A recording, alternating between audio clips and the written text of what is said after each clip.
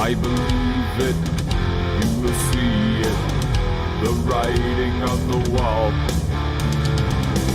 It's for reason, not for malice, that we watch them fall. The amazing atheist,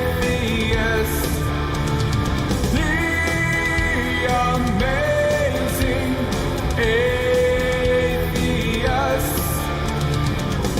Have you seen it? The stupidity of the ones around you. Can you feel it? The need to rise up from the pit of destitute. The amazing atheist.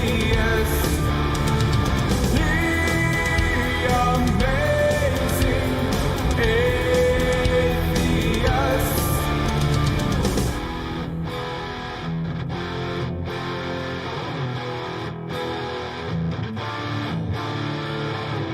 Forging unity, the time is coming to annihilate the ignorant, peddling scum, breathing anger, exhale wisdom, suffocate the indifference.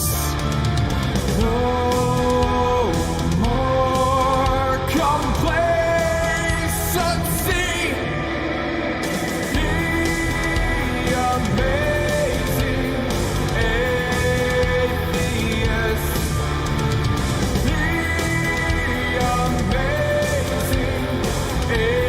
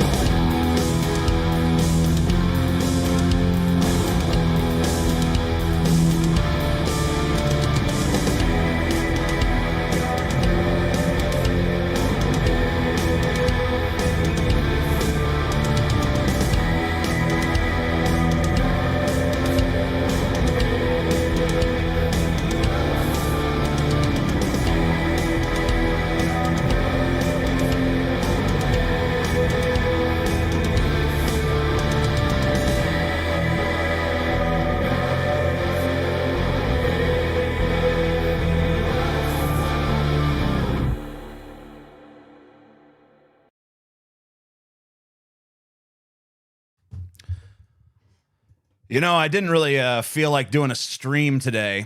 You know, sometimes you just don't feel it. But then I was watching some inspirational content. I saw this motivational speech by this guy, Andrew Tate.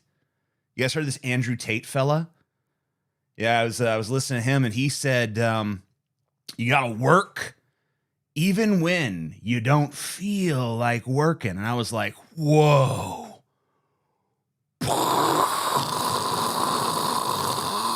Holy shit. A new realm of possibilities just opened up before my very mind's eye. It was amazing. I was liberated. But my love for you cannot wait. Oh, thank you. Thank you. I never understood the thing with these self-help guru types, especially in this weird age where they all are like weird right-wing pipeline guys. Like Jordan Peterson, Andrew Tate, all these dudes, they say stuff that you know these guys that are following them ignored from their parents for years, right? Clean your room. Fuck off, Mom. You gotta work even when you don't feel like working. Fuck off, Dad. All of a sudden, Jordan Peterson, Andrew Tate show up with the same ass messages, and they're just like, oh, wow. Sweet revelation. I'm not the first person to point that out, I know. There was a little comic strip. We even looked at it on the Jordan Peterson gauntlet. For those guys who don't know, me and my buddy Paul Zigo and my brother Scotty, we do a podcast called DFF, and on that show, we did for our patrons. We got like 4,000 something patrons. We watched 6 hours of Jordan Peterson to usher in the new year. That was one of the things we covered, that little comic. I love the word covered these days, man. That's another word that's been railed by online, discourse. Speaking of that discourse is probably the most destroyed word of all, but we'll get to that a little later on in the show. But yeah, we covered it. Basically, we showed it on the screen and said, that's funny. That's coverage now. Did you know that? Man, the internet, so full of promise when it was first announced to us or whatever the fuck. I mean, they didn't like announce it. It wasn't like, dun, dun, dun, dun, presenting the internet. But, oh man, I'm surfing the World Wide Web, the information superhighway. Woo! All the knowledge at your fingertips. The potential is limitless. If only we could build a time machine, go back, let them know. Sorry, we're going to fuck it up really bad, you guys. Just so you know, this makes everything worse. You'd think it'd bring us together? Nope. Tore us more asunder than ever before. The most cringe and overused word on the internet is grifter. Oh my God, every word. I mean, we should seriously collab on this. You know what? Coolman, are you in the chat right now? Hey, Coolman, you in there? I think I saw you a minute ago. If you're still there, make yourself known, because I have a decree. It's not a tough one. TJ, I'm now modding Fallout 4 too. I finished survival mode on vanilla. Get the Atomic Beauty mod. Yeah, I'm working on all the mods. Hey, Coolman, here's what I want you to do, Coolman. I want you to create a possibly temporary board or channel or whatever the fuck they're called on our Discord. The Discord link down below. I want you to create a temporary channel in it that's just devoted to words that the internet has run into the fucking ground that have no fucking meaning anymore. I want you to just do that, and everyone can like nominate words, and there can be discussion, and then people can go out and find examples of the word being used in ways that don't mean anything. This could be our next big project, you know? And if enough people participate, maybe it'll end up being an Amazing Atheist video. So that'd be cool.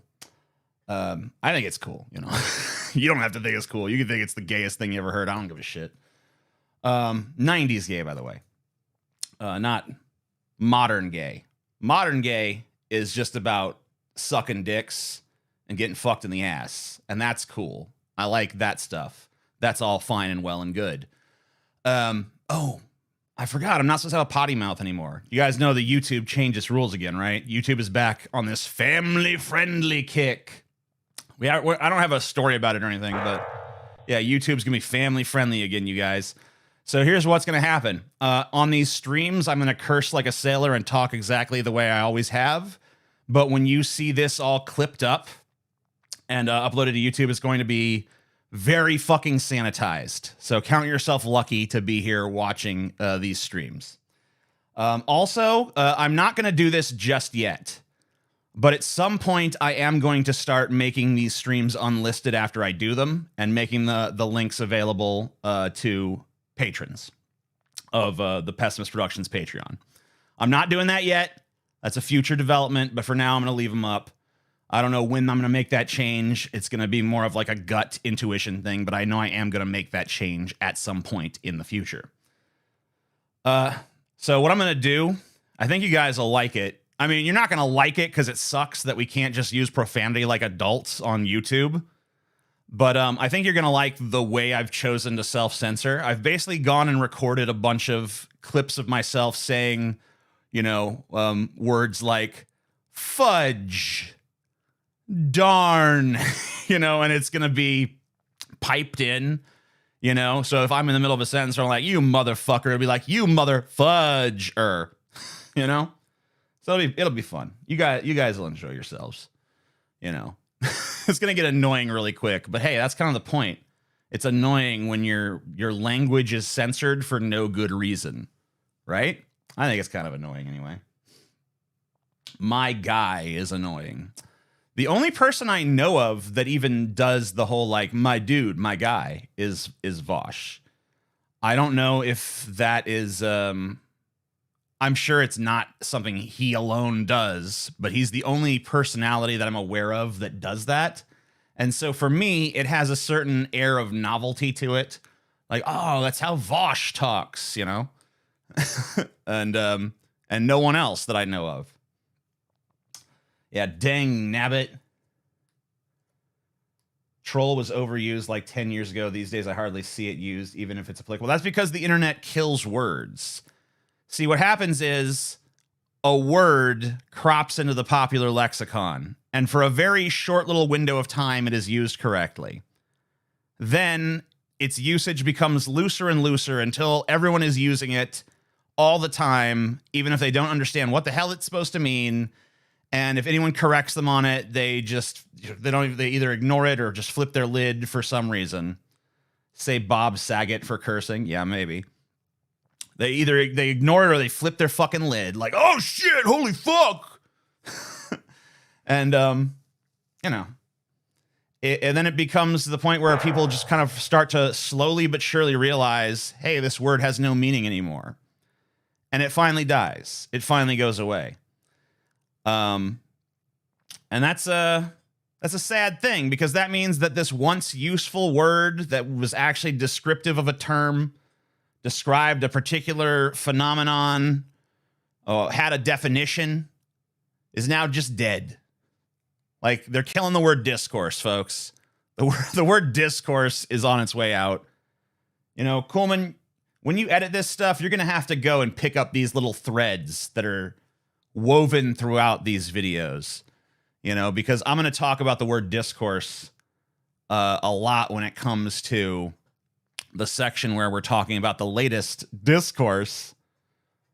So you can pick up these, move them on along. You don't have to pick up this part, though. Cut this. YouTube hates cursing but doesn't care about animal/child abuse and lewd videos/thumbnails. They do actually care about lewd videos and thumbnails. I don't know if they care about animal or child abuse, but I know they do care about lewd thumbnails, because like my Brett Cooper video, remember when I covered that Brett Cooper chick who was whining about Marvel having too many women in it, even though she's a woman? And it's just I don't understand that shit. I mean, I kind of do. I kind of get the weird, I guess not even really thinking, but like reactionary sort of ingrained instinctual not wanting women in that space sort of thing. But what I don't get is when an attractive woman feels that way. Well, I do get it, because she's And I hate to use the word that started this whole discussion about overused words, but she's a grifter. So if she sees that all of her little simps are like, man, all these bitches ruining MCU, she's like, oh yeah, you're right, MCU guys. Anyway, when I made that video, my thumbnail had, I could have used one of the actual Marvel female heroes, but I was like, you know what? I'd rather use a cosplayer with some nice cleavage in my thumbnail because that seems more appealing and it's still applicable, right? So I found a female Thor that was a little bit, you know, a little bit racier than the one in the movies, but not crazy. I mean, it wasn't insanely sexualized or anything. She just had, you know, it was noticeable but pleasing, you know, a bit of cleavage. And I put that in my thumbnail and, you know, demonetized like that. YouTube, we don't like it. We don't like it. Boo. Cleavage in a thumbnail. Like, what do you do if you actually are a woman and just have cleavage? Like, are you, you're not allowed to fucking put it in a YouTube thumbnail? You know, you could go to Chipotle and see that shit. I mean, like, I don't get the big deal about cleavage, you know? I mean, I don't even get the big deal about fucking just having big, you know, naked breasts on a thumbnail, but you know, I'll, you know, whatever. There's too much pushback on that one, but like cleavage can't even handle the top part, the little window into the jubbly crack. I don't know. Weird stuff. I don't know. I cringe at woke being said. Oh my god. Oh yeah. If I'm watching anything and I hear the word woke, my instinct is just to like change it. I have no interest because it's always superficial. There's never. That's a word that, as far as I can tell, never had a fucking actual definition. It's just like from the beginning of time until now, woke just meant not the beginning of time. For the beginning of the time this word started entering the popular lexicon until now, it's just meant like stuff I don't like. It was a bunch of woke garbage. What does that mean? Means he didn't like it. That's it. I'm just tired of it. I disagree. Okay. Well, I don't know. Do you have a reason? Like, I mean, like, I get that I'm talking and you're a chatter, but like, do you have a reason? Because I just don't. I don't know how to get that. I don't know how to process someone just saying like disagree. Because it doesn't really mean anything in and of itself. Speaking about trolling used to be when you make something up and go against the norm just to get a reaction. Now it's just something people say when people don't agree with what you're saying. Yeah, now it's just catch-all for, man, this person's over here disagreeing with me. What a troll. It's like, it's not necessarily a troll. Could be, I guess. Oh, damn, it's TJ. Here, TJ, have some of my money, you beautiful bastard. Thanks. Appreciate you. Standing before the last vestiges of resistance, Lord TJ, the Delicious, offers a deal to his once great enemies. You will offer your eternal servitude to me, and in return I will accept. I love it. You know, someone sent me a big ol' screed recently about why I shouldn't be king. Basically just saying that, you know, no one man should have all that power. And I agree with that. No one man should have all that power. But I'm not a man. I am a god. So give it to me. It's fine. It's going to be fine. Guys, am I going to sit here and tell you that I'm uncorruptible? No. What I'm going to tell you is I'm already as corrupted as I possibly can be. So you know what you're getting. You know? Just give me the power. I'm not saying that it won't have some consequences that are negative. All right? I'm not going to bullshit. I'm not going to sit here and tell you elect me king of the world and it's all just going to be a paradisical utopia. It's going to dawn in an instant. What I am telling you is some of the problems of the world, you have probably, like me, imagined some expedient solutions to them. And I believe that I have the fortitude to put those solutions in place. That's all I'm saying to you. You know, and interpret that how you will. Blah, blah, blah. We Evan LeFavor being serious when you say he stole his thunder. I think he was, but you have to remember Evan LeFavor is, you know, he's a nice dude.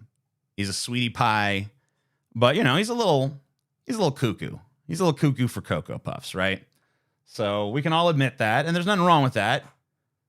But you know, sometimes people who are a little cuckoo for Cocoa Puffs think in lateral ways where their, you know, logic might not make sense to the rest of us. But that doesn't mean there is no logic. So, you know, I think we need to give a lot of interesting ideas have been generated by people who think differently. Let's just say that. So I have no ill will against my buddy Evan LeFavor, my friend forever. But it is kind of weird that he thinks he owns the concept of saying that you're king of the world and being like, here's what must be done. He's like, that's my shtick. It's like, okay, well, it's also mine. I don't know. I don't really feel like it's specific enough. It's not like Jerry Lewis or something where it's like such a specific act that it can't be done by other people. I like Fake Sagan in 09, but it's sad to see what Chris became an anti-Semite now, but Captain Awesome became a zenned out hippie. Weird how things play out. That is kind of weird, huh? You know, you see these people, you know, a decade or so ago, a little bit more than a decade ago, and you think to yourselves, this person's this way. And then lo and behold, some time strolls on by, and people end up in totally different places than what you'd expect. That was the theme of my last mental breakdown, lol. What? He is the biological father of Jesus. For all intents and purposes, he does own the world. Right. So why is he concerned about my little dog and pony show over here, huh? You know, who cares? Give the power to me. I will sell it for billions. No. Why are you like the most at bottom atheist, the biggest foul mouth? What happened to you? Liked you in the early days, but not now. Weird faces. Wait. If you're going to say you liked me in the early days, then your reason for not liking me now can't be that I'm a foul mouth, because that was true from the word go. In fact, it was probably one of my like defining features that set me apart from the other atheists is they were all trying to be these like hoity-toity intellectual types. And I was just like, fuck this, fuck that, blah, blah, blah. It's always weird when people call me a pseudo-intellectual because it's like I literally go out of my way to let you know I'm ridiculous at every fucking turn. I mean, I come on here wearing makeup and crowns. And, you know, I'm wacky, I'm zany, and I let you know I'm a little bit insane so that you don't ever take me too damn seriously. And yet I still get this pseudo-intellectual label appended to me. I think that when people call me a pseudo-intellectual, it's because they realize I actually am pretty intelligent. I'm not saying that I'm the smartest man in the world. I'm not saying that I have some sort of like intellect that dwarves those around me. I mean, I believe that. But I'm not saying that here. What I'm saying is I'm a reasonably intelligent person who can think through an argument and present cogent facts that hold water and make sense under scrutiny, and I can hold multiple ideas in my head and extrapolate upon them in unique and interesting ways, and I show tremendous ability to think laterally and creativity and those sorts of fucking things. But I'm also a foul-mouthed fucking weirdo that's like liable to just be like, what's up, bruh? Fucking A, man. And I'll listen to the Insane Clown Posse and, you know, whatever else. So I think that weirds people out. I don't know. They don't know what to call me, so they call me a pseudo-intellectual. But really, I'm a pseudo-idiot. Because I'm truly an intellectual, but sometimes I act like an idiot. Often. Very often. Or maybe I'm a pseudo-intellectual whose grift is that he's a pseudo-idiot, but in actuality, he really is an idiot. Oh, shit. Who fucking knows? There's so many layers. Glass onion, too, up in this bitch.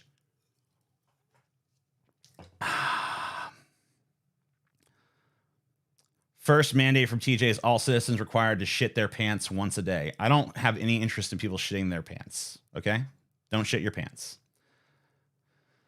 Would you be so kind as to give us your opinion on the Kim Dracula Make Me Famous video? God damn it. I have not watched this goddamn Kim Dracula. People keep asking me about Kim Dracula, and I always forget to check out Kim goddamn. I'm writing on my whiteboard, all right? Give me a second.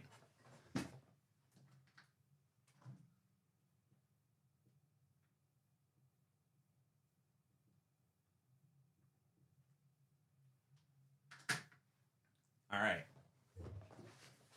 There. I've written it down. I will see it. And then I'll be like, oh, yeah. And then I'll do it. And it's going to be very nice. Maybe an idiot, but a clever idiot. Thanks. World's cleverest moron. Better than nothing. TJ, you hypocrite. Yes. What can I do for you? I got what I wanted. I have an AI to invent me things now. Sweet. Is this person a hot goth chick? I believe she is, based on what little I know.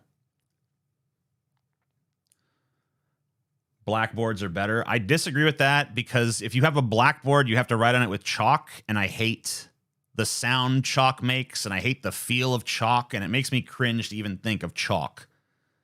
I don't like that chalky texture, man. Get that shit the fuck away from me. Hello, potassium enthusiast. Hey, toaster enthusiast. Wait a minute. If I'm a potassium enthusiast because I shoved a banana up my ass, how did you become a toaster enthusiast?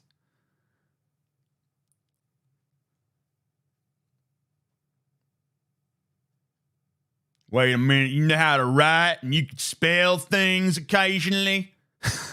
You a damn pseudo motherfucking in a goddamn lecture, bitch. Megan stole your Rise of Sex Bots motif. Megan is not a sex bot, though. And also, the plot of Megan has almost nothing to do with the plot of Sex Bot Uprising. So, I'm not really too concerned about it. If, in fact, I was kind of like avoiding even seeing movies about robots, but I feel like I'm far enough along in the story now that it's not going to give me like any weird undue influence. So I do plan on seeing Megan. Or maybe I just want to see fucking Megan. World's cleverest moron sounds like a Mad Magazine thing. Yeah. Who's Megan? Megan is an AI robot that is the star of a new horror movie that was just released to theaters. I eat the chalk. TJ shit his britches.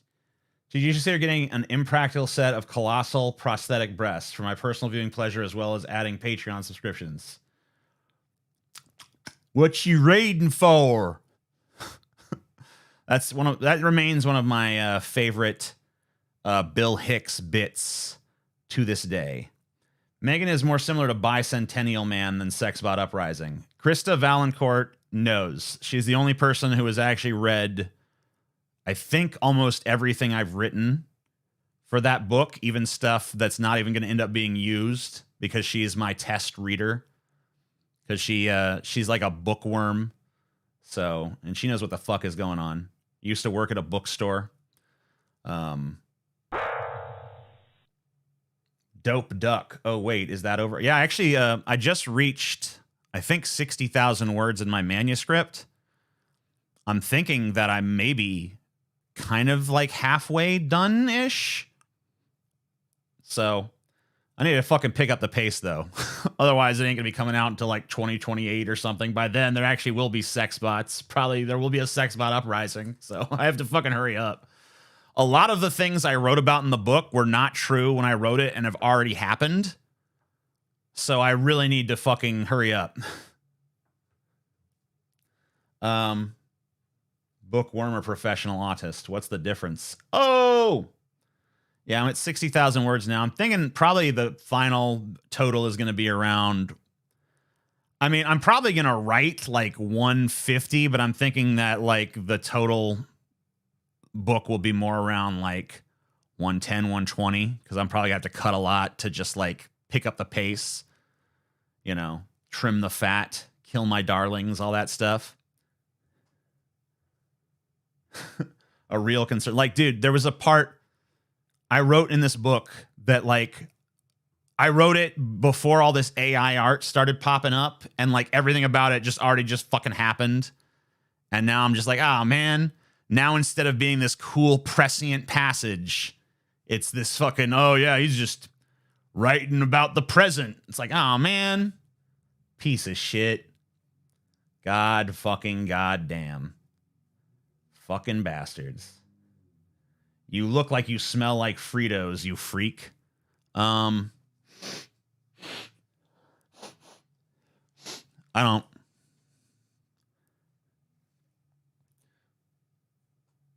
I am real sad about you killing my darlings. Well, you're one of the few people that gets to see the darlings that get killed, so you don't have to worry too much about it.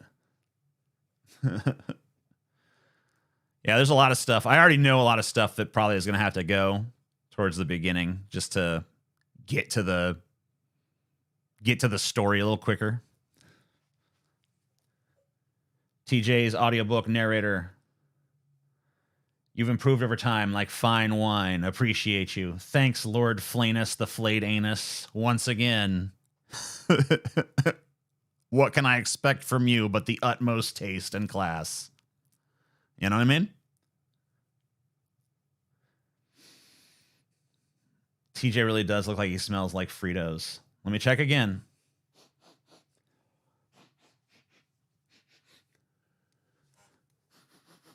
No. Nothing on me smells like Fritos, sorry. I smell like strawberry fields and and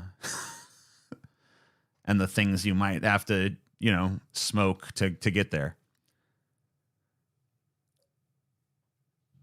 If you released the book in 2000, he would be criticized for riding Asimov's coattails. I mean, I've never actually read any Isaac Asimov, but I saw that terrible movie with Will Smith, so I guess that kind of counts. Probably not, actually. He looks like he smells like a feminine cologne. Oh my goodness. TJ looks like he would definitely be a despotic leader. I mean, one man's despot, blah, blah, blah. You fill in the blank. TJ, the non-gored believer. The amazing gay theist. I hear an hour-long pole shift of Earth may occur soon. Whoa. You know, they've been saying that shit my entire life.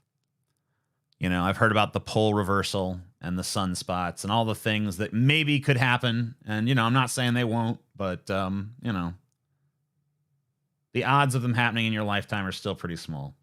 When TJ rules the earth, I will erect big gold statues of his ass across the world. The statues will come with free soft serve dispensers between the cheeks. Banana cream flavor for all. Wow. Thank you, Poacidic. Thank you for spreading the dark gospel. I watched you back in 2016. Glad to be back. Welcome back, Steph. TJ might smell like a dirty burrito. What does a dirty burrito smell like? How do you differentiate a dirty burrito from a clean burrito? That's what I want to know. It's a cumin. We'll burn to death from climate change before the pole reversal happens. Maybe it'll save us. Maybe it'll like reverse climate change. You never know. I mean, you probably do. It's not going to.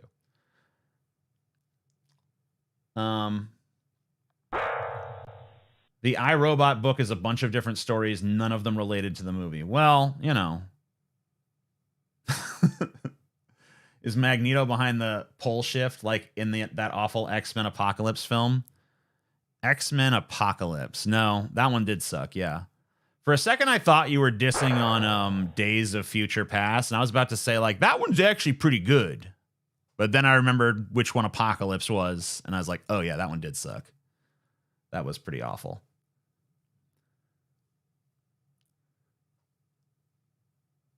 TJ, I'm the subway, but I have to say this: it's the new year, and you are still fatter than holy hell. God damn you to hell, sir! You can't even tell how fat I am. I'm wearing a fucking black, like, sweater, so you can't discern my level of fatness at this point. My fatness is hidden from your mortal eye. All right, unless you got cameras hidden up in my house, then you know. Then you know the god awful truth. I feel like I probably put on like 20 pounds in December alone, but whatever.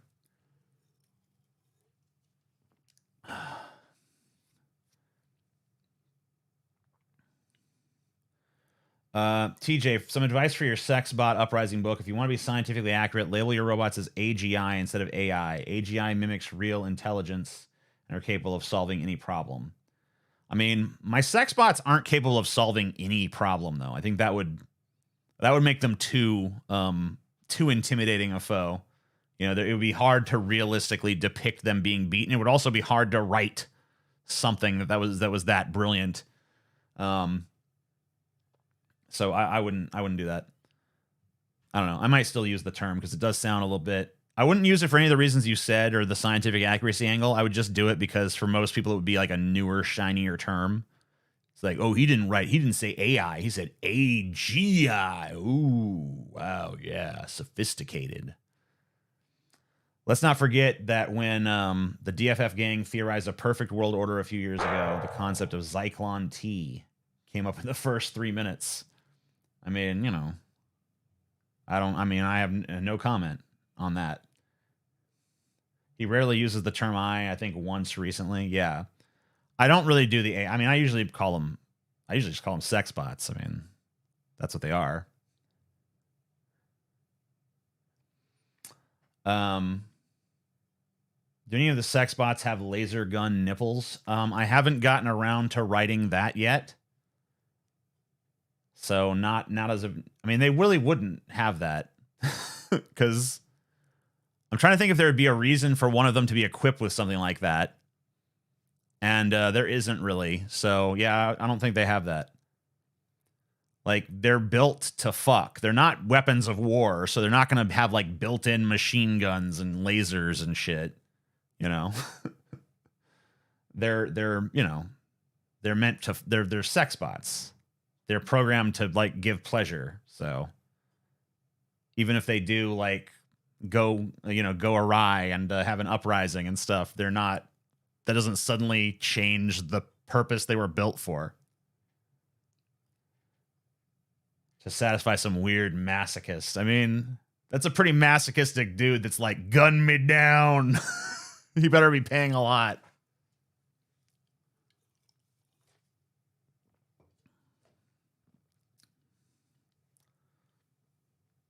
TJ, will there be any femboy sex bots? There really isn't at this point. I'm not saying that I won't write that, but it's not really something that's been written thus far. And it's not out of any like disrespect towards femboys or anything. It's just that it really doesn't get into that.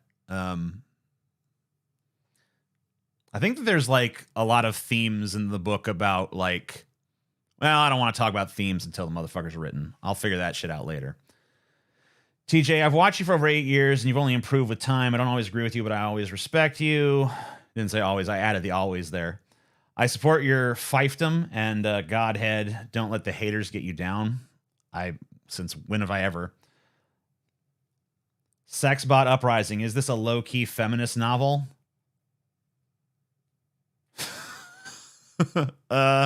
No. I mean, it really depends on how you view feminism, I guess, because I'm sure that you could probably, like, taking my name out of it, because that might bias some people, but if you took the my name off the book and gave it to like 100 feminists, I'm sure that some of them would find things they like about it. I feel like a lot would still find it like cheap and exploitative and dislike the sexualization of the characters, but I mean, it's kind of part of the point. But then again, I baked it into the point so I could have an excuse to sexualize the characters. So, there's always that. I got paid today. Here's some money. Thank you. That's very nice of you. Yeah, it's a sex positive. I mean, is it sex positive, though? I don't know. I don't want to even get into the ideological things until I've actually finished it and edited it and decided what the first draft is. I don't really know yet these things. I'm playing with ideas, but I haven't really figured out like what I'm driving at, so.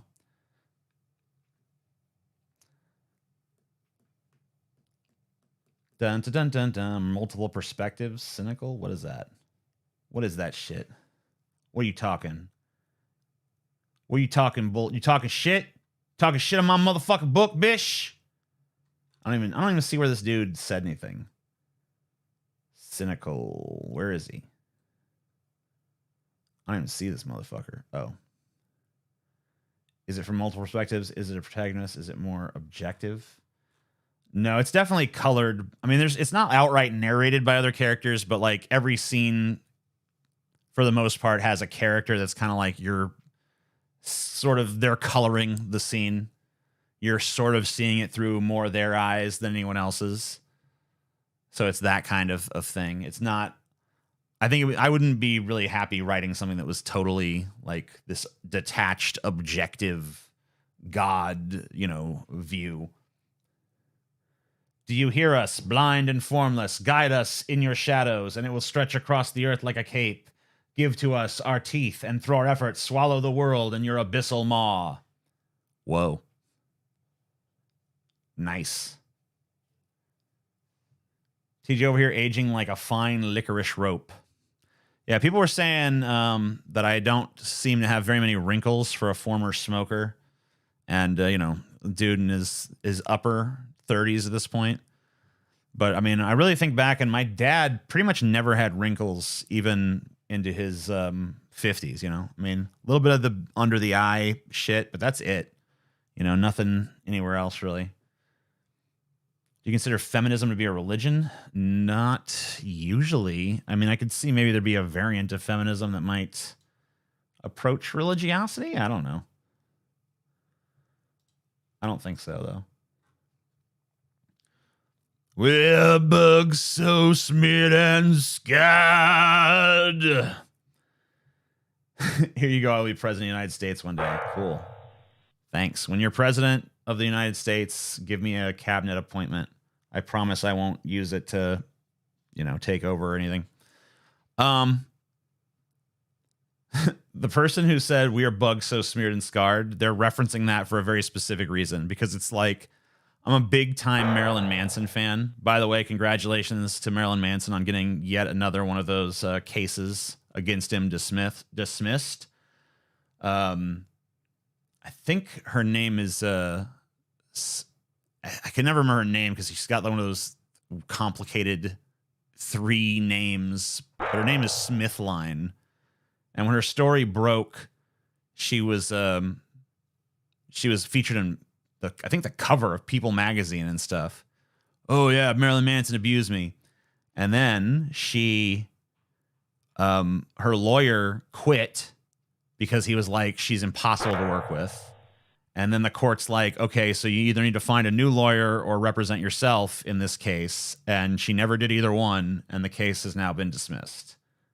So, and that's the second one of these cases to be dismissed. Now there's, I think, only 2 cases left. I'm a game developer and I just got into law. Oh, the loopholes in logic that you can find in a debug state of mind. Whoa. You're a deep person.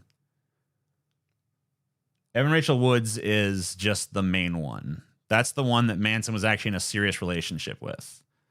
But there's a bunch of other women who, were everything from one night stands to like a girlfriend for a few months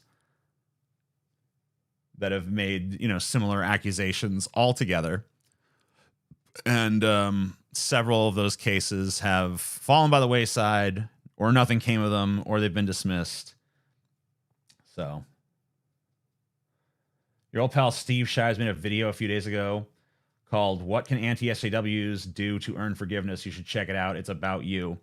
Oh, fuck. Steve Chive. I had a guy, I don't remember if he was on my last stream. I think he's been on a few of my streams. He keeps putting this out there like, funny, TJ used to be against Steve Shive, but now he has become Steve Shive. Like, all right, buddy. I heard you. I heard you the first time. It's okay. It's okay. You're gonna be fine. Praying with Kanye and Bieber really paid for Fat Manson. Yeah. TJ is getting fatter, or Marilyn Manson's getting fatter and TJ is getting thinner. I don't really know that I'm getting thinner at this point. I'm pretty sure I got fatter all throughout December. Do you like the H.P. Lovecraft genre of philosophy?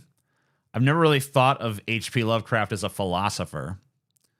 I've thought of him as a horror writer, because that's what that's what he was. I mean, there might be some philosophy inherent to his work, but I don't think that it has much appeal. His appeal is that he describes cosmic horrors in a detached clinical fashion that makes them all the more horrifying because it grounds them in a certain degree of reality. Is it Manson's lyrics that appeals to you the most? I think there's like a full package deal there. I definitely like his lyricism. He's not my favorite lyricist, though. That would probably be Leonard Cohen or Tom Waits. I like the aesthetic. I like the attitude. I like the music. I like the voice. I like the way he sings. Both now and when he was more screamy in the past. I don't know. I tend to like most things surrounding Marilyn Manson and his performance.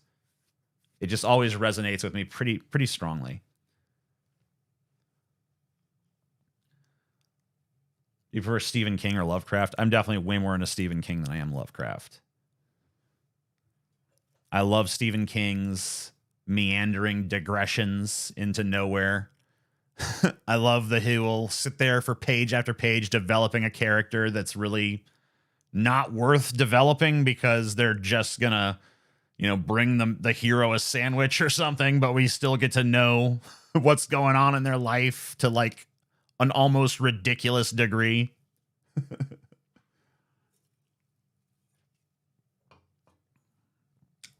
Through the swine king's hungry gaze we see, through the will of the Dark Lord's tender flesh, we reach out and grab the world by the horns. Do you need to read Rush lyrics if you want great poetry? The only one of those I know, the only Rush song I know at all is Tom Sawyer, and I don't think that was actually written by them. I don't think the lyrics were.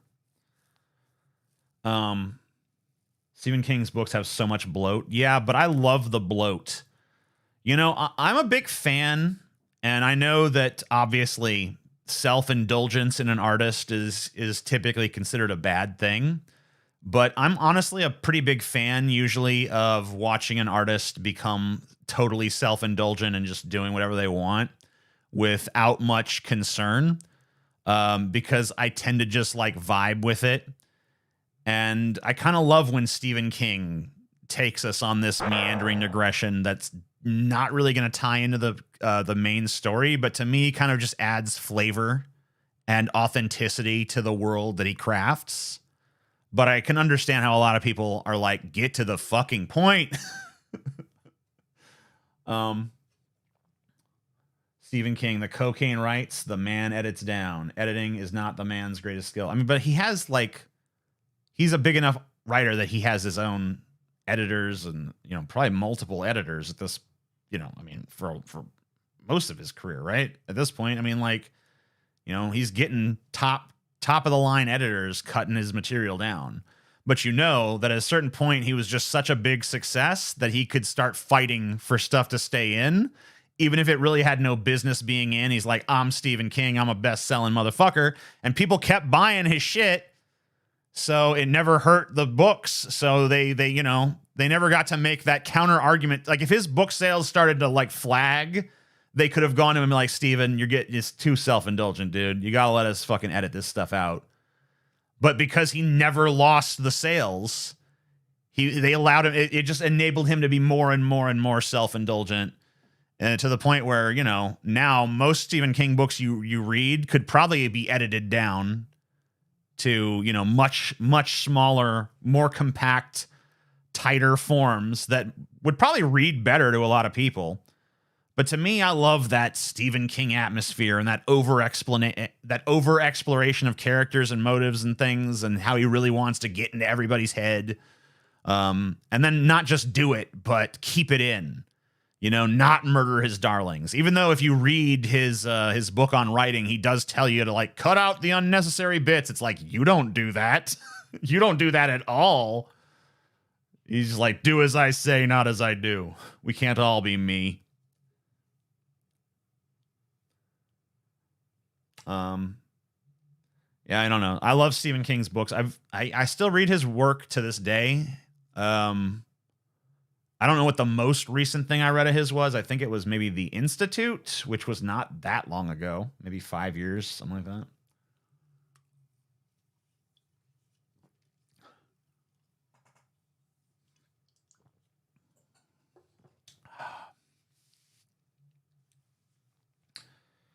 I just read The Institute. First time I read a King book, and I do like that aspect you mentioned. Yeah, I mean, it's cool.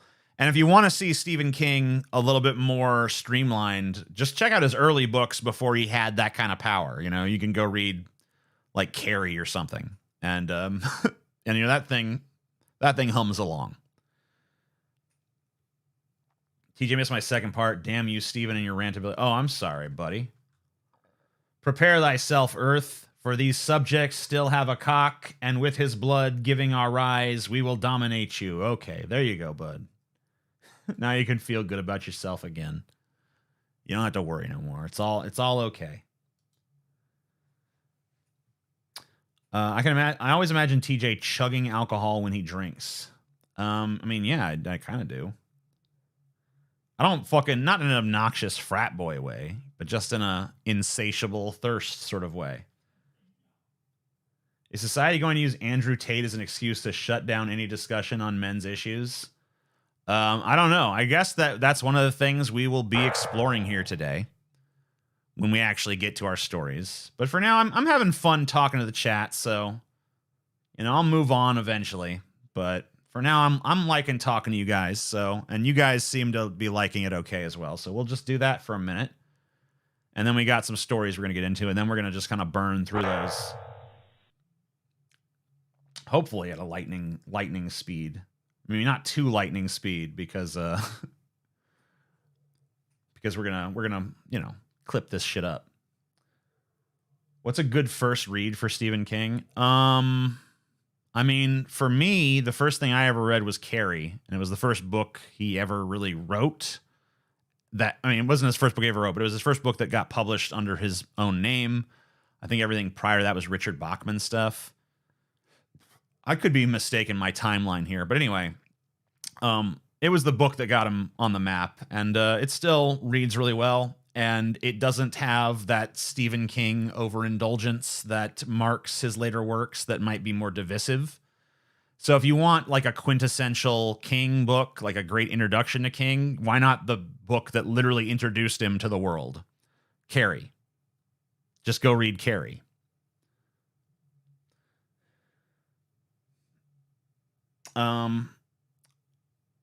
Andrew Tate isn't a men's issue guy. He wants 2 cups of coffee and he's going to drink 1. That's Andrew Tate. I don't. So we'll get to him. I have a video of his planned to look at, and we'll talk about it. We'll talk about my understanding of the guy and what I see. Thanks, Unicorn Trash. Appreciate you. At work, we'll take tithe. I will enjoy later. Thanks, Terrence. Carrie was the first example of his commercial success, and it's still one of the most famous works alongside The Shining, right? I think The Shining was actually his second novel as Stephen King. I could be mistaken on that. I've actually never read The Shining because I have such a strong affinity for the Kubrick movie. I don't think I even want another version of that in my head, basically.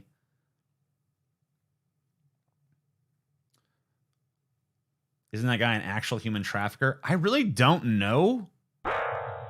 I'm not really super clear on what the actual allegations are. Like what he actually did. I don't know. You're asking the wrong person. Andrew Tate is a proud anti-intellectual.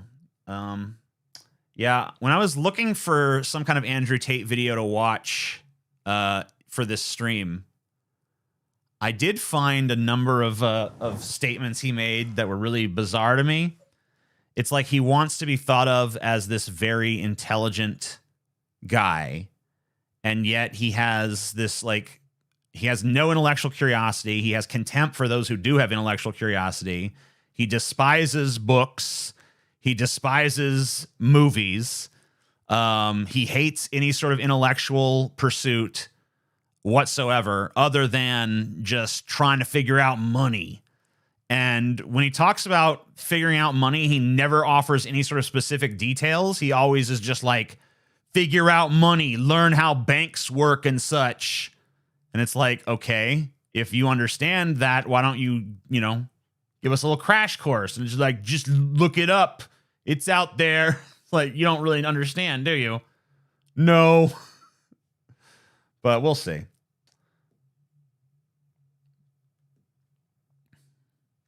I think Andrew Tate will be the reason we look at men's issues and and ask the question, why are they listening to him? We need to reach out to young men struggling in the loneliness epidemic. Well, we have a whole little section planned out about that, so we'll get to it.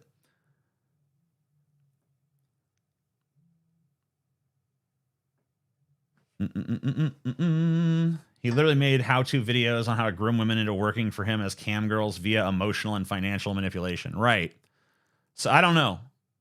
I don't know if does that count as trafficking? I mean, it's definitely makes him a douchebag.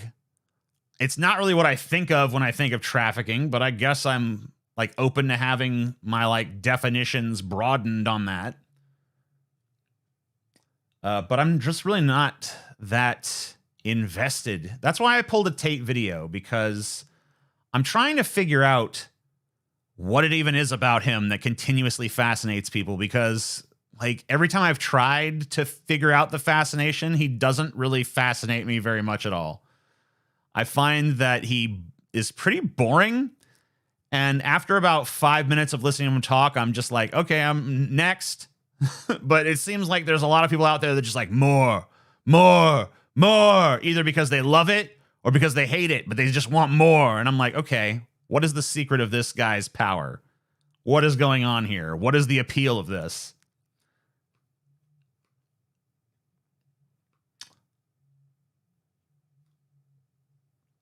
Don't irritate me with Andrew Tate. Sorry, I won't. I mean, I am going to.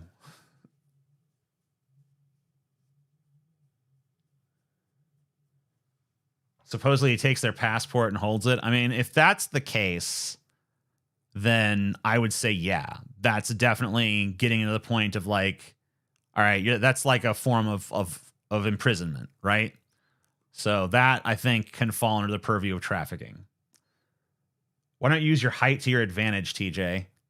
Like, it doesn't really do much for me in terms of like my chosen profession. If anything, my height has been a detriment at times because it's hard to get the camera where it needs to be if I'm doing like a standing shot.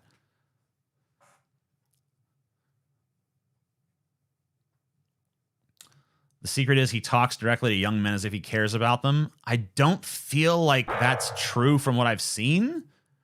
Even when I watch his more motivational stuff, I never get the sense that he like cares.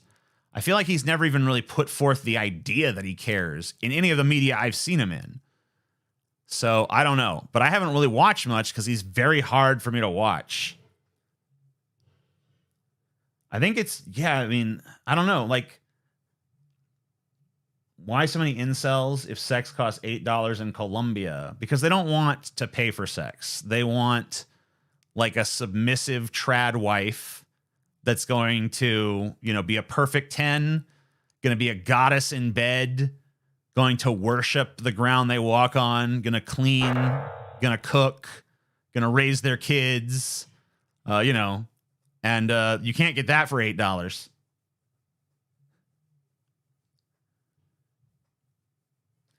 To sum it up, he would get girls to fall in love with him, fly them out to him, wouldn't let them leave the house, and made them become cam girls and give him the profits. Which is really weird because one of the things I saw is that he was like, I would not even let my girl respond. If she responds to an Instagram message from another man, she's gone. Okay?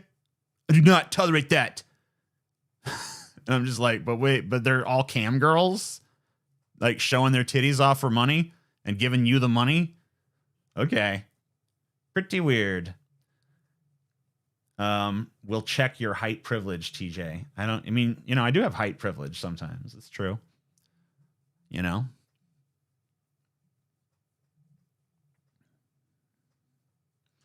Yeah, I think that they're scared of human interaction in general, right? They want power because they feel powerless, and most of them are. They gave up what power they used to have to be just pathetic incels. Yeah, I don't know. The grift is he and his team of men respond to the messages. TJ can reach things on the top shelf. Yes, that's true. Sometimes when I'm in the grocery store, people will ask me to grab things for them. When can I access free speech vids? If you can go back in time, you can access it for the year that it was up, but very few people did. That's why there isn't a free speech vids anymore. Bolus de Popo. I don't know what that means, but you gave me $20, so good for you. We're getting a shaky cam right now. That's because I am shaking. I'm bouncing my legs up and down, and I'm grabbing the table, thus shaking the camera. Because I'm rude like that, you know? Incel, another massively overused word. Yeah, because now every loser on the internet is an incel. You know? Not everyone who's a loser necessarily is an incel, okay? Incel's a very specific kind of dude. My darling, I have to go to the gym, but I'll watch this later. Here is your pocket money. Don't spend it all at once. You're such a good boy. Thank you. The sheer power of TJ cannot be contained. TJ, what happened to the RV trip? I'm disappointed. I know. TJ, me lord. Have you seen Afro Man get rated and make a song also? Where are those big cheeks at? So if you mean the booty jiggling alerts that used to come up when you guys donated, people used those to get my clips demonetized, so I had to get rid of them. And as for Afro Man getting rated and making a song, I did see that. The song is pretty good, and the video is completely epic for sure. So, yeah, I really enjoyed that. Day 6. Give it up for day 6. You have neither bitches nor a Bugatti on the screen, TJ. I know, right? Gotta get my fucking Bugatti. Because that's a thing that I care about, I guess.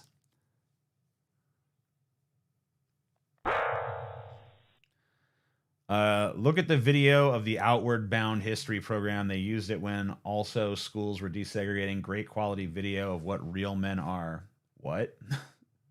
I don't know. I don't know if your comment is racist or anti-racist.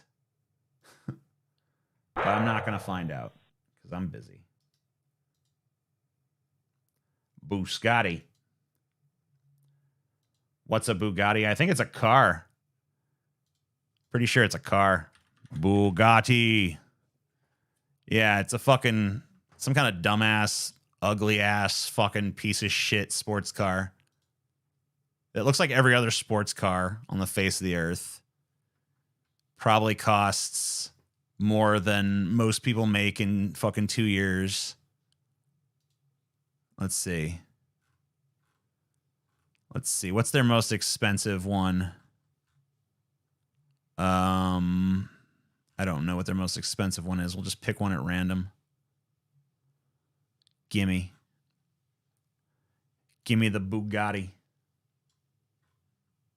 Oh, wow. Yeah. Always much love. If you still had the site, would you allow all free speech? No. As always, much love to you and the crew. Keep on keeping on. Thanks, old Pricklebush. Snake up the ass gang reporting for duty. That's a cool gang. I don't think they even list their prices on their website, but I'm sure they're fucking massively expensive. 1 out of 3. Since your video of creating the anti-SJW genre, I've thought about what happened in the zeitgeist around then, especially on the internet and its particular style of discourse and effect on the culture. Cool. Rolls-Royce is the only car I would buy if I was rich. Only nerds and dweebs drive Bugattis. $1 million car, really? I think it was and still is valid to criticize any bad ideas or even good ones given poorly, but I wonder if there perhaps was some writing on the wall back then for how the new right have taken. And we're going to have to wait a minute to see the completion of Mr. Kiki One's thoughts here. And run with those once valid criticisms to successfully build a straw man of the left to seemingly brainwash all their constituents into alarmingly religious resurgence. Do you feel liable? I think I already explored my feelings of liability pretty adequately in the video that promulgated this whole, comment in the first place. I do, but I don't know, because it's really hard to trace the genealogy of like memes and ideas. I don't really know to what extent I should feel liable, but I do to some degree. I don't know if it's the proper degree or not. I would literally just buy a Toyota if I was rich. Sports cars are a waste of money. Yeah, I mean, like beyond a certain point, I really don't give a shit. I'm really way more concerned about the inside of my car than the outside. Like the inside of the car being like comfortable and having like cool features is way. I don't give a shit if it's like looks like a piece of junk on the outside of the car, because who cares? I guess a lot of people do, but I don't know. Not really super important to me. So you are a hypocrite. You don't like free speech. Barbara Jizz. Reject sports car, embrace gyrocopters. Yes. Uh-huh.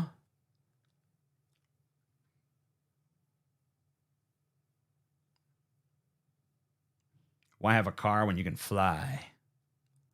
Yeah, why have a car when you've been blessed with the powers of Superman?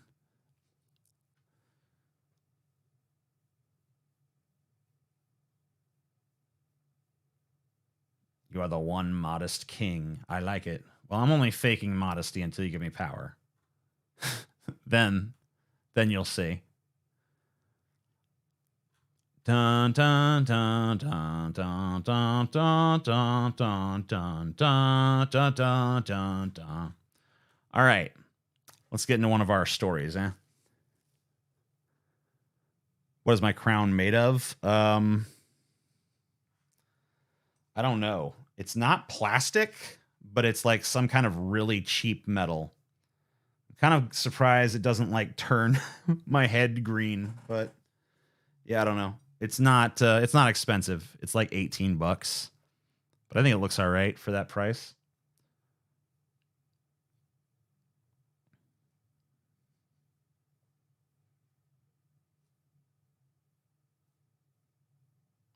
Dun dun dun dun dun dun dun dun dun dun dun dun dun. Let's talk about nepotism in Hollywood, right? That's one of the things in the title. This is an all but definitive guide to the Hollywood Nepoverse. For some reason, we can't. Nepotism is too long of a word, we've decided, so now it's Nepo. Damn Nepo babies. That's what they say. So, Gabriel Cain Day Lewis. That's the son of Daniel Day-Lewis and Isabel Idiani, who is going to be on a Daily Wire movie called Terror on the Prairie. Oof. How the mighty have fallen, huh? I'm just going to kind of like stop when I see someone I actually recognize, like Tilda Swinton. I recognize Tilda Swinton. And now she's going to her kid's going to be in something, or already has been. I don't fucking know. Philip Seymour Hoffman's son, Cooper Hoffman. Yeah. Licorice Pizza becomes the second Hoffman to star in a Paul Thomas Anderson film. Thandui,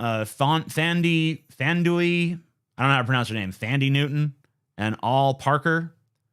Nicole Parker, going to be on HBO's adaptation of Last of Us.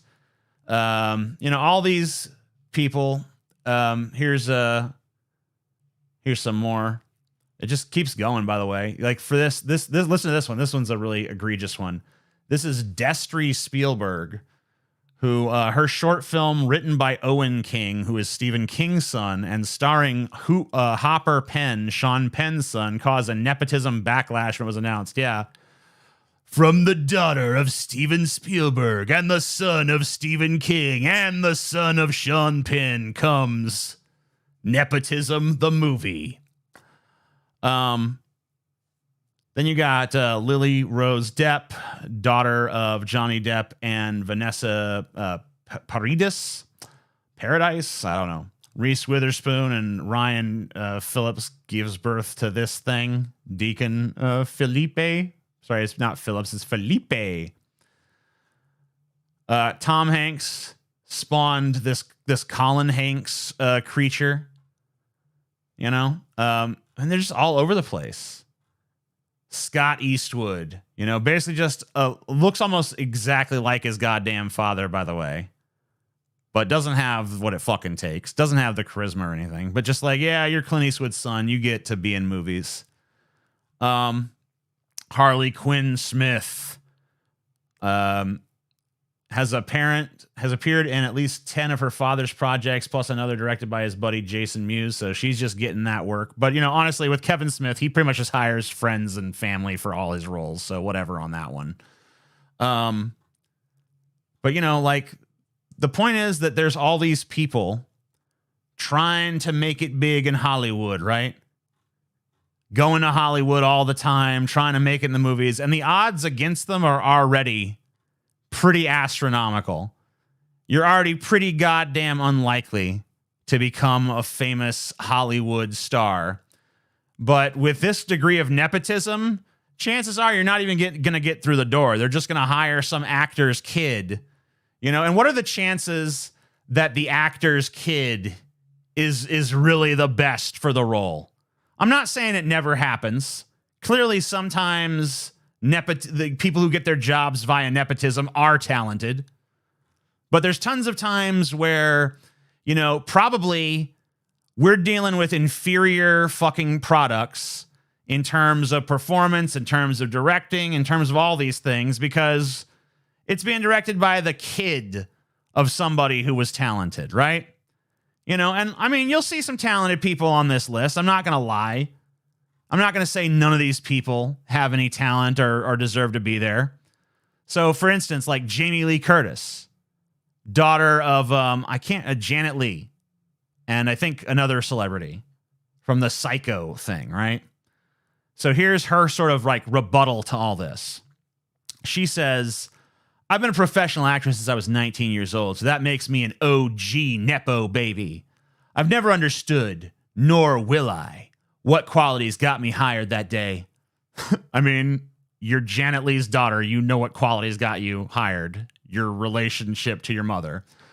But since my first 2 lines on Quincy as a contract player at Universal Studios to this last spectacular creative year, some 44 years later, there's not a day in my professional life that goes by without me being reminded that I am the daughter of movie stars, not a movie star. The current conversation about Nepo babies is just designed to try to diminish and denigrate and hurt For the record, I have navigated 44 years with the advantage of my associated and reflected fame brought me. I don't pretend there aren't any that try to tell me that I have no value on my own. It's curious how we immediately make assumptions and snide remarks that someone related to someone else who is famous in their field for their art would somehow have no talent whatsoever. Well, sometimes they don't.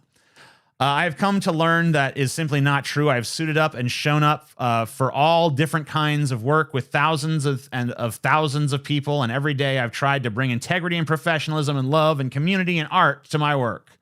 I am not alone. There are many of us dedicated to our craft, proud of our lineage, strong in our belief in our right to exist. So in these difficult days of so much rage in the world, can we just try to find that quiet voice that the brilliant movie Everything, Everywhere, All at Once reminds us? And as my friend Rob Reynolds Studios reminds us, note to self, be kind, be kind, be kind. Oh, yes, of course. So, you know, I'm not going to totally shit on Jamie Lee Curtis because she's definitely one of the people who's benefited from nepotism that actually does have talent. But this is not just about, hey, these people got their jobs via nepotism, so they have no talent. This is about a problem that goes well beyond just, you know, the world of acting, right? This is about a problem that you see in corporate America. This is a problem you see in even like your local, you know, businesses, like the small business, you know, the boss's son gets that promotion over the guys who actually probably deserve it, you know? And it's always like, oh, well, you know, family, family, family. And, you know, we see that the results of that, sometimes they're good. Sometimes they're Jamie Lee Curtis, but a lot of times they're like Scott Eastwood or, you know, Daily Wire, Day Lewis and shit. And it's just like, oof, you know, really? That's the best we can get from this? And, you know, look, I'm sure that there are also disadvantages to being the son or the daughter of a famous actor, director, or whatever. Like, you're always in their shadow and you're always going to be judged against them and stuff. So to that degree, you know, maybe there is a little bit of a disadvantage there. But in terms of getting your foot in the door, it seems like this is a tremendous fucking advantage, because who the fuck is going to say no to auditioning Colin Hanks? You know, even if he's unproven, even if you don't know who the hell he is. Like, remember when he got that big role as the villain in season, I think 6 of Dexter? And it's like, oh yeah, you're going to be the big villain in Dexter season 6. And he was all right, I guess. You know, he was definitely better than the season 8 villain, I suppose. But still, you know, like, it's like, did you get that because you were the best for this? Or did you get this because your daddy's Tom Hanks? And that question always hangs over these guys and these gals. And a lot of times you watch the performance and then you say to yourself at the end of it, it seems like the answer is probably the latter thing. You're there because mommy or daddy or mommy and daddy are celebrities. But this goes beyond that. I mean, like, it's like the boss's son getting the promotion, the you know, the family member that is incompetent being pushed up the corporate ladder, you know, being basically fast-tracked towards partnership and success, while far more deserving people are left behind. And, you know, how do you right that inequality? I'm not exactly sure, but you don't right it by being like, oh, it's just a bunch of haters jealous of my success. So here's another defense. This one comes from Tom Hanks, who is slowly turning into Jeff Goldblum, I guess. I don't know if you guys have seen what's happening to Tom Hanks here, but it seems like slowly but surely he is morphing into Jeff Goldblum. Wasn't your daddy a millionaire, Tej? Yeah, but he lost his money long before I became a YouTuber, so that didn't have anything to do with anything. And also, my dad never used his connections at YouTube to get me work here. Tom Hanks dismissed the current nepotism debate when recently talking to The Sun about his family of actors. Hanks is married to actor Rita Wilson. and they have 2 children, rapper and actor Chet Hanks. By the way, if you've never gone down the Chet Hanks rabbit hole, if you've never given yourself permission to explore the oeuvre of Chet Hanks, do so right now, because it's fucking hilarious. So on top of making terrible music, he will literally do stuff like go to like Christian music festivals and do like 10-minute rants that are laden with profanity and like challenge audience members to fights. And he will sell you like a self-help routine for an insane price tag. And it's going to like teach you how to deal with life's problems or something. And it's like, I already know how you deal with life problems. You are the son of a famous actor. By the way, talks massive shit about his family, even though they're the only reason he has even a sliver of success or is not homeless on the street sucking dick for crack. And Truman Hanks, who appears in Tom's new movie, A Man Called Otto. Hanks' son from a previous marriage, Colin Hanks, is whose most recent acting roles include The Offer and A Friend for the Family. So yeah, his whole family is in show business, basically. Except for Chet Hanks, who is just a fucking train wreck, but whatever. Look, this is a family business, Hanks said in the interview. This is what we've been doing forever. It's what all our kids grow up in. If we were a plumbing supply business or if we ran a florist shop down the street, the whole family would be putting in time at some point, even if it was just inventory at the end of the year. You are not Hollywood fucking productions on the caliber that Tom Hanks. Have you ever seen the credits for a fucking movie? It's like the population of a fucking medium-sized town. All right. You cannot liken that to like like a plumbing supply business that hires 12 people. We're talking about a massive fucking industry where people are paid millions of dollars and that employs, I don't know, hundreds of thousands of people, probably, maybe even millions. If you like really take it out to like even like the levels of like catering and gophers and shit. So comparing that to like the local family, burger shop where the kids help, like on that show, Bob's Burgers. You seen the show? That's not nepotism, is it? Well, then how can you say this is? It's like they're not comparable. That's ridiculous. The thing that doesn't change no matter what happens, no matter what your last name is whether it works or not, Hanks continued. That's the issue. Anytime any of us go off and try to tell a fresh story or create something that has a beginning and a middle and an end, doesn't matter what our last names are, we have to do the work in order to make that a true and authentic experience for the audience. Right. But I don't know if you've noticed, but like audiences are increasingly not pleased with these big Hollywood movies that we're being fed. And a lot of the reason for that is, rehashed plots and overused tropes and, films being, micromanaged by money men and, creativity basically being in a stunningly short supply. But a lot of that also has to do, I think, with the issue of everybody's incompetent goddamn kid gets a job on the fucking movie set, whether they deserve it or not, including in some big starring roles. Like, we have to be subjected to a substandard performance just because that person shares a last name with a person who's well connected in the industry. And so, like, really, you've made it all of our problems at that point. They're just so highbrow, you don't get it, man. So yeah, I also wanted to just read some of this article from Raw Story because I think that this article does a good job of deconstructing a lot of the bullshit we just heard from Tom Hanks and from Jamie Lee Curtis here. So, and it kind of looks at this issue in a broader way as well. So there's a common feeling that many of us have experienced in the professional or academic environments, especially when struggling against gender or racial bias. It's called imposter syndrome, the feeling that one doesn't deserve one's position and others will discover this lack of competence at any moment. I felt this way as a female graduate student in a science field in the 1990s. I felt as if a young journalist of color in a white-dominated industry.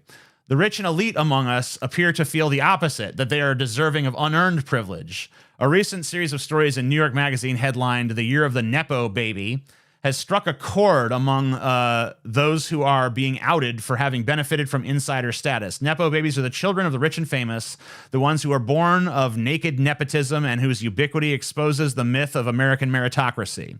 Nepo babies can be found everywhere there is power. The New York Magazine stories have predictably generated defensive responses from Nepo babies. Jamie Lee Curtis, we already saw her response. Daughter of Janet Leigh and Tony Curtis. I was trying to remember who her father was. Wrote a lengthy post on Instagram defending the status, and I read that to you already. Although she admitted she benefited from her parents' fame, I have navigated 40. We know what she said. Curtis is clearly a talented actor, of that there is little doubt, but in defending her privilege from critique, she reveals just how deserving she considers herself. It is the converse of imposter syndrome, the insider syndrome. The act of calling out nepotism doesn't necessarily imply that Nepo babies are not talented. Sometimes they are, sometimes they ain't.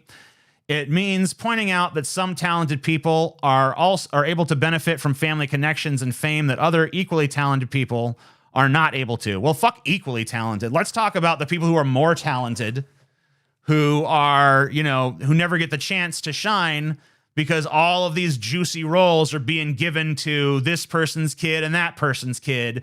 So we don't really have a new emergent talent that actually is there based on their merit, based on their ability to put butts in seats. I mean, like, talk about the death of the movie star. Maybe this is an ingredient in that. We talk about how there's like not really very many big stars who can get people to go to the movie theater just on name recognition alone anymore.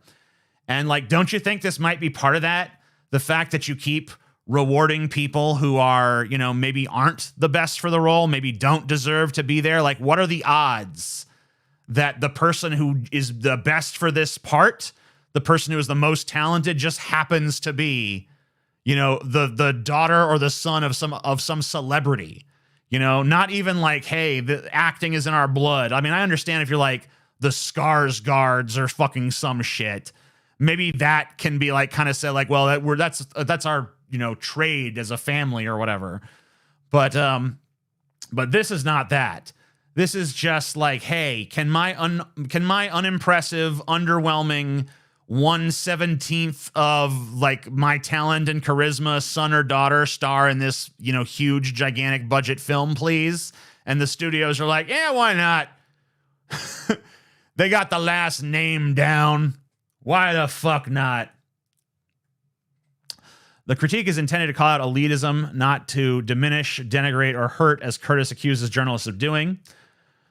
Journalism that exposes power and its corruptive influence among elites punches up, not down. Curtis is hardly a disadvantaged person whose well-being will suffer from such coverage. Rather, stories pointing out her parental advantages could potentially help to even the playing field so that it's unacceptable in the future to consider family connections in film and TV auditions. I don't think it should be verboten to consider them, because I don't think that like just because your parent is a celebrity that means you're not allowed to have those same dreams and aspirations and stuff, because maybe you are a good actor. So I don't think we should necessarily count them out either. But I think that there needs to be something done to put an end to this idea that just because your daddy was Tom Hanks, that means you automatically have some sort of like great Hanksian talent. Like Chet Hanks alone proves that ain't true. Seriously, go down the Chet Hanks rabbit hole. You will not regret it. You will have some laughs. But Hollywood celebrities, however much they enjoy prestige and privilege, are an easy target. Nepotism is rife in all the halls of power, in the world of art, sports, and even journalism, and especially in corporate and political circles. Billionaires, especially those in tech, may propagate the myth of the merit-based American dream, but some of the most dramatic success stories began with a parent using their wealth or connections to give their child an upper hand. Take Bill Gates, the founder of Microsoft, who became one of the wealthiest people in his 30s. Gates' early success was largely due to the well-documented connections that his parents flexed on his behalf to get his fledgling company off the ground. Other tech Nepo babies include Facebook founder Mark Zuckerberg, whose father loaned him $100,000 to start his company, and Amazon founder Jeff Bezos, whose parents were early investors in his online retail business to the tune of $250,000. Nepotism is part of the fabric of capitalism. For centuries, unfair advantages were available to those who have historically faced fewer hurdles through the sheer luck of being born into a family with wealth, connections, or respect within their field. Indeed, in order to beat back the imposter syndrome, many advise channeling the unearned confidence of a mediocre straight white man. Our economy is rigged to encourage nepotism by ensuring that the already wealthy pass their wealth and by extension their power that money buys them to their children. The Center on Budget and Policy Priorities, CBPP, pointed out how the tax code is written in order to benefit the moneyed class. According to the CBPP report, high income and especially high wealth filers enjoy a number of generous tax benefits that can dramatically lower their tax bills. Nepo babies who defend their status reinforce the notion that wealth, fame, and privilege equal brilliance, talent, and genius. The reality is that the privileged among us simply have the means to cheat. The rest of us are sold the lie that working hard will bring rewards rather than unearned wealth. This, in turn, encourages cheating among those who cannot rely on nepotism to gain power.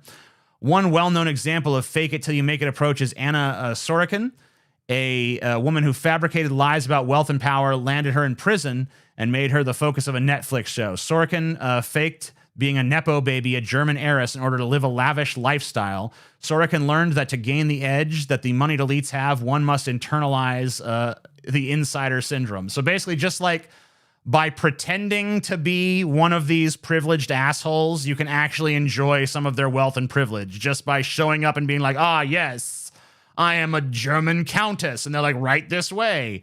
You don't even have to pay. We'll just give you this suite because of the prestige. But anyway, yeah, so this just kind of shows you that this problem, even though it's very noticeable in Hollywood because what they do is right in front of our eyes at all times, because they literally, you know, hold their big stinky turds out to our face and say, hey, take a big whiff. So it's super noticeable in that space, but it's all over American culture, man. Like, there is no meritocracy here. This is basically, if you are born wealthy, you have a tremendous advantage over those who aren't. And everybody knows that. Anybody who would even argue against that is some kind of cretinous moron. But of course, they have to argue against it because if people realize the extent to which the whole system is rigged in favor of the rich and their bloodlines, then this whole notion of this American dream that I guess is what keeps the underclass from rising up, that all just goes up in smoke, right? So they have to continue to propagate this myth that somehow through just hard work and persistent effort, you can make it to the very tippy top. And sure, can it happen? Yeah. But it's basically, you might as well just buy a lottery ticket because you're basically counting on the same sort of odds at that point.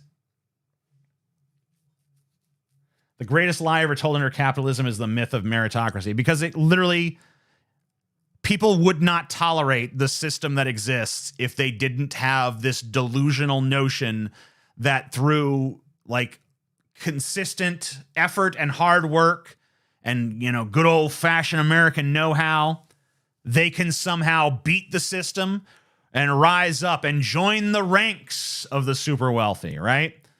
It can all be theirs for the low, low price of hard work and elbow grease and never giving up and never surrender. And, you know, all that happens is they work themselves into an early grave and they're dead and their kids are poor and they work themselves into the same early grave and they die poor as well, and so on and so forth, because, you know, there's this giant blockade that, you know, is very difficult for anybody to, you know, to surpass.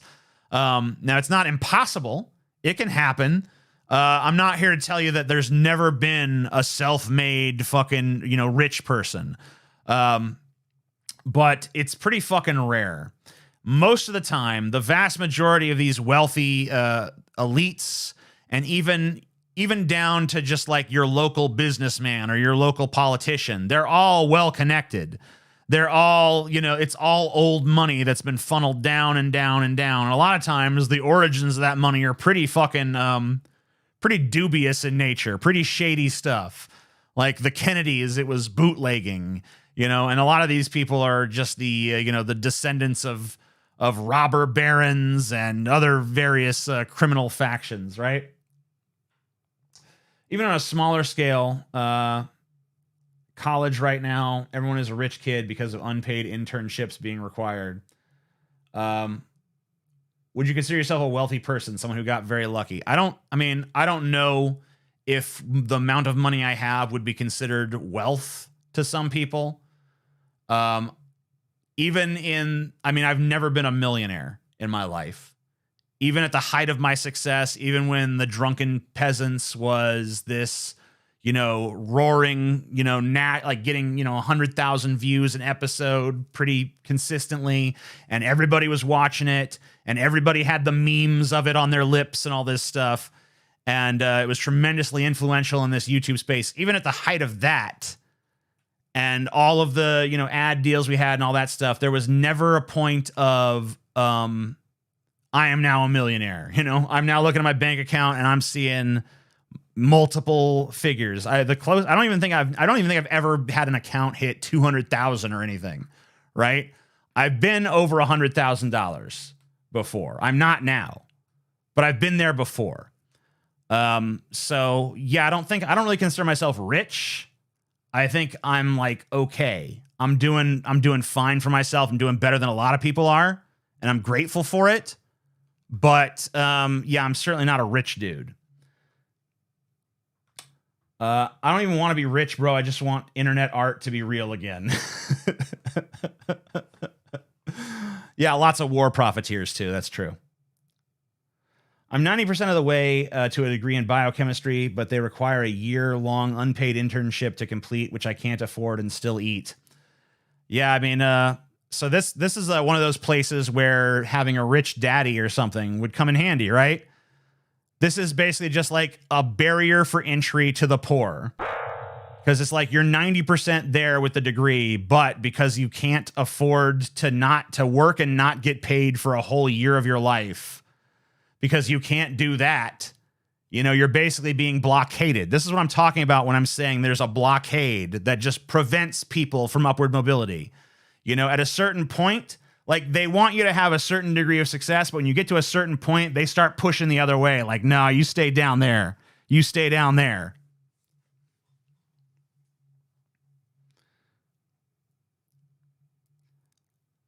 Finally, the content can be in. Yeah, I already started the content. What? I already did some of the content. I'm only of two guys in my whole bio program. I'm one of only two guys in my whole bio program because everyone else had a dad or boyfriend or husband paying the bills. Doesn't really surprise me. You could always work on drilling rigs and save your money till you kill yourself. The only way that capitalism tell poor people they can be rich is through education, but even that is locked behind a paywall. I mean, yeah, like, oh yeah, if you want to get rich, just educate yourself. Just educate yourself. And then, oh, we're not going to forgive these student loan debts. No, massive increase in college tuition prices every year. Harder and harder to possibly pay for this education that you're supposed to get. It's all just a giant scam. And they make sure that there's no upward mobility for you whatsoever. Not whatsoever, because they need enough success stories so that they can point to it and be like, see, it does work. But, beyond like the tokenistic amount of people that they have to let into the rich person club to make you continue to believe the lie, beyond that, they're not letting anybody up there. All right. The only way to win is to marry into wealth or to befriend someone who is wealthy via conferences and win via secondary nepotism. That's true. Some people do just try to network their way to that place. But even then, it's like if you are some poor schlub and you're trying to cozy up to some, billionaire's daughter, they're going to be very fucking wary of you, right? They're not just going to be like, oh, well, she loves who she loves. So even if you manage to convince her that you're great, that family is going to drag their feet in accepting you because you're going to be the hoi polloi. You're going to be beneath their great bloodline or whatever the hell.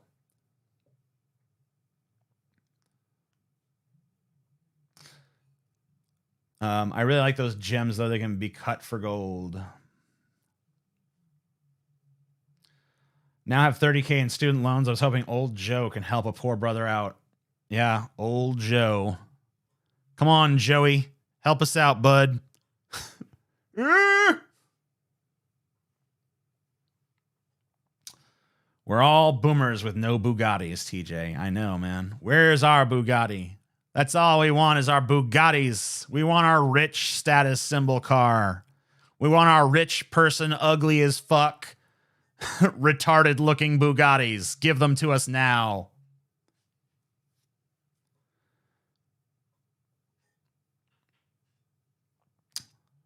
TJ, today is Christopher Hitchens minus today's Christopher Hitchens minus any negative baggage comes with a specific analogy. Anal at today's Christopher Hitchens? What? Oh, TJ is okay, I gotcha. Okay, I don't think so, no. I don't think I'm Christopher Hitchens. Bugatti. Or is there no T? Is it just Bugatti? Bugatti. Joe did. The reps in the court have it on hold. Yeah, trying our best.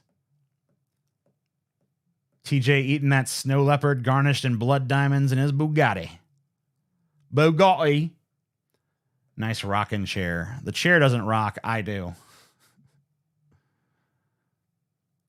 Fuck a Bugatti, get a Bentley or a Rolls Royce like a real rich person. Yeah. Classic rich. That's what I'm talking about. And all this nouveau riche bullshit.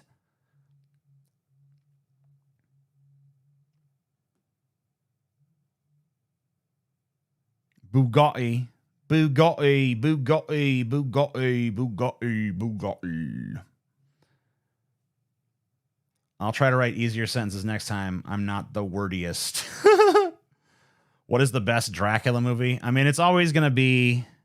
I can't say always because I guess a better one could be made. But to me, the favorite of mine is always going to be, until it's usurped by some future film, Bram Stoker's Dracula by Francis Ford Coppola. I'm always going to like that version better than any other version. I mean, it'd be very difficult for something to usurp that.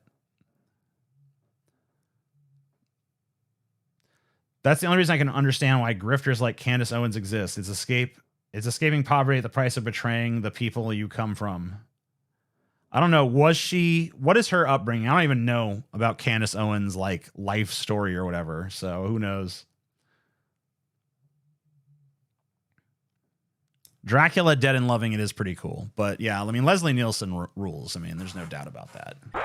You can't fuck with that. That's definitely true.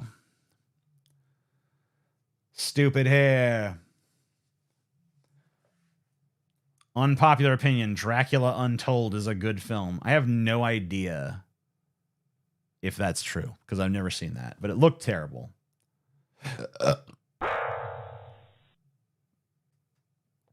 Bram Stoker's Dracula is great.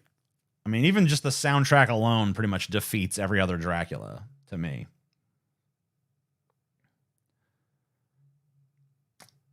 Don't call me Shirley. Fun fact about Candace Owens, she is a massive hypocrite who sued a college when she went for racial discrimination. Yeah. So, I mean, she's basically the kind of person who she would make fun of today.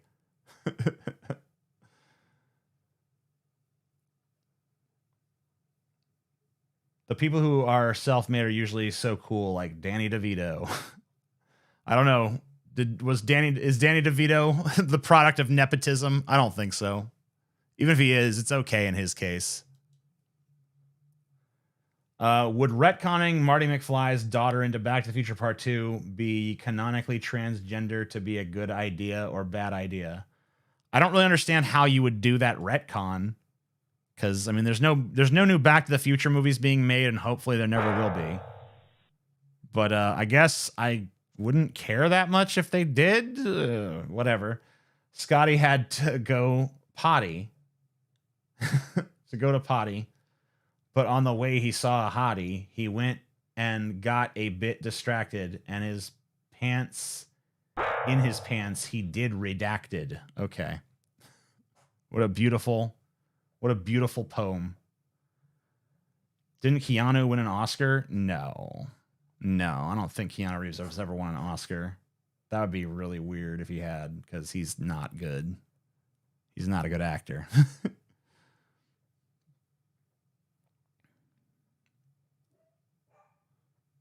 Yeah, like, I think, can we just, like, all agree that if they ever try to remake or make a sequel or reboot or anything to Back to the Future, that we can just, like, I don't know, we can like, violence is justified at that point, you know what I mean?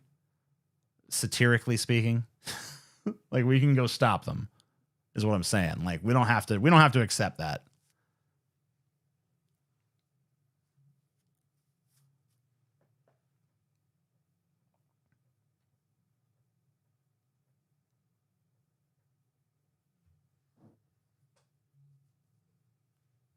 Wait, did I miss something? Is Michael J. Fox trans? No, but Michael J. Fox plays his daughter in Back to the Future 2.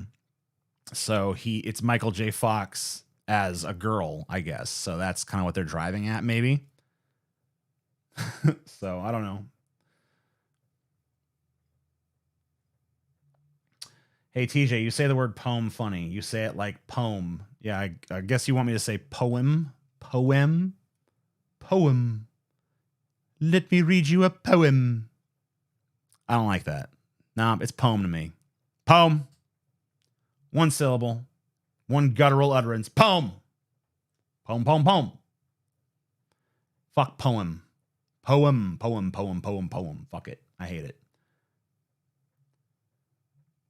How do you think the new Nosferatu movie will turn out by Robert Eggers, the Lighthouse and Northman director? I really wish he was doing something original instead of remaking that thing for the fucking 70th time, but I'm still interested because he's a good director.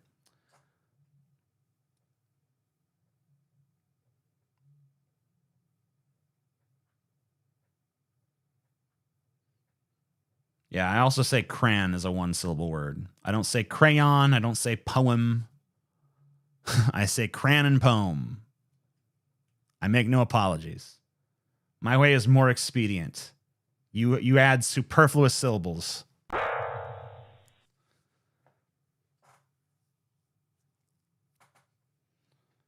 Did you have to eat dinner now? Please don't say anything too interesting while I'm gone. All right, guys, we're going to go on an interestingness hiatus. Don't anybody say or do anything interesting for the fucking foreseeable future. We have to let Blue Moon Buffoon go eat his din. All right. Metropolis 1927 is now public domain. Great film. Sweet. Maybe I'll watch that on a damn stream then. Even though a lot of times, even films that are public domain, I still have trouble streaming the motherfuckers. But you know what? If that's true, I'll sit down and I'll watch that motherfucker right on stream. We'll do it. I'll offer color commentary.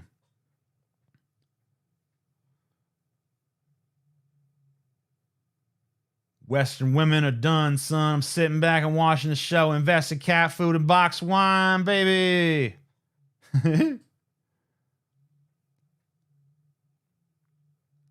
Metropolis is pretty good. Yeah, it's a good movie. I expect a bigger crown. This one seems practical. Right. This is just my this is like, I just needed a fucking crown. I want to get a custom made crown. I have a guy, but he's busy right now. So as soon as he's not busy anymore, he's going to make me a crown that's much more like personalized. It's going to have like antlers and shit on it. It's going to be pretty cool. But for now, this is fine. This gets the idea across. The iconography is more important than the like specifics of the execution at this point. We can always upgrade over time, right?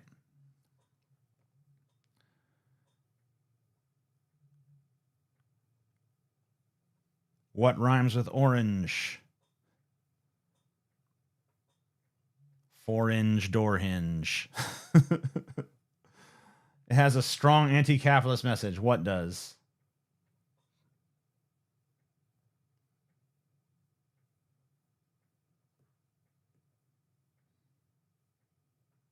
Antlers, what are you, a furry? I mean, it's not like a deer. It doesn't like look like a deer head or something. It's like clearly like, you know, it doesn't have a furry vibe to it. All right. Like, don't be stupid. Okay.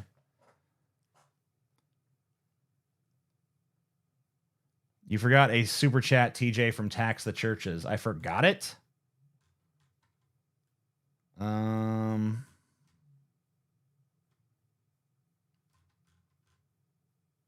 here we go. Tax the Churches gave $5 and says, and thanks for pointing that out. King TJ, have you ever watched Digimon Ghost Game? No. I'm not really a big fan of like anime in general usually. I did watch recently the second season of One Punch Man, which I didn't even know existed. I thought it was just one season. But I guess there's a second season on Hulu. I always just like was like looking on Netflix like, man, I wish they'd make a second season of this. That was a fucking good show. And then recently I realized the second season was actually on Hulu, so I watched it there. London After Midnight is also public domain now, so whichever of you Tajika fans have the last copy, please upload it to YouTube. Cool. We know one of them does.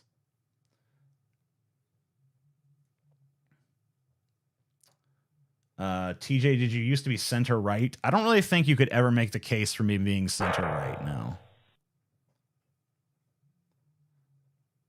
I think you could maybe make the case that I was like a lib, but I don't think you could make the case that I was ever really even nominally on the right, unless you're going to look at my very, very early days of being like an ANCAP libertarian type, but that only lasted like a year, so.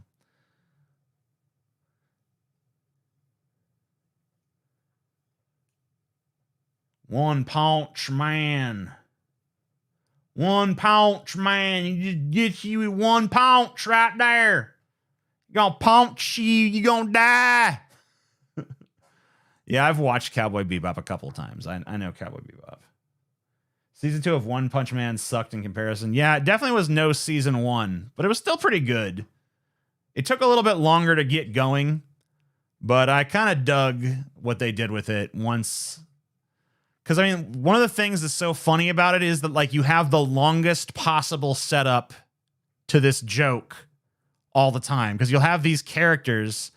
It will literally spend episodes and episodes developing, like, what badasses they are. And then you realize, you know, compared to One Punch Man, I think his name is Saitama or whatever, they're just nothing. You're just, like, piss hands. He's just like, yeah, you know. Like, the main villain of the fucking whole season, like, he like swats away like twice, not even realizing he's encountered him. Meanwhile, like every other superhero is falling to this guy. It's pretty fucking interesting in my opinion. Samurai Champloo is the best by far. I like that show, but I wouldn't even consider it like among my favorites. But I really don't watch too much anime, like I said. I watched One Punch Man a while ago. I watched a whole season of that show. What the fuck was it called? It was super nerdy. The one on Netflix with the demons or whatever the fuck. I remember almost nothing of the plot. It was really like a brain turn off, kind of just like binge. Which I'll do that sometimes. Sometimes I'll just find something really dumb to binge, and definitely it was 7 Deadly Sins. That's what it was called. And I watched a season of that. And then another season came out. I was like, oh, yeah, I guess I watched this. And then I started watching the second season. I'm like, what the fuck was wrong with me when I watched the first season of this show? This is awful. This is nothing but like nonstop exposition. And like every corny anime sort of trope that I hate is in this. Why did I watch this? Oh, so then I was just like, no. I'm out. But I did watch a season of that, so. Yeah, there was tits. There wasn't even naked tits, though, in that anime. There was just like, the main girl had big boobs, and the main character would very inappropriately, by the way, like grope her. And it was just like, no big deal was made about this like casual sexual assault. And I'm like, they're not going to get away with this for too much longer. Maybe in Japan, they got a few more, like another decade or so. So I'm going to enjoy it while I can. But, you know, even that got old after a season. So whatever. Johnny didn't say that. Oh my God, you guys are so mean to each other. Quit being mean to each other. Get along. Get along, boys. How dare you even compare Seven Deadly Sins to Samurai? I mean, Samurai Champloo is definitely a better show than Seven. I never said Seven Deadly Sins was better. I just said that was something I watched recently. That's all I said. I never fucking even compared them. Give me a break, bro. Yeah, par for the course. Very true.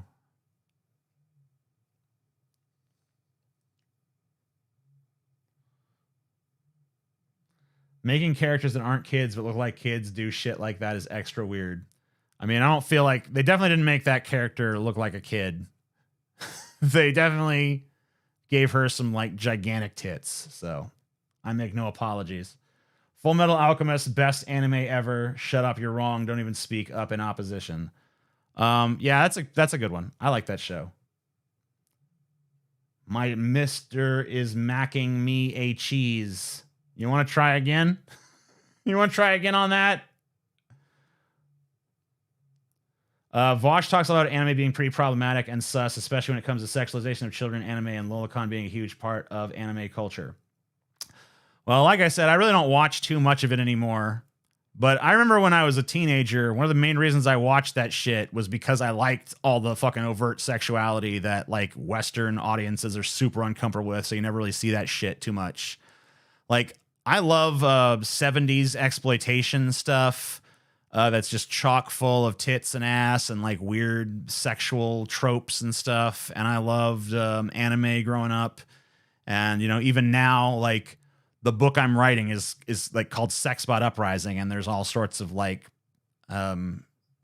weird stuff in there, I guess. So, you know, I can't criticize anybody for fucking liking that shit because I'm definitely super into fucking, you know, I love tits and ass, and I love plots that are over-sexualized and characters that are over-sexualized. Like, I'm down for it, so I'm not gonna sit here and hem and haw and oh shit, oh god, oh no, I don't know. I don't know, it just seems like a bunch of crybaby bullshit to me. Like, you know, if you can't, you know, if there's not like a demarcation in your mind between like what happens in a fucking cartoon and like what's appropriate in real life, then you have deeper problems, right? How to convince propagandized people that we're fucked. Propagandize them in the other direction. Propagandize them for the truth. Breaking, TJ likes tits and ass. I know, right? It's like, wow, holy shit. So weird. What a weirdo.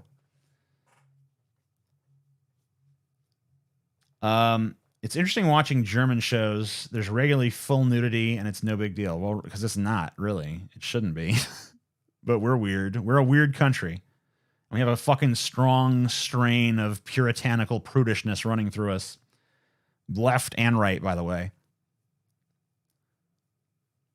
Anyway, speaking of like a weird prudish streak, I think that's actually the perfect segue into our next little story here.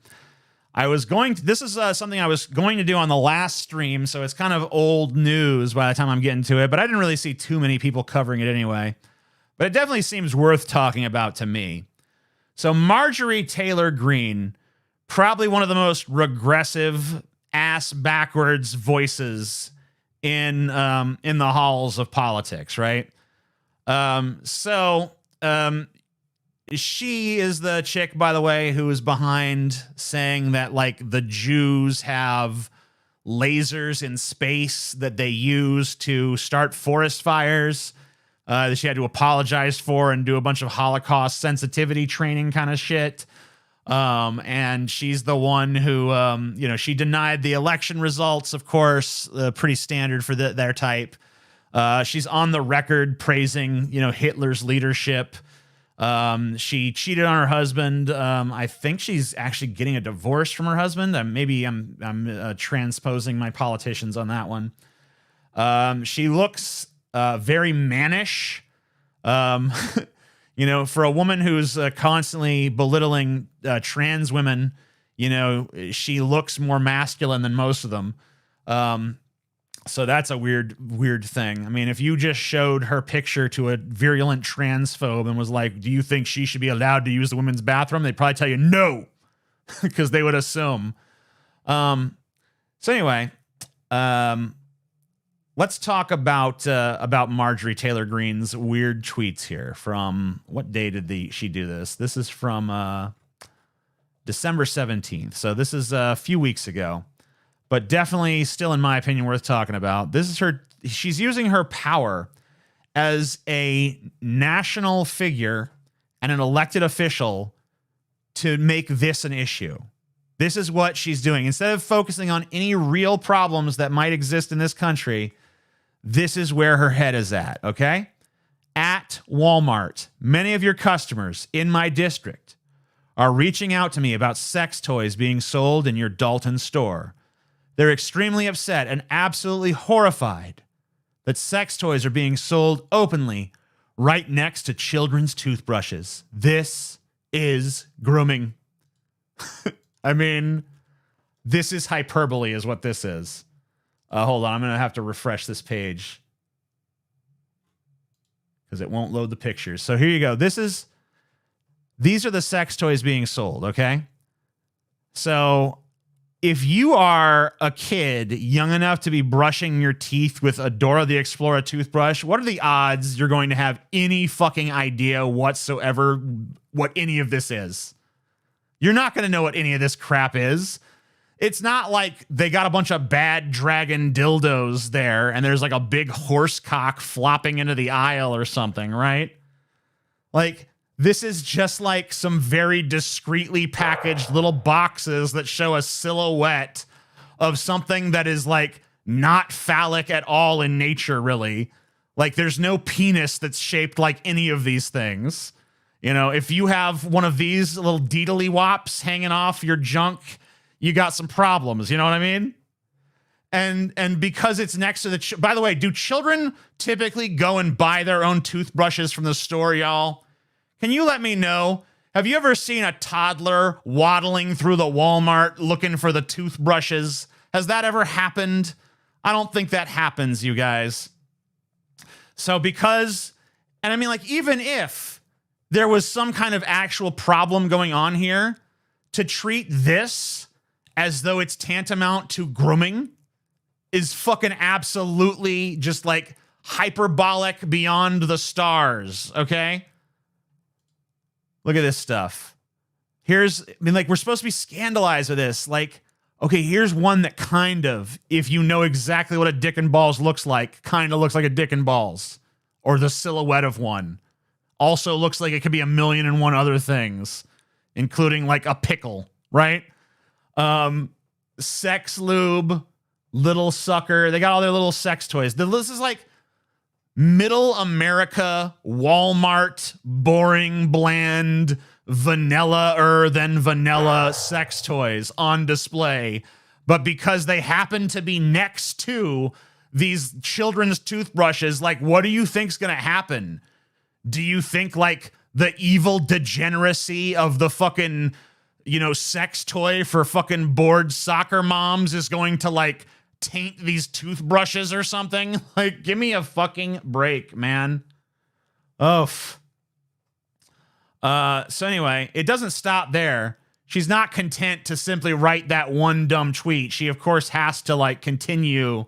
By the way, Walmart did cave, and no, this was a mistake. We're so sorry. Wah, wah. Walmart, you're a bunch of pussies, okay?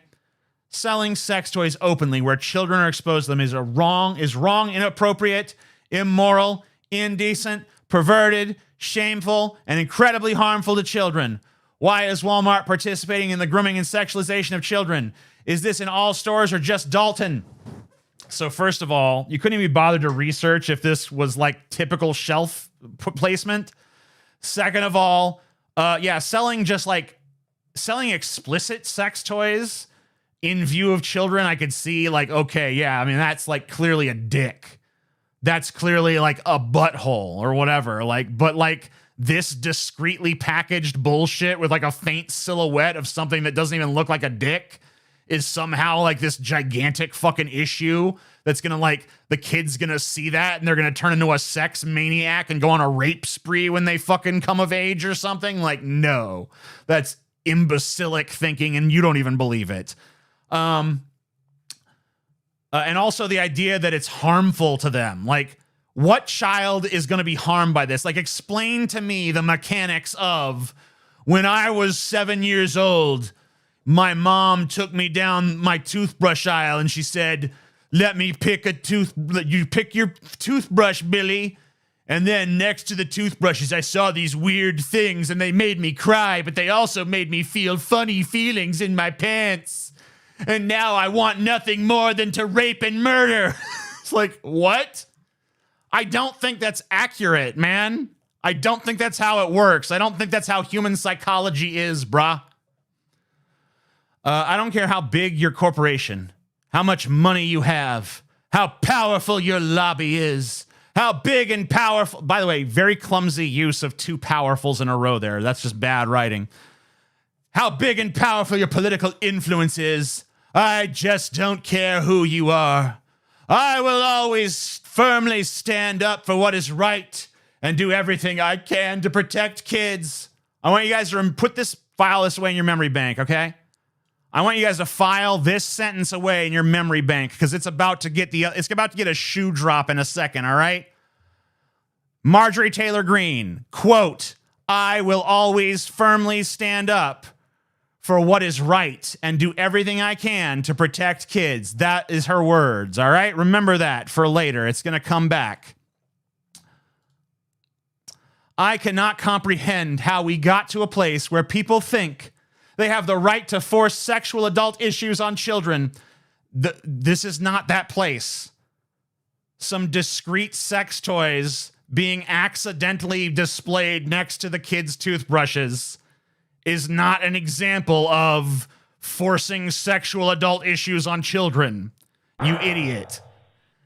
You do not have that right, because no matter how hard you try to twist your perverse ideas into reasons any of this nastiness is okay, you are wrong. The district I represent, GA14, is firmly opposed to any and all grooming and sexualization of children. It is a largely Christian and conservative. Wait, these two sentences seem to contradict each other. We believe in protecting our kids from perversions and raising them with good moral family values to the best of our abilities. On behalf of my district, I am demanding Walmart resolve this issue immediately. I sincerely hope this is not common product placement in your stores, and the employees responsible will be reprimanded. I do not believe this repulsive grooming represents Walmart. Okay. You guys ready for that shoe drop? You guys ready to fucking see the punchline that was set up by we believe in protecting children from perversions and all this other shit? What's the one I said to remember? Oh yeah, I will always firmly stand up for what is right and do everything I can to protect kids. 28 Republicans vote against bill to protect child sex abuse survivors. Well, surely Marjorie Taylor Greene is... Oh, wait, no, she is. Among the Republicans who opposed the bill were Reps Marjorie Taylor Greene and Lauren Boebert. Both embrace far-right views and have previously made anti-LGBTQ comments, equating queer adults to predators. What does this bill do? The bipartisan bill was introduced in the House of Representatives in the wake of the investigation of Larry Nassar, the longtime doctor of the U.S. women's national gymnastics team. Multiple reports of Nassar's sexual abuse of children and young women on the team were ignored for years. Through this legislation, the FBI would be required to use multidisciplinary teams of trained professionals in investigations of sexual abuse to address the problems of poorly conducted interviews and the re-traumatizing of survivors. So basically, a lot of these dumb fuck FBI agents were going into these interviews of children who were raped and teenagers who were raped and so on and so forth, and asking questions in such a tactless manner that it's basically re-traumatizing the kids who have already been through rape and molestation and fondling and all that bullshit, right? So this law is basically like, hey, we're gonna make it so they don't do that anymore. We're gonna make it so that they conduct their interviews in a way that doesn't re-traumatize victims, or that makes it at least as, you know, as easy as possible for these victims to get through testimony, to get through interviews, without, you know, having, you know, without compounding their psychological scarring. And of course, who's there to vote against it but Mrs. Marjorie Taylor Greene, who of course will always stand firmly to do what is right and do everything she can to protect kids, unless of course those kids happen to have been rape victims who are, being interrogated by FBI agents without, tact or training. She's against those kids being protected. But most other kids, like if your kid was walking through the aisle at Walmart and happened to see a fucking vibrator on the store shelf, she's all about protecting those kids. The kids who have actually been raped and molested and abused, not so much about protecting them so much. But, it's pretty scary when a kid sees a vibrator next to their toothbrush. You know what I mean? That's a really traumatizing event, especially when they're too young to even know what the fuck they're looking at. And it doesn't even look phallic in nature. That's really where the fucking the bad stuff's going on, I mean, like, give me a fucking break. What a fucking preposterous goddamn imposter. What a lunatic. What a loser. Who the fuck votes against this? What's even the rationale? What could possibly be her reason for even voting against this? I was going to look it up, but then I thought, who the fuck cares? Fuck this psycho bitch. You're really going to pretend you're this great friend of children. You're protecting them because you're protecting them from fucking from seeing this box, right? Basically what Marjorie Taylor Greene is telling you is a kid seeing this box is a lifelong traumatic event, and that needs to be stopped at all costs. But a kid being fucking molested and then re-traumatized by a poorly conducted interview is nothing to be concerned with. And she's not willing to lift a finger to help them. In fact, she's willing to vote against that. She's willing to vote against those kids' interviews being conducted in a less traumatic fucking manner. So basically, she's an evil bitch, which I guess we all probably already knew. But, there it is again. In case you forgot, there it is again, man. Oh, shit, bro. Woof, woof, woof. Just like shoe on head, huh? Well, you said it, not me. I am going to take a small break. My throat is a bit parched. I am going to grab a water. And then I'm going to be back with a story about this article here, which is what I've learned rescuing my daughter from her transgender fantasy. So we're going to enjoy that piece of propaganda when I return.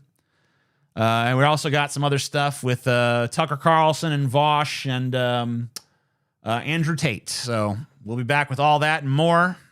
Well, probably not and more. Maybe. Who knows? In a minute here. But we're going to take a small break, and then we'll be back.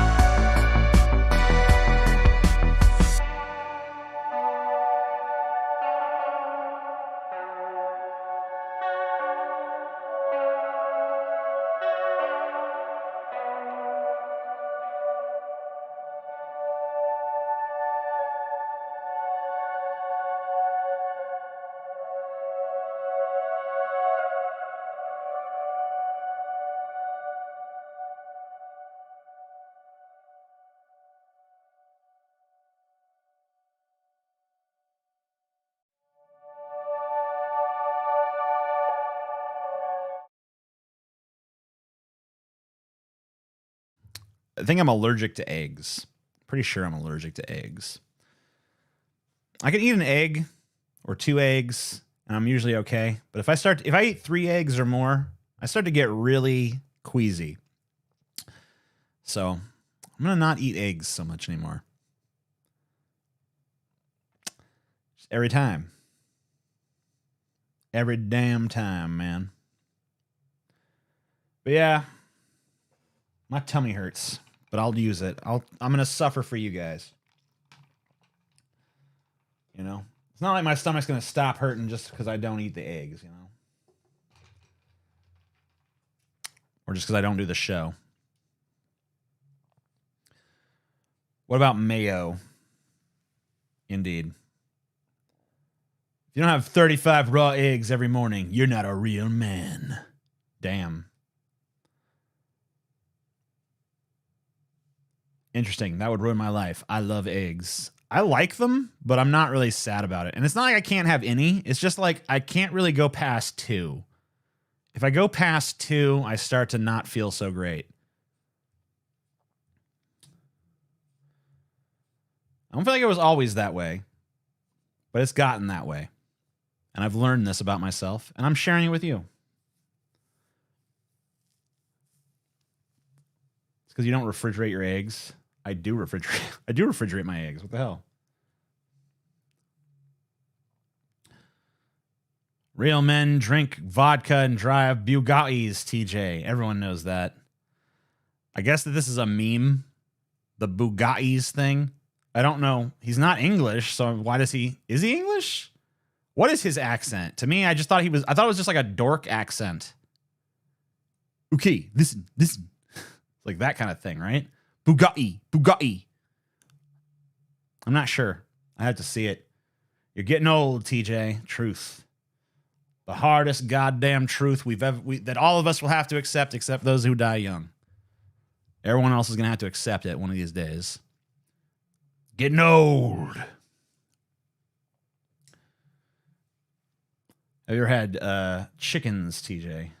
No. Got 'em. It's a mixed accent. Oh, shit. Oh, shit. It's a forced meme. Okay. Aren't all memes kind of forced, really? His accent is annoying. I never thought it was an accent. I thought he just, like, was a dork. Because he talks ridiculous. He talks like this. Okay, listen. Yes. It's like that. I mean, I'm not a great impressionist, but it's like that's where I would put him. Like, this is how I talk right here. This is the way. I'm going to destroy you. And it's, like, ridiculous what people say. Women are just garbage, and they do not deserve anything. You know, if I have a woman, I make sure that she cannot leave the house. She stays there. She cleans, she cooks, she does my dishes.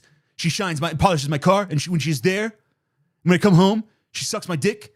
She makes me a drink, and then she goes to bed. And that's what happens. While I stay up and do my things, my important things that I do. Because I'm a very important man with a lot of projects in the works. Sound like Stewie. Sounds like comic book guy. That's what I'm saying. He's a fucking dork. My impression of him is just a dork that talks fast. But I know the reality is he's like a kickboxer and stuff, right? Like he won a bunch of kick fights. I looked at his record. It was pretty impressive. They said at one point he was like the second best kickboxer in the world. So clearly he's like got some skills to pay the bills. But he's also a dork. Kind of like Mike Tyson, one of the world's toughest men. Also just kind of a dork though. Just goes to show you, you know, sometimes dorks can be the most dangerous mofos in the world because they got more to prove than the rest of us. They have to put on a bigger front. If you are looking for a wild anime, Chainsaw Man, basically a guy with chainsaw for a head and arms who is solely motivated by sex. Whoa. Chainsaw Man rules. Chainsaw Man is my new favorite character.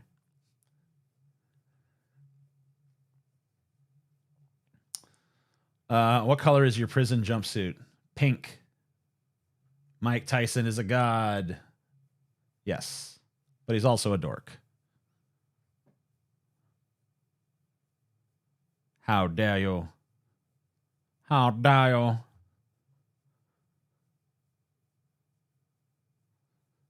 Mike Tyson is lovable, though. Yeah. He's lovably delicious.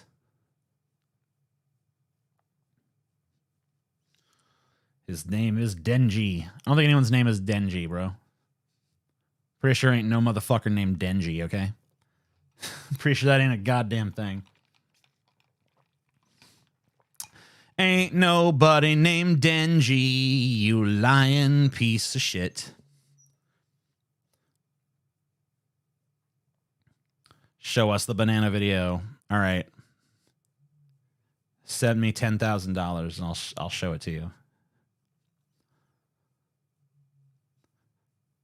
Tate is a piece of shit. I would love to see you beat him up, TJ. Yeah, I mean, I was looking at this guy, and I get it that he knows how to fight and stuff, but I'm telling you right now, you run that motherfucker over a few times with a Honda Civic, jump out of your car, smash his head a few times with a brick, roll him down the fucking side of a cliff, climb down to the bottom, piss on him, hit him a few more times with a stick you found. He's out like a light. Like a fucking light, bro. Oh, yeah. That's all it would take. They talk tough, but they go down pretty easy. Stole that from George Carlin, by the way. Don't point it out. I know. Have you ever heard of the band Avatar? I feel like you'd enjoy them. There's too many things called Avatar. Sorry. It was already too many when it was just the fucking Nickelodeon show and those James Cameron movies with the blue people. I'm not accepting a new Avatar in my life. That's it.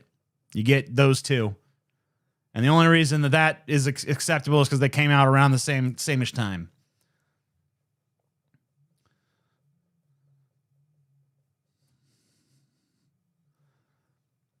Hondas are perfect for that. Yeah, easy peasy.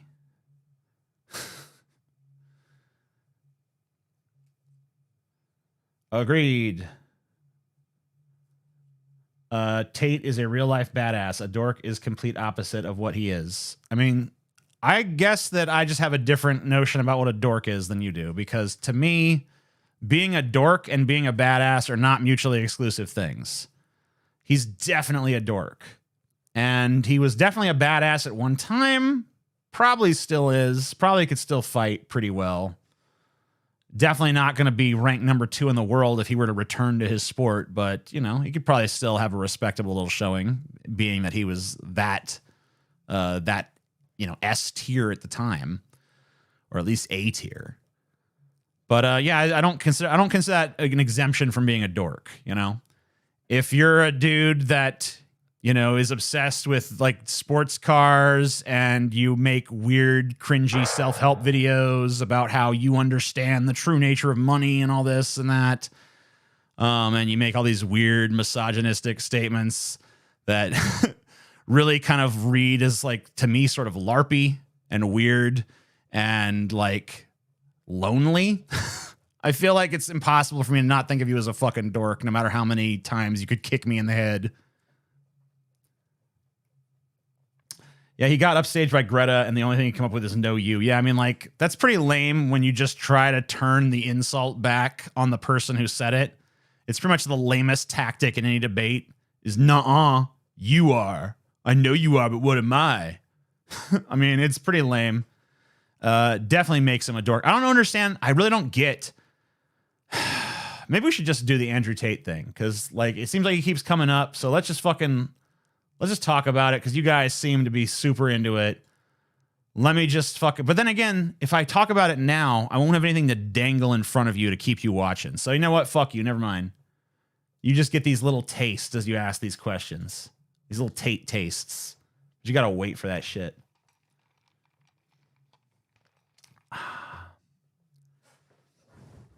Definitely not A or S tier. I mean, according to what I read on Wikipedia, which is where I was trying to learn about his actual life and career. According to what I read there, he was once considered number 2 in the world in terms of kickboxing. So that makes him definitely A tier, probably S tier. I mean, no amount of him being a fucking unlikable douchebag is going to change that. Like, it's just the facts. The facts are the facts on that one. His win-loss record and his performance in the ring just kind of speaks for itself. Manipulating us much? What are you talking about? What am I doing to manipulate you? Oh, fuck. Oh, yeah, like withholding that until the end? Yeah, well, fuck you. It's part of my job. It's not like you're going to have to wait till the end of time. It'll be there when it gets there. Only 4 of his 30 opponents have wiki pages. Well, I mean, dude, a lot of fucking dudes who fight competitively don't last long enough. A lot of dudes get in 3 or 4 fights, realize they ain't got it, and then, pack their bags. But if you're saying that his stats were manipulated by putting him up against like a slew of weak sauce opponents, then I guess that wouldn't be too shocking. But, I mean, the fact that he beat that many opponents is still impressive.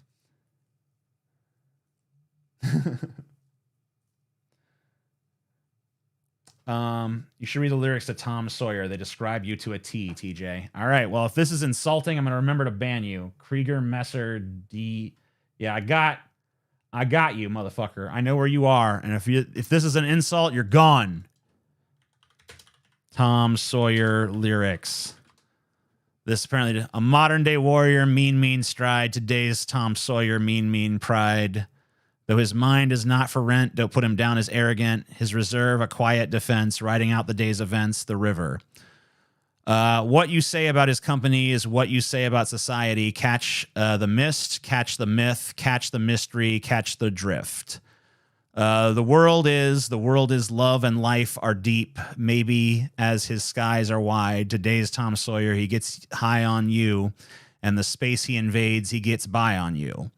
No, his mind is not for rent, blah, blah, blah, blah. It repeats that part. And what you say about his company is what you say about society. Catch the witness, catch the wit, catch the spirit, catch the spit.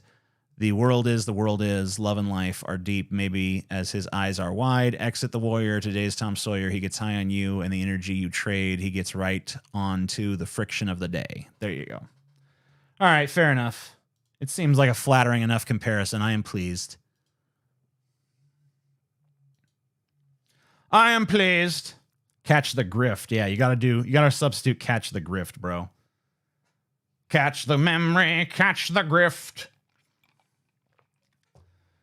And what you say about a free speech vids is what you say.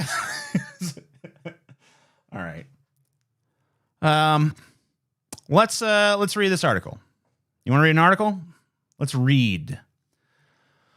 What I've learned rescuing my daughter from her transgender fantasy by Charlie Jacobs, December 13th, 2021. So not super recent, but I saw some people talking about it, and it struck me as an interesting little piece of content that I could make. So let's talk about it, right? My daughter's story is no longer novel. Stories like it are occurring in your state, your town, perhaps even on your street. Oh my God, my street, not my street. Gender dysphoria, the incongruence between the mind and the body, moves stealthily and quickly to invade girls and boys alike. But this isn't a cautionary tale, it's a warning. A cautionary tale is a warning. Those are the same thing. Oh my God, what the fuck, what? Oh my God, no. I mean, what do you, this is like saying like, I don't even think of a fucking appropriate analogy to this. It's like saying, this is not a dilemma, it's a problem. Like, what? Those are the same. What are we doing here, bro? A cautionary tale is a warning. A warning is a cautionary tale. Literally the same thing. I mean, I guess not all warnings are cautionary tales, but all cautionary tales are warnings. That's what the cautionary part implies. My daughter was an ultra feminine girl since birth. I mean, right off the bat, like, come on. Like, what, she was born wearing fucking lipstick and mascara? Like, what are you talking about? Since birth? So she insisted her room be pink. She refused to wear anything but dresses until 3rd grade. She avoided her older brother's toys and sports, blah, blah, blah. So she made feminine selections in her activities and stuff. We don't know, by the way, to what extent she was actually empowered to make these decisions. Parents kind of tend to foist things on you at that age, right? Like, I didn't even pick my own clothes when I was that age. Like, whatever my mom selected for me to wear, I wore. And then when other kids started making fun of how dorky I looked, then I was like, Mom, we got to get me some different clothes because you got to stop dressing me like this. It's embarrassing. My favorite activity was to slip into my closet and don my few sparkly clothes and shiniest heels, or her favorite activity. She rejected sports in favor of arts and sewing. All these feminine things. Of course, art, super feminine, you know? That's why all the great artists through history have all been women. That all abruptly changed when she turned 12. As her body matured into young womanhood, she stopped begging for a bikini and avoided any clothes that accentuated her figure. She hid her breasts under men's extra-large sweatshirts. I remember doing similar things as my body changed, so I didn't worry at first. Then, my daughter immersed herself into anime art. Dun dun dun. Dun dun dun. Anime art. And cosplaying. Dear God. Unholy mother of Satan, what have you done? Anime art and cosplaying. No!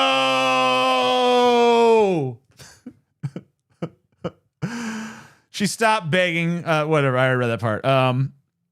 The hobby, the cosplaying, and then she describes cosplaying as the hobby of dressing like fantastical characters. I supported her creative side. Wow, I support your creative side. Awesome. I didn't know that anime and cosplaying can overwhelm a young mind. I have to read this more dramatically than I just did, okay? I gotta I'll have to take my crown off for this for a second here. Yeah, we need to, which one's the appropriate filter here? Yeah, there we go. That's a good one. Here, I'm gonna get some dramatic music too. This calls for some dramatic music, copyright free for sure.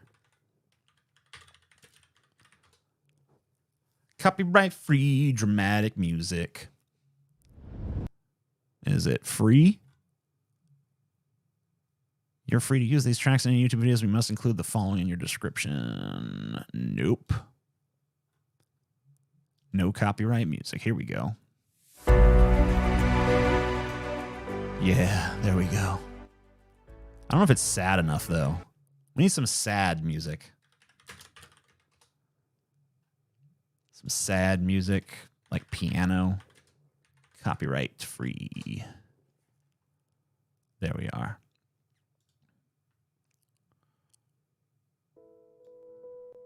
Yeah, that's perfect. That all abruptly changed when she turned 12. As her body matured into young womanhood, she stopped begging for a bikini and avoiding any clothing that accentuated her figure. She hid her breasts under men's extra-large sweatshirts. I remember doing similar things as my body changed, so I didn't worry at first. Then, my daughter immersed herself into anime art and cosplaying. The hobby of dressing like fantastical characters. I supported her creative side. What I didn't realize is that anime and cosplaying can overwhelm a young mind. I didn't know that anime and cosplaying involved gender-bending themes, and that the community crosses into pedophilic and sexual themes. I also didn't know that the older cosplay community groomed the younger cohorts. During that same time period, my daughter went through Teen Talk, a Manitoba, Canada-based program that says it provides youth with accurate, non-judgmental information on sexuality, reproductive health, body image, substance use awareness, mental health, issues of diversity, and anti-violence issues at her school. Lo and behold, she came home with a whole new language.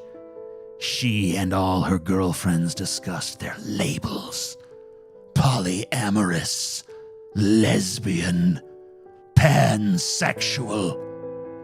None of the girls chose basic, their term for a straight girl. Now I was worried. She distanced herself from her old friends and spent more time online. I checked her phone, but I was not astute enough to know that she had set up appropriate fake social media accounts for my viewing. An older girl showed romantic interest in her. I barred that girl from our home. I later learned that she had molested my daughter. When my daughter was in 8th grade, as a Christmas gift, I took her to SAC Anime, an anime convention in Sacramento, California. There, she met a girl 3 years her senior, but light years more mature. That girl mesmerized my daughter with her edginess or magnanimous personality.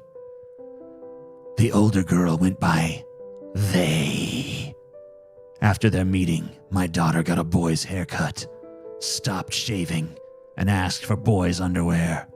My daughter parroted everything about the older teen. She started making gross TikTok videos.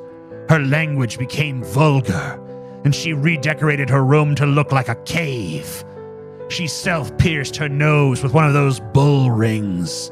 She broke every family rule. She was morphing into an emo goth vampire-like creature.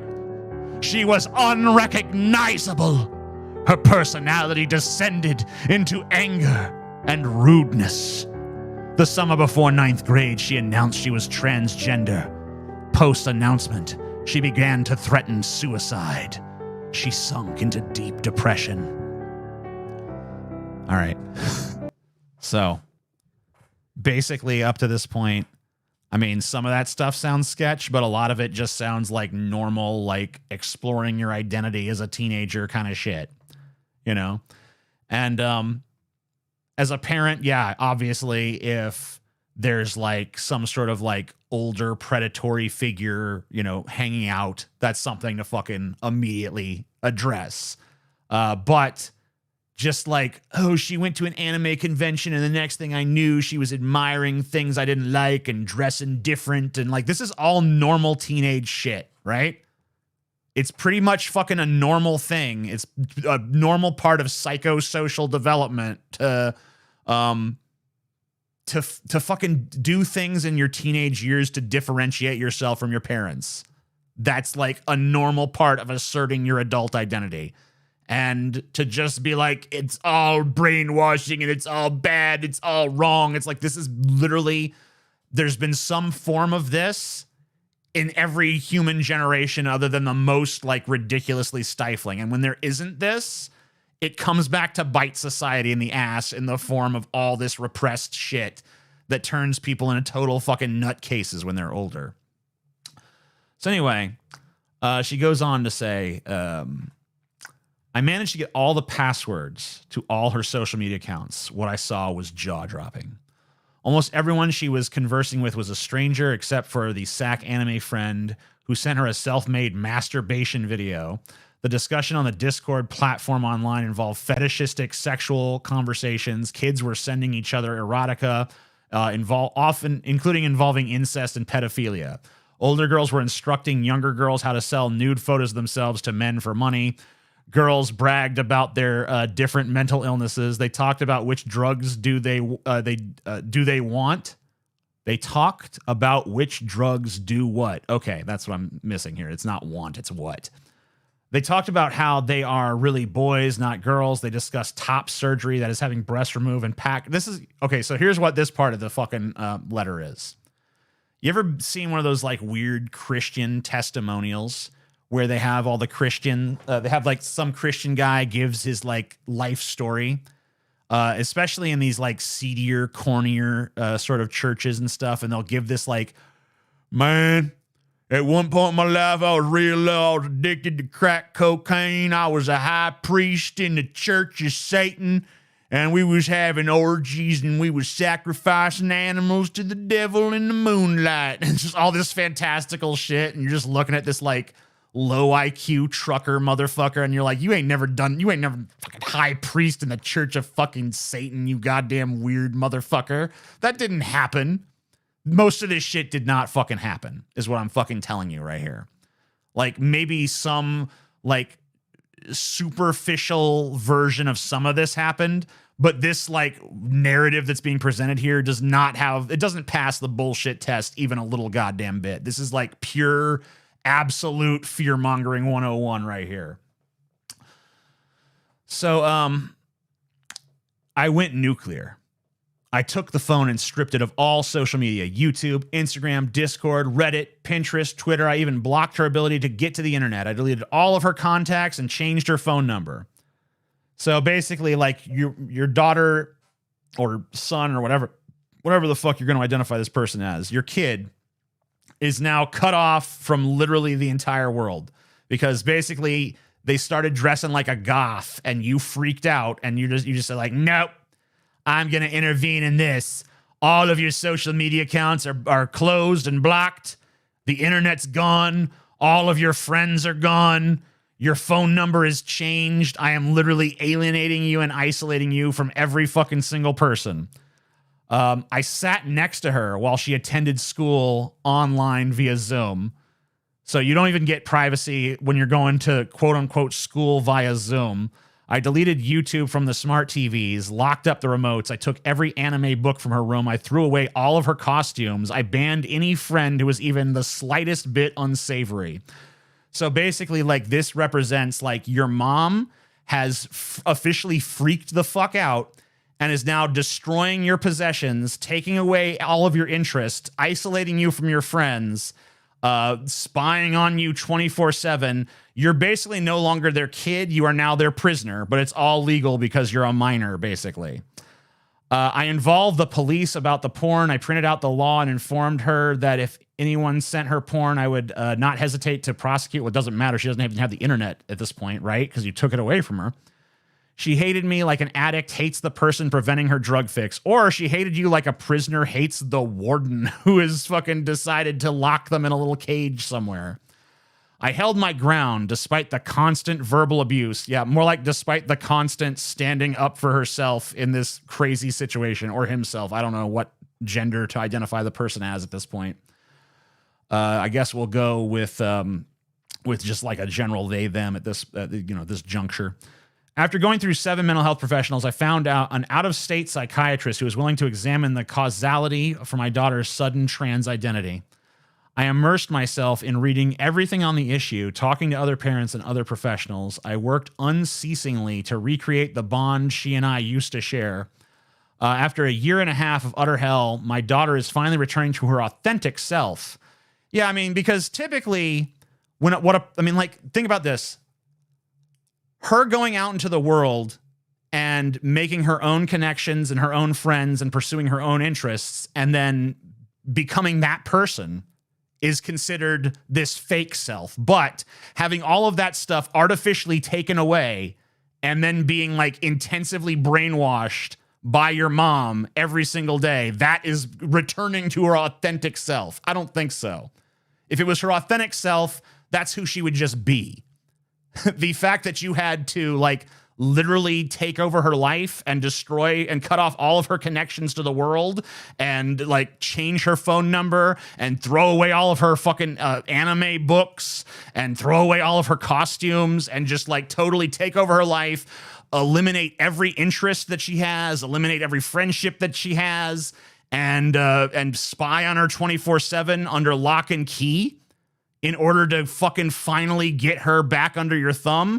That doesn't really strike me as like, ooh, this is her authentic self, you guys. What it strikes me as is you basically like have stunted your daughter or son or kids' intellectual and social and emotional development to gratify your own ego using the tools of narcissistic abuse. This parent should be locked up. This is fucking child abuse 101, no doubt about it. This is not a letter. This is not an article about how to save your daughter from her transgender fantasy. This is a fucking confession, okay? This is a confession of how I abused my child and stripped them of their fucking identity. I am not sure what the actual ingredients for the magic potion were for alleviating gender dysphoria in my daughter. The formula will vary, but what I did was, after a very brief misstep of using a male name, our family and all the adults in my child's life used her birth name and corresponding pronouns. We did not permit social transition, although we could not control the school setting. Unbelievably, our local Catholic high school refused to follow our edict. Yeah. Our local... so basically, like, even the evil as fuck Catholic Church was not willing to go as far in squashing this person's, like, sense of self as her own family was. Pretty fucking evil. As I previously mentioned, we pulled the plug on all social media and her access to anyone other than those persons we vetted. I forced my daughter to listen to specific podcasts on the subject while we're driving to school.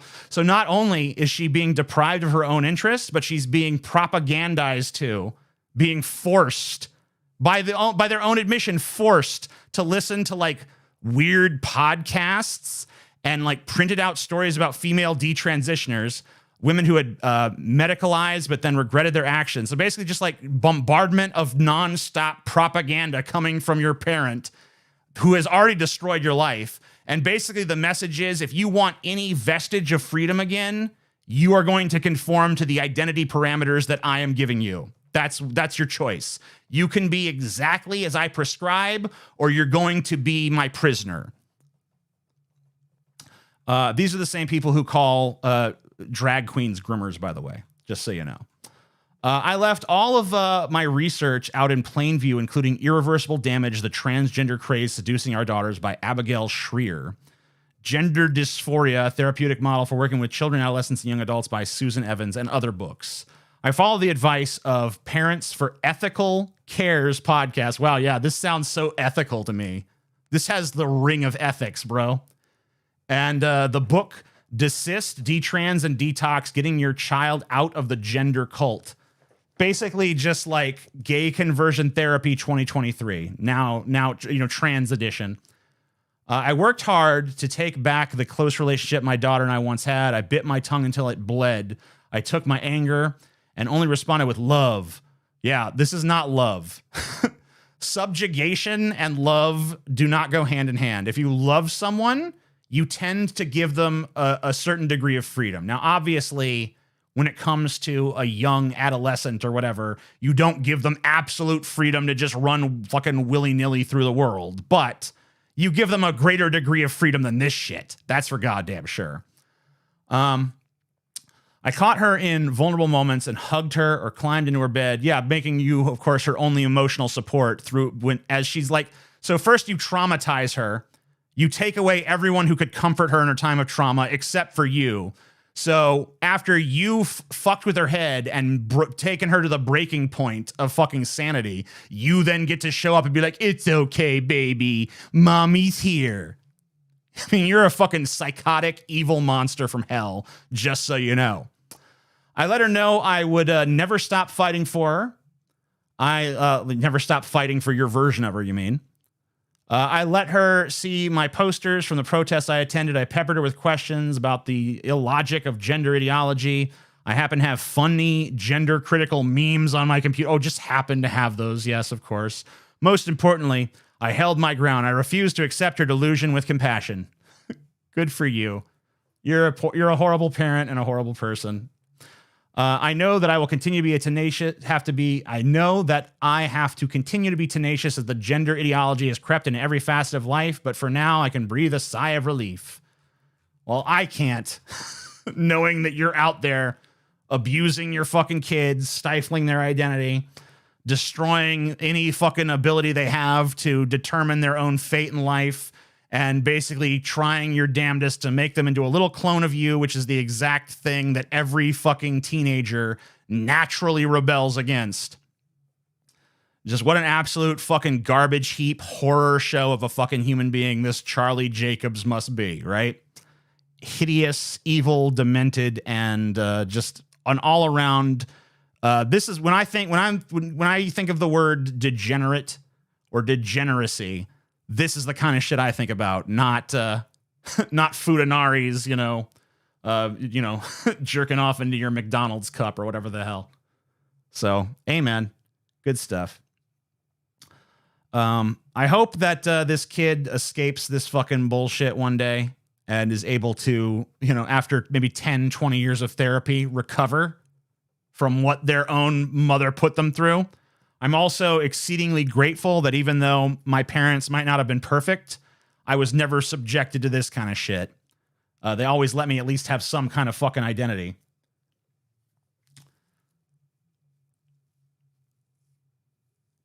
Are you people to realize you can be pro-trans and also against CP? What the fuck does that have to do with anything, bro? What are you even fucking talking about?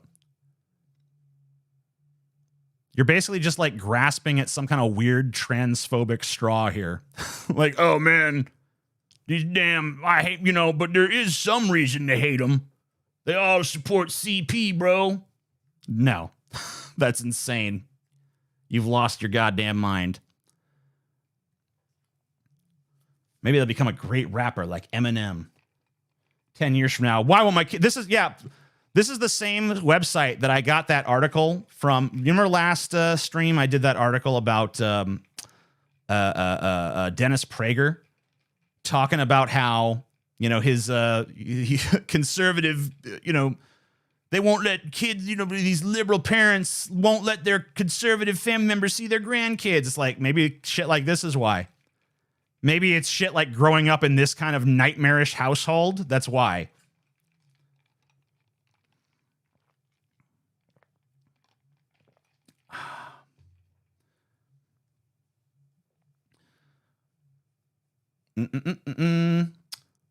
Hope this kid's contacts Keffels or something. He needs help. Yeah, like I said, look, I don't know. The reason I don't want to just go jump into the whole male pronoun thing is because I don't know what that person's journey would have been if it hadn't been,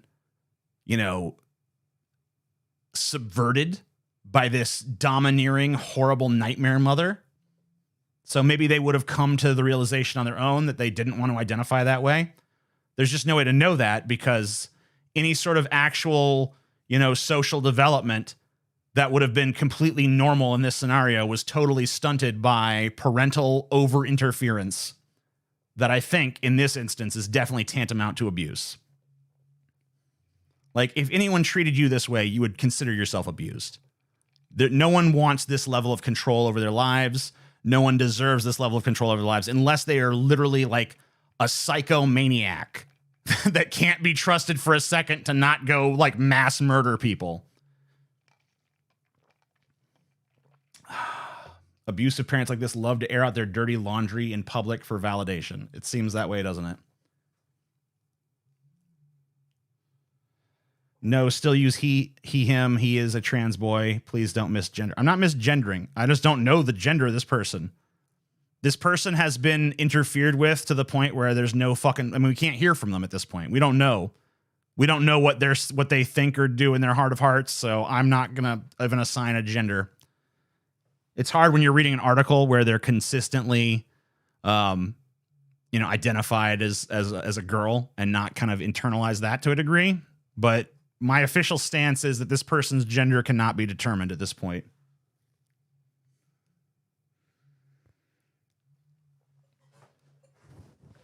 Like, what happened to free will? Don't Christians love free will? Is this free will? This doesn't seem like free will to me.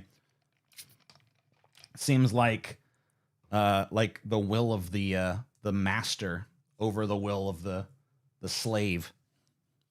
But your children are not supposed to be slaves, right?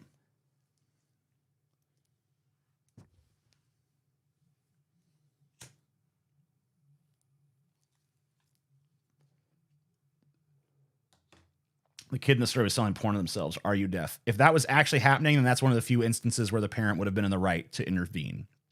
But did that actually happen? Probably not. Like I said, it has the total ring of like fear-mongering, fake it bullshit, like satanic panic level, just like made up dog shit. But if it is true, then yeah, in that instance, that parent is right to intervene and have a discussion. But like that's the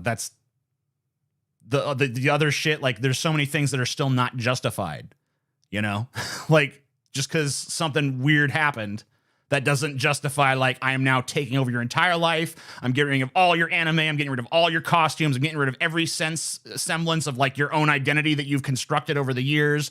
And I am replacing it with my values and my beliefs. And we're going to, you know, and I'm going to deny your identity, and we're going to just like subject you to nonstop propaganda, and you will listen to what I want you to, and you will watch what I want you to, and you're not going to talk to anybody I don't want you to, and I'm going to control your association. I'm going to control literally everything about your life. Like, that's insane. There's no justifying that.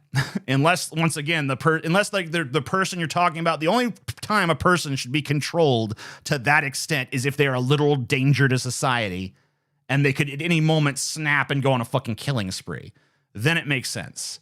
But in any other instance, that's insane.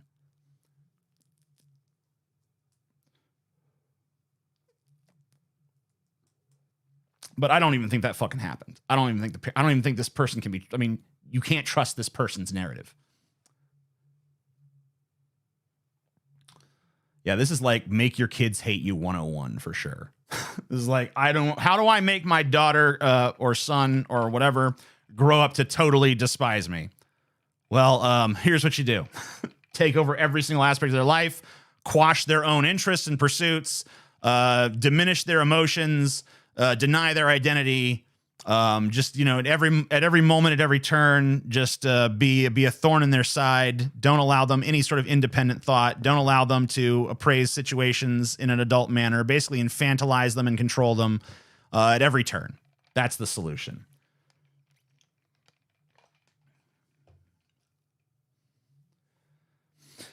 This shit gets me riled up because I lived it. Defending the parents' behavior is fucking vile, and this woman would be lucky if her kid isn't suicidal. I mean, yeah, I agree with that.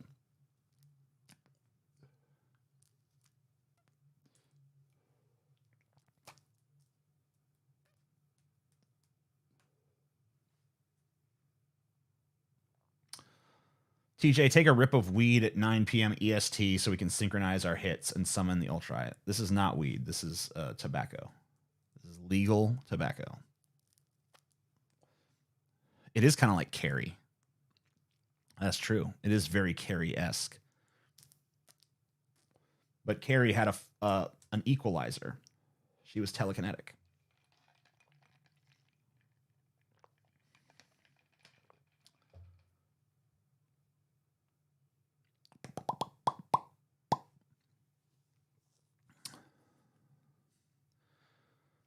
I dread to think what repercussions will be for that person when they're a grown adult.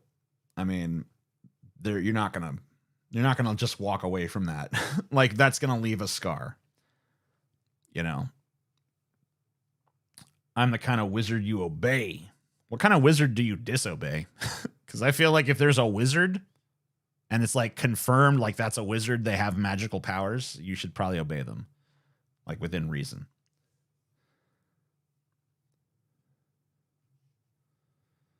The same author of that article also made one called, "As I found out with my daughter, not even Catholic schools are safe havens from gender ideology." Oh shit. What happened to our once great Catholic schools, huh? I grew up with horribly controlling parents and became confused. Fell in with people like Armored Skeptic and finally saw how bad it all was. What the fuck? Yeah, that Armored Skeptic crowd. That's a dangerous clique. TJ, do you think conservatives are ontologically evil like I do? I don't think all conservatives are. I mean, I really don't believe in ontological evil. Wait a minute. Let me make sure I understand the definition of ontological here. Relating to a branch of metaphysics dealing with the nature of being, showing. So just like inherently evil, is that what that means, basically? Yeah, I don't believe in that. That is what I thought it meant. Yeah, I don't do that. I don't really believe in ontological evil, but they certainly, many of them meet my personal subjective definition of evil. Yes.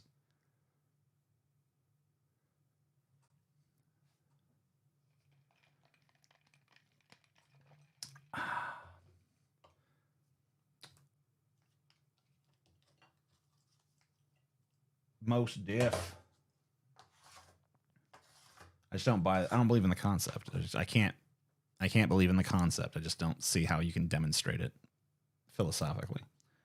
I understand how you can, gravitate towards it emotionally. Well, let me amend the sentence. Do you think their positions are evil? I mean, I do. I think their positions are evil, yes. But do I think that the universe thinks their positions are evil, or that some sort of overarching entity or force thinks they're evil? No. I think people who just do shitty things for greedy reasons. I don't think evil is a real thing. I mean, if evil is a real thing, then greed is definitely a part of it, right?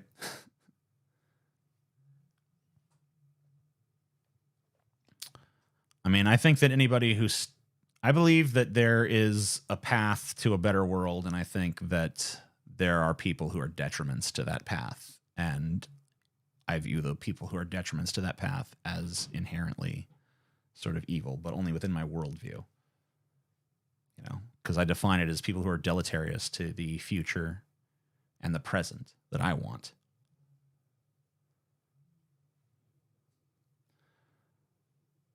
The beard is epic. Thanks.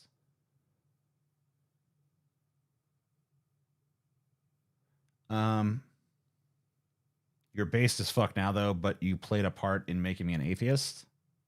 Atheism is based as fuck. What are you talking about? Like, there's nothing wrong with atheism. Serial killers are evil, some by nature. No. I don't agree with that. I mean, I agree that they're evil. But I probably wouldn't even rank them as high on the evil chart as like someone like that mom we just read about. They might cause more suffering in the long run, I guess, but I think that there's at least like less of a culpability there because they're sick. They're fucked up. Most of them anyway. FYI, Danny Smith wants to debate you on that story. Yeah, he's one of those people. Who is Danny Smith?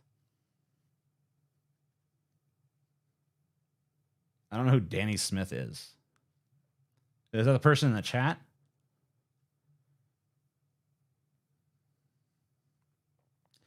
Evil is real. Scotty is proof. Okay. That's the most compelling argument you've made yet, for sure. I love the house that Jack built, but I wanted Jack to get away with it. That's the only grievance I have with that. I think that Jack should have gotten away with it at the end. I think the ending they chose, it made it seem like, I don't know, it was such this like dangerous movie that defied expectations and stuff for the whole runtime, but then it had this very like Hollywood ending, The bad guy gets his comeuppance. Like, we've seen it. Let the bad guy get away with it this time. Like, this is a time when you should just be like, nope, fuck you. He gets away with it all. I think that would have been a cooler ending. I'd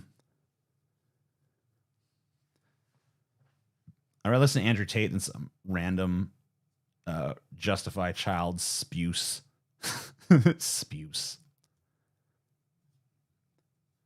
I always want the Jack-like character to get away with it, but they never do. Right. I mean, like, it's not like I would really want someone in real life to get away scot-free with that shit. But like a character in a movie, like that I'm specifically watching this movie because I want it to like give me something I haven't seen before, to just give me such like the most generic ending possible.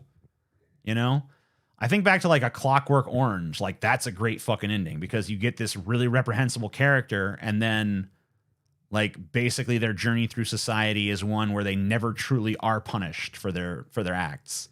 So it's almost like that's a more damning indictment of society. That's actually drawing attention to, hey, we don't yet have all the machinery in place to combat the notion of evil, which we don't.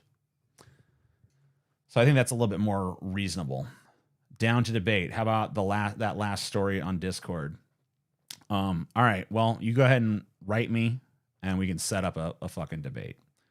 But I still have fucking 3 or 4 more clips to do for this show, because I kind of treat this as a staging ground for clips. But yeah, if you want to work out a debate I don't know, we could talk about it. I'm not even really guaranteeing that I'll do it, but I do want to do some call-in shows at some point. So maybe we can kind of schedule you for that. And if anyone else wants to talk, yeah, reach out to me, because I am planning on doing some kind of like call-in sort of show at some point. But yeah, maybe it'd be good to vet people, see if people actually have a real grievance they want to discuss. That might be fun. Anyway, I do have some Tucker Carlson for you. The ending to Jack Built the House was funny to me. Do they have a different title? Because it was called The House That Jack Built. So either you're very dyslexic or they had a different title for it in your country. I don't know which is the case. Anyway. This is Tucker Carlson. My tolerance for atheism has really dwindled to nothing at this point. Which I kind of laughed just initially just seeing Tucker Carlson begin a sentence with my tolerance. It was like, yeah, my tolerance for, yeah, you don't have any of that. Don't pretend you have some kind of great tolerance for anybody or anything, okay? And I'm glad your tolerance has dwindled down to 0. Well, let's see you prove God then, buddy. That's all I'm waiting for. You go ahead and prove that God to us, and we'll consider that the end of it, you know? Prove God, and I'll renounce atheism. How about that? That's the deal. I think every atheist will agree to that. Every atheist on earth, maybe with a very few little weird, fringe, eccentric exceptions, we will all renounce atheism the very second you prove God exists. And so, in place of literal descriptions and in place of math, we seek metaphor and poetry and indistinct, imprecise expressions of this thing or this reality that we all sense. Hey, you know what? That's called art. You want to enjoy art? Be my guest, man. You want to be like, oh man, this metaphor, it really gets at some deeper truths about life. Wow, yeah, I see that. I actually disagree. Oh man, fuck you. You know, that kind of stuff. You want to do that all day? You want to philosophize and, think about stories and art and wisdom and stuff. You go right ahead and do that, bro. That sounds wonderful. That sounds fine. But when you then extrapolate that to there is this God and he tells me how to live and he tells you how to live. And if you don't obey him, fuck you. It's like, you can't be like, man, we don't like all that math and all that crap. We just learn metaphors and stuff about the way the world works. And then we turn around and try to enforce it. If it's all metaphorical and loosey-goosey, how can you possibly turn around and try to enforce it on others? What the hell? But can't, again, quite sum up in words or numbers. Almost every culture or civilization had their... And yeah, that's, oh my God, what a great moment to freeze frame that son of a bitch. That's my cousin, Charlie Kirk. I don't know that we're actually related, but we both have the same last name, so we must be at least a little bit related, right? Our own way of doing that or communicating it. And now we're ruled by a group of people that think 84% of the religious people on the planet are wrong. We're ruled by atheists? I don't think we're really ruled by atheists. I think that to a large extent we're ruled by Christians. Now, I think with each generation that kind of diminishes down, but you guys have been trying like crazy to reassert it, of course, because, obviously you're terrified of losing, power. But the idea that the world is now ruled by atheists who deny all religion is just false. But even if it was, good, because religion is false, and it being believed by 84% of people doesn't mean anything. 84% of people have probably believed some really wacky things throughout history that you and I would both agree are absurd. At least I would hope you would agree with it. At some point, people thought the Earth was the center of the universe, or that the sun was. There was a big debate. Is the Earth the center of the universe, or is the sun the center of the universe? Well, guess what? Neither one's the center of the fucking universe, right? But that used to be a spirited debate, geocentrism versus heliocentrism. And now, of course, that entire debate is looked at as ridiculous. But at one point, 84% of people probably would have agreed that it's one of those two. Got to be one of those. It's pretty funny. They don't have the balls to say that, of course. But that's exactly what it is. But if you look at it, I mean, I got the balls to say it. Your religions are all fucking lies, and you're ridiculous for believing them. I mean, like, it's extraordinarily gullible to think that just because you read about the story about a god in a book, which, like, honestly, it's an article of faith on my part that you've even fucking opened that book or read any of it. But the fact that someone else at some point read a book about a magic man that fed a bunch of people with like insufficient fishies, and then, you know, and then told another guy about it, who told another guy about it, who told another guy about it, who told another guy about it, who told you about it. And because of that, I now have to kowtow to your dumb fuck beliefs. No thanks. Sorry. Last I checked, that a story is a story. Anybody can tell one.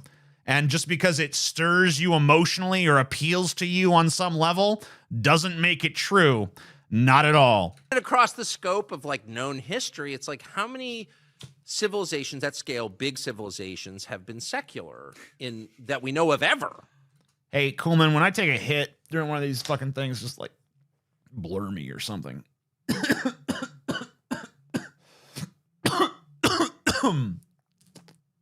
Take a little break here. I need a little medicine to deal with this.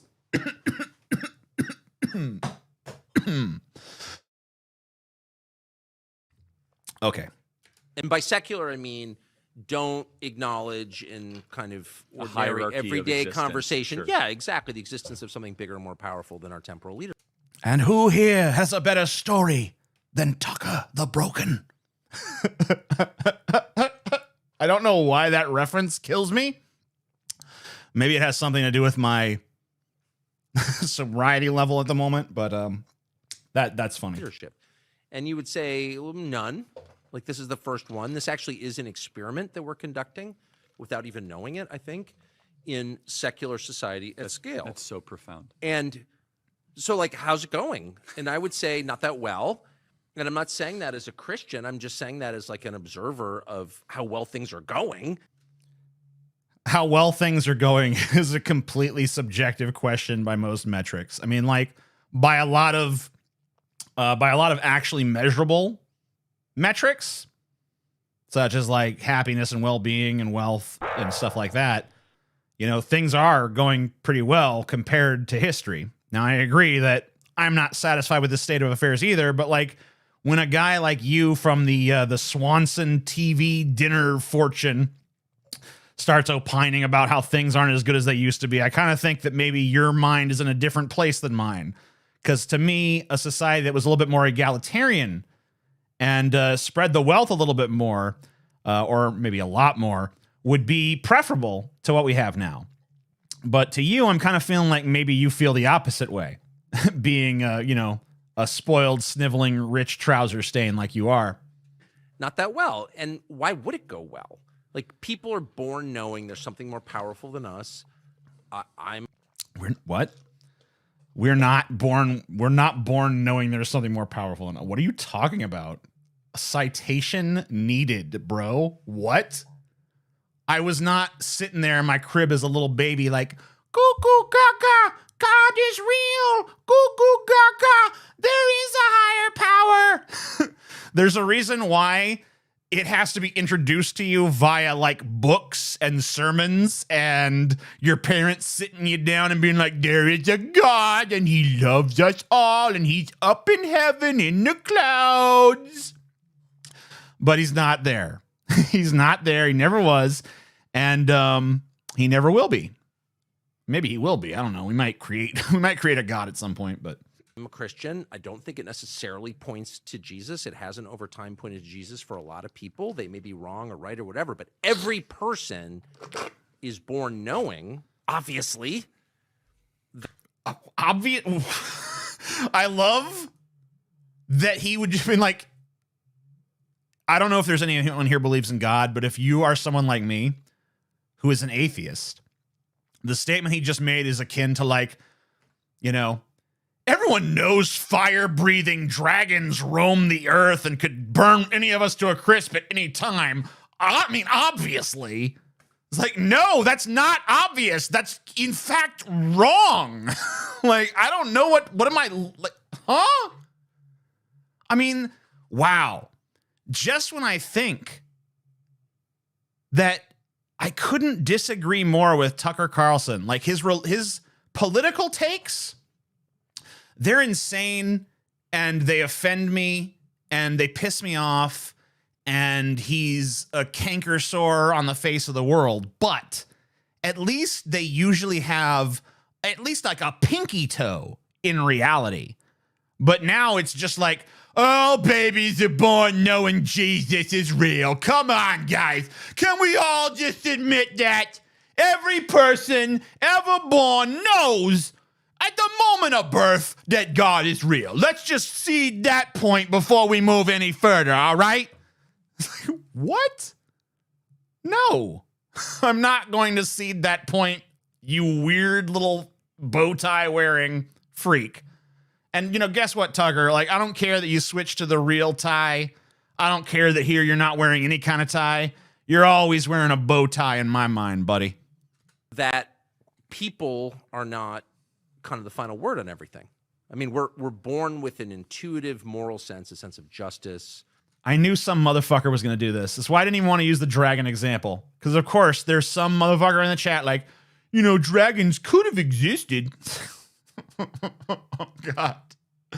Mario is real. This is right, that is wrong, a lie is bad. That's not something we're taught, it's something that we know. Why do we know that? Because it preexists us, that's why. And to not acknowledge Charlie Kirk looks like a Beavis and Butthead character made real. that, That's a true statement. That I will admit that into the Hall of Facts 1,000 times over before I admit the idea that all kids are born with knowledge of God inherently rattling around in their heads. It's definitely a far truer thing that Charlie Kirk is legitimately and actually a Mike Judge drawing that was animated by the good fairy or something, and that he's now roving the earth trying to become a real boy, but failing dramatically. is a recipe for disaster, the disaster we're living through. Look, you need to acknowledge. Are we living through? I mean, like, I get that times are not great right now, like inflation and homelessness and a suicide epidemic and a fentanyl crisis and the looming threats of global warming and all these things. It's not great. It's not a pretty picture. But like, are we currently living through a disaster? Maybe in 20 years. Right now, I would say we're on the precipice of a disaster. We're at the beginnings, maybe, of a disaster. But I don't know. To me, the fact that there is still, basically, here's when we're living through a disaster. When I cannot leave my house and get pretty much anything I want within like a 10-minute drive. When that's no longer a thing, when I actually have to struggle for resources, when all of us do, not because of like personal poverty, but because society has literally broken down to the point where we can no longer provide those goods and services to each other. When we're at that point, we can say we're living through a disaster.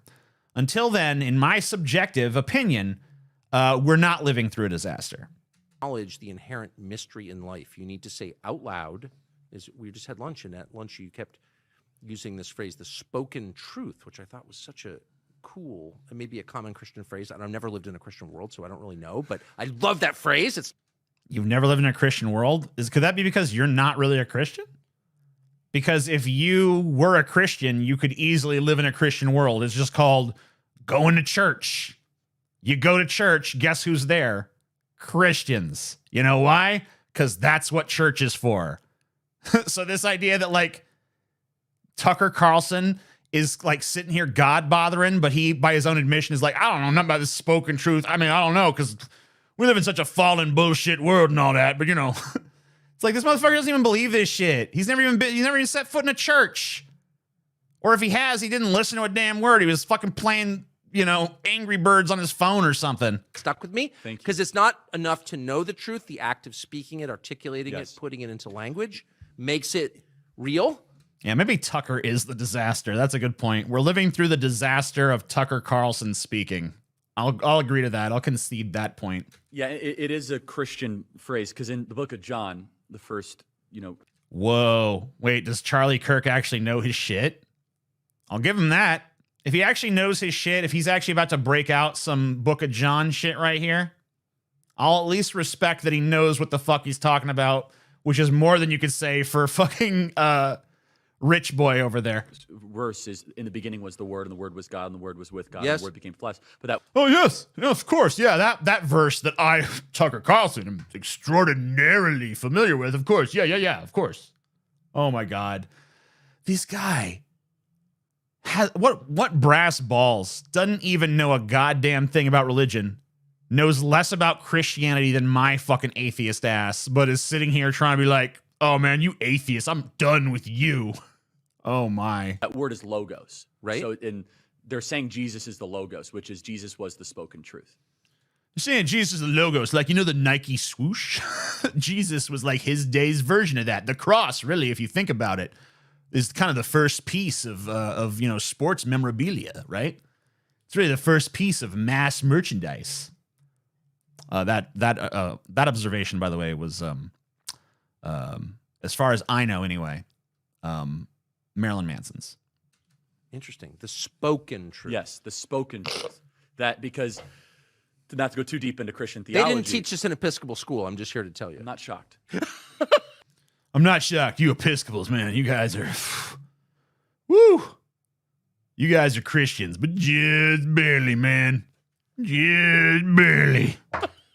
But in the creation story of Genesis, we're told we're made in the image of God. God speaks things into existence. Spoken truth. Right? So God didn't make it into existence. He spoke it into existence. And God said there would be light. And God said there would be distinction. And God said that there would be spoken truth. Well, I love that. Oh, I love that. I love that. Oh, Jesus, oh, God, speak the truth, God.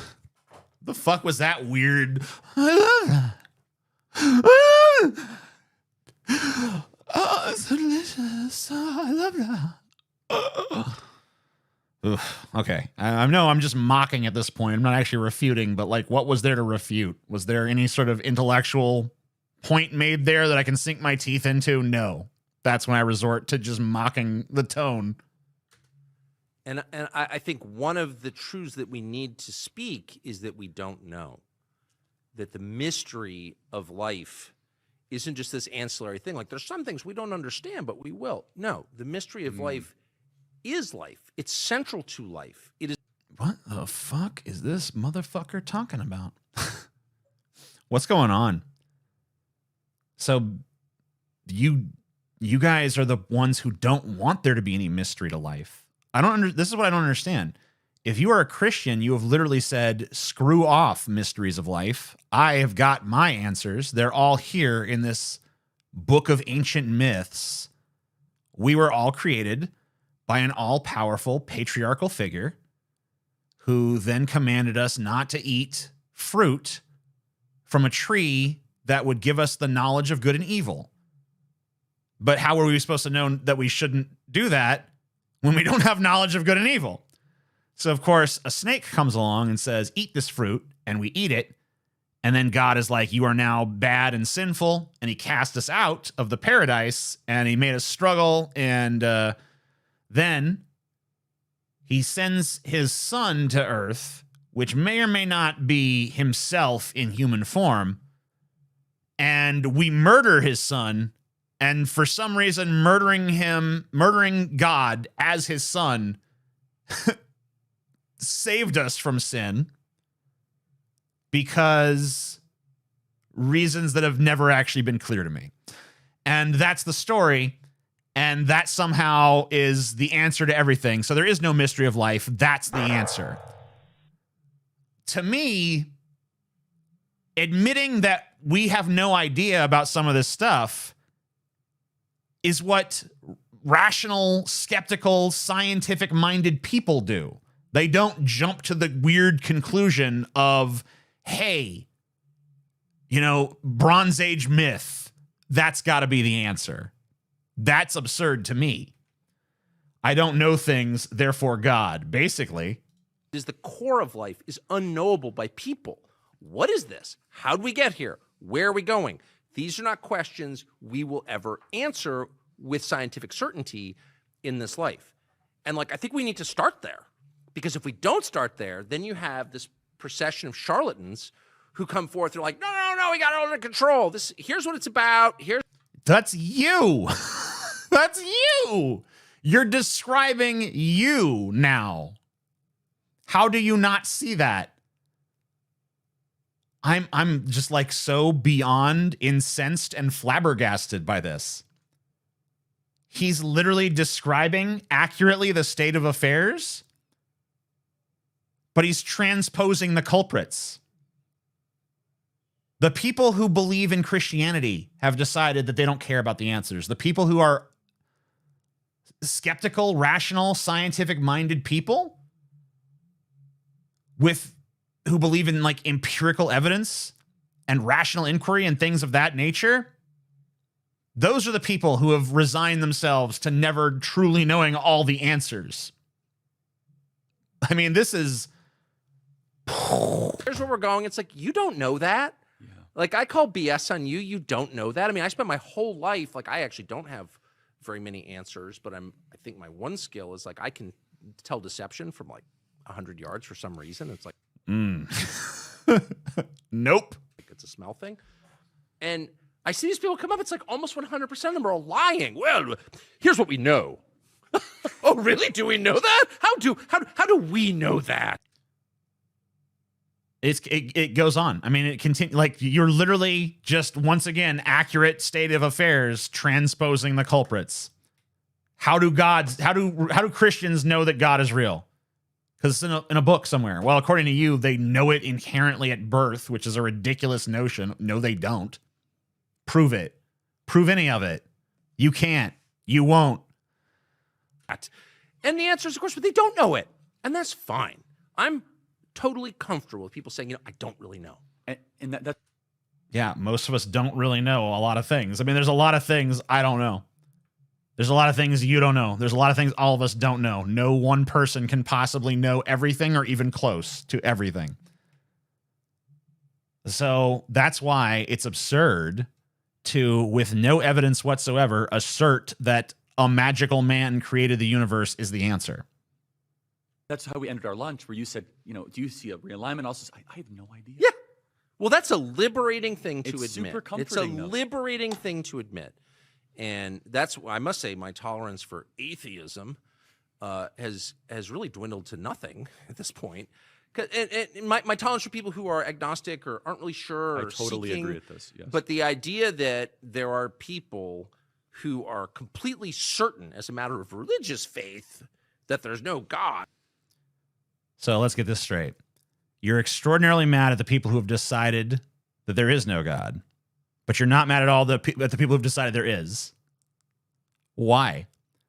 So if there is, in any contention, in any scenario where you contend a truth that can't be proven, there's a burden of proof on the person making the fucking claim. So if I say there's leprechauns, you expect me to prove leprechauns. If I say the earth is flat, you expect me to prove the earth is flat. If I say there's a Bigfoot, you expect me to prove Bigfoot. If I say there's ghosts, you expect me to prove ghosts. Whatever the case may be. So why is it this weird exception in this one instance where you say there's a God, but I'm supposed to prove there isn't? And when has atheism ever been the absolute assertion that there certainly 100% is no kind of deity out there in the universe whatsoever? I'm asserting this as a positive statement of truth. There is no God anywhere in the universe, and there couldn't possibly be, and I'm totally closed off to the possibilities there is. Atheism is the absence of a belief in God. Might say, yeah, there's no God, because there, for all intents and purposes, there isn't. if some evidence comes along that shows me that there is, like, hey, we've got some pretty interesting, compelling evidence now that God is real. Like, whoa, okay, holy shit. I'm gonna have to look into this.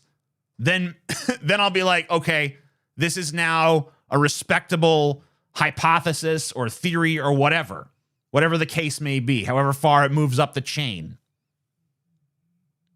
But that's because I'm following the evidence. In the absence of evidence, what am I supposed to do? Just assume that any fucking fanciful notion that enters someone's head should be treated as though, well, that is quite possibly true.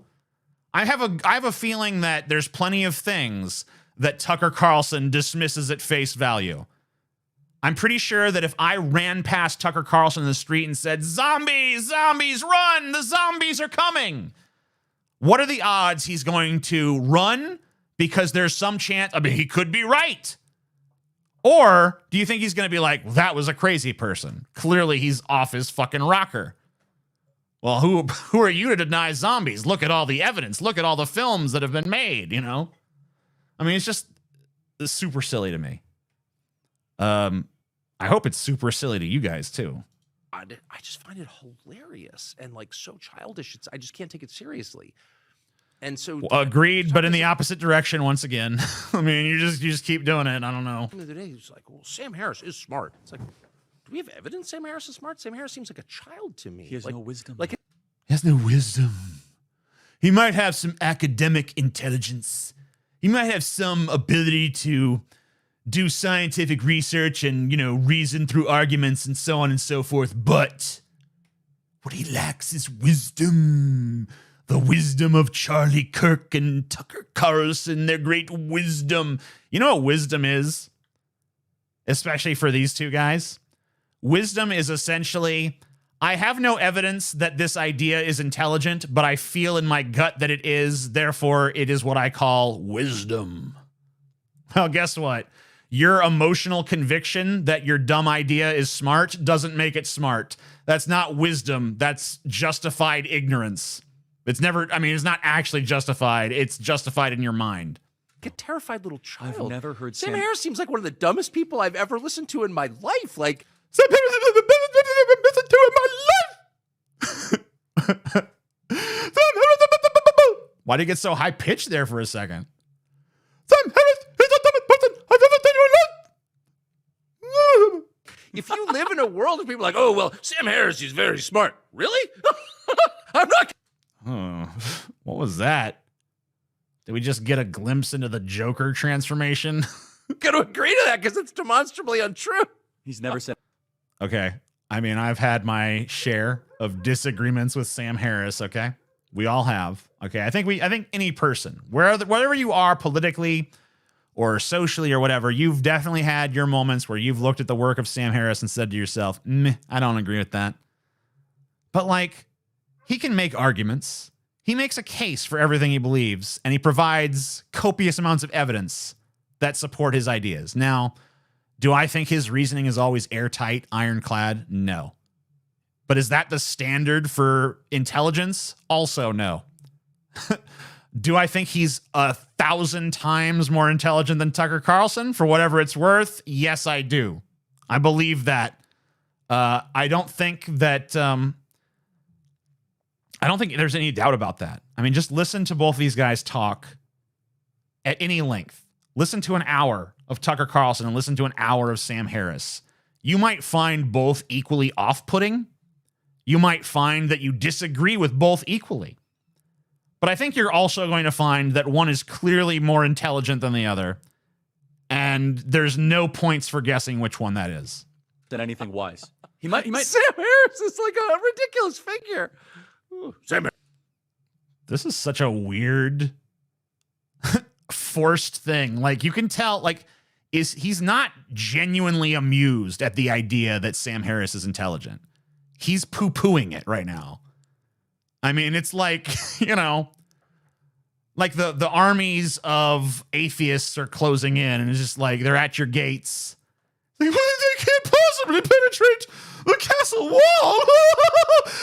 We're safe here. Like, it reads like that to me. You know what I mean? Harris is very smart. Oh, really? Okay. How are we measuring that? through how many degrees. Yeah, I mean, it's very like weird, like schoolyard bully kind of like, hey Sam Harris, what your mom give you for lunch, dork? Baloney again? Pfft, you must be poor. My mom made foie gras. Degrees you have. Oh my, what a wonderful shit show. I mean, I can't fathom what I've just seen. I don't know. I've been doing this for a number of years. You guys know that. I've been doing this shtick, this amazing atheist gig for the better part of a decade and a half now, right? And I gotta say, I've seen some dumb shit along the way. And this is not the dumbest. But it's definitely towards the bottom. And that's saying something because this is like national figures we're looking at. As far as national figures go, this might be a contender for the dumbest. Because everyone I've seen that's put forth something dumber than this has usually been some obscure no-name that you would never in a million years identify as anybody. You know, like I could say their name to you and you'd just be like, huh? Who? What? But Tucker Carlson, Charlie Kirk, a lot of people know who those guys are. A lot of people watch Tucker Carlson every night and rely on him as some sort of like propagator of truth. And he's this dumb. I'm not going to sit here and cackle and fake laugh about how dumb he is. But I could. Actually, you know what? I am going to do that. Tucker Carlson thinks he's a fucking intelligent person.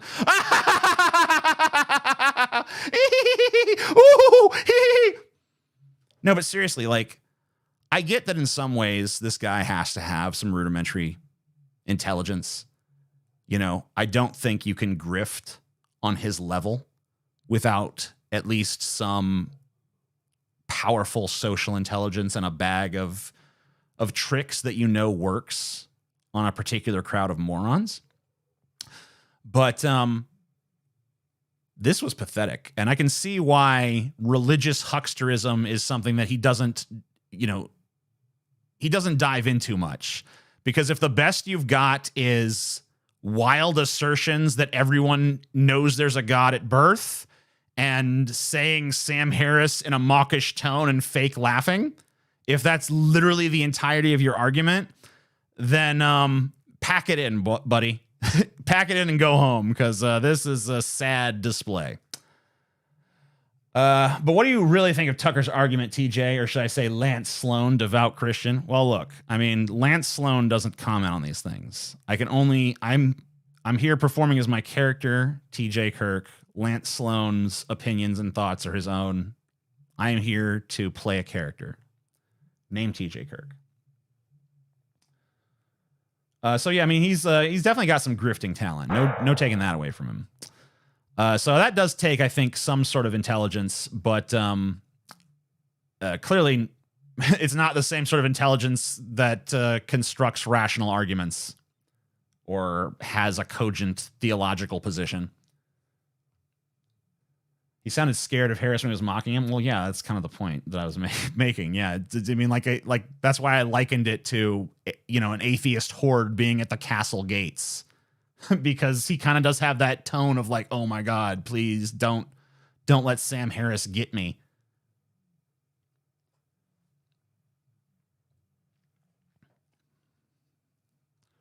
Lance Sloan sold me some real nice tobacco.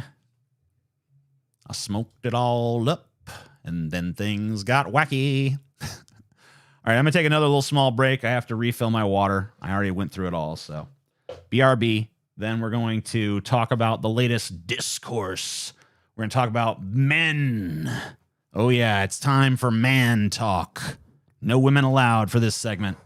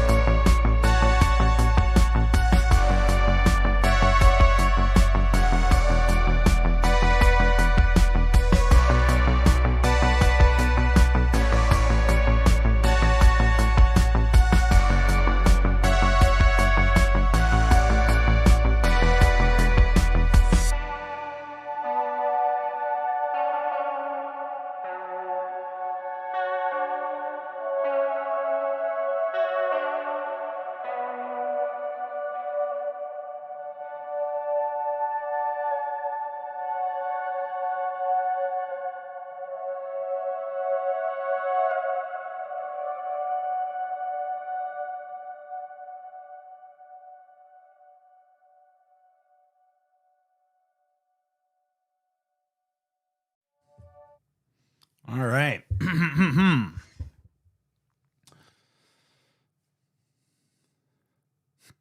Guys, I don't want to alarm you, but I just heard this rumor that Tucker has a bow tie up his ass 24/7. I can tell you right now that that's not a rumor. That's true. That's a fact. Everyone on Earth is born knowing that information. We're all born with an inherent belief, an inherent knowledge of the bow tie that's shoved up Tucker Carlson's ass. I mean, obviously, we all know that, right?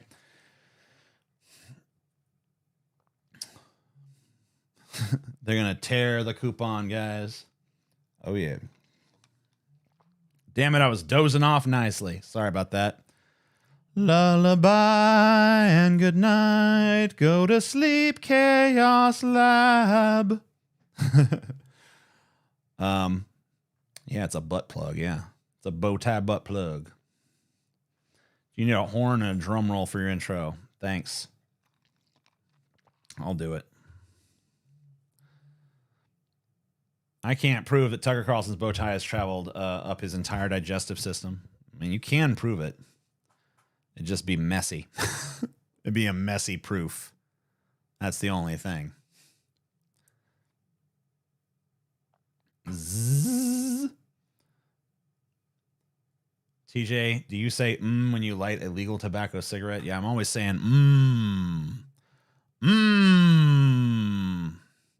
Hey, TJ, I'm an MRA and I challenge you to do a video against the MRM about a decade ago, and you accepted, yet you never delivered said video. I think this is your opportunity to redeem yourself. I'm supposed to do a video against the MRM, Men's Rights Movement? Is that it? I don't know. Is that even still a thing? I haven't heard shit about those guys in a minute.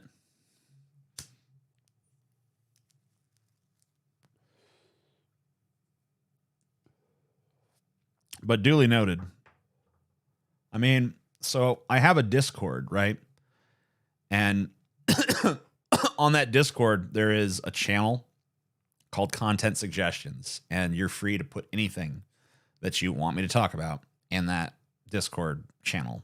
And I will look at it, and I will decide if I want to talk about it. So there you go. There's a place you can put forth whatever you want.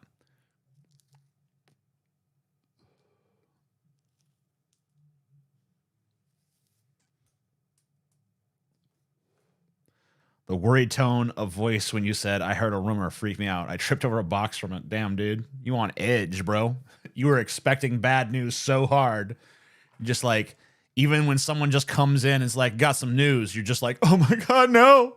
I can't handle it. No. It's like, oh shit, dude. Never mind. It can wait. You got problems.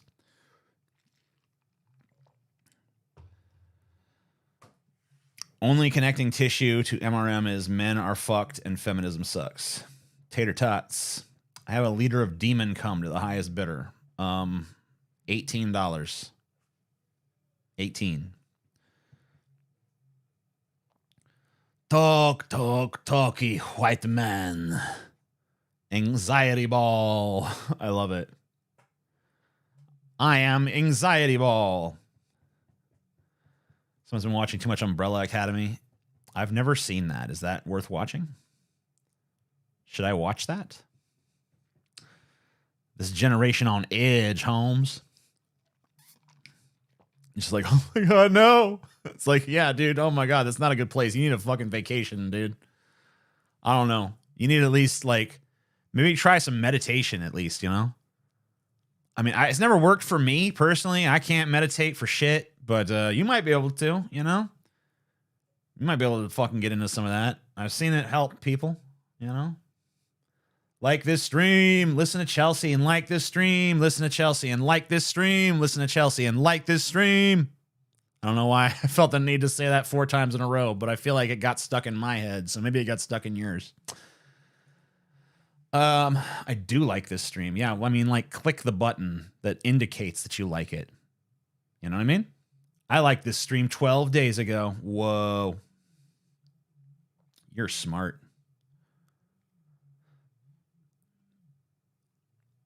Exercise is good too. That's true. Exercise is good. I mean, I don't like it, but it's good, you know? Stream of piss, piss of stream. Everybody knows life is a dream.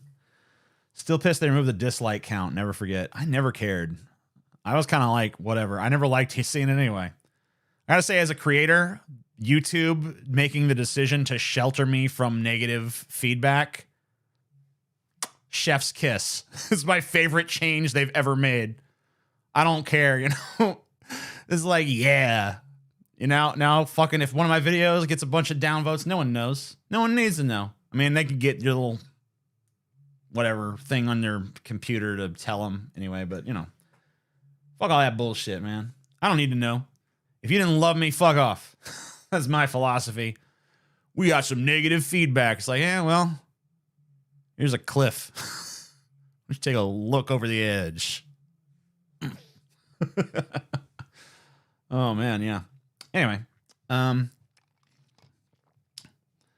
have an add-on that shows the dislikes. That's what I'm trying to say. That stupid add-on.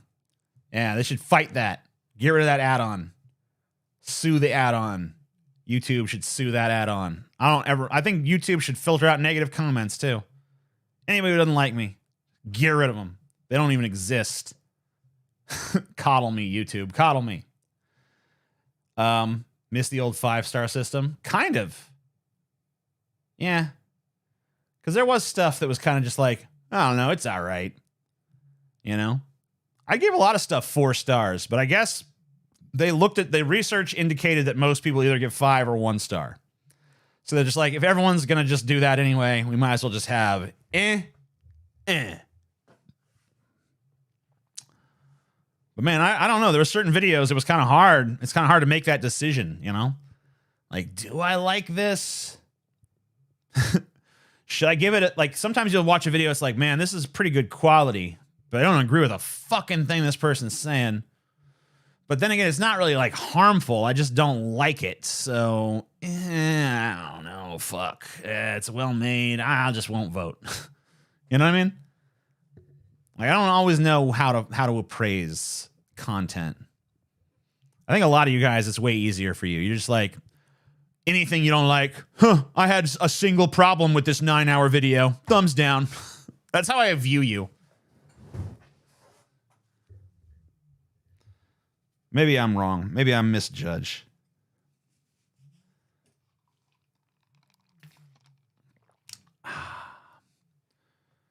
It's like Paul says about the like-dislike, that it's useless monkey button that doesn't allow for people to express their criticisms or praise for a video. They just mindlessly press a button.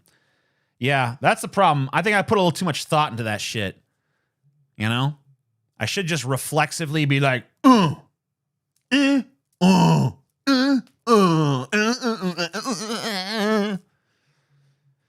Dislikes helped to disseminate disinformation. All right. I don't know, maybe. Who cares? The only thing the only thing I miss about dislikes is when we could like really just like show someone like, fuck you. But I don't know. I rarely felt like that was warranted. Sometimes I did, but not usually. Thag no like video. Selling iodine is a false flag.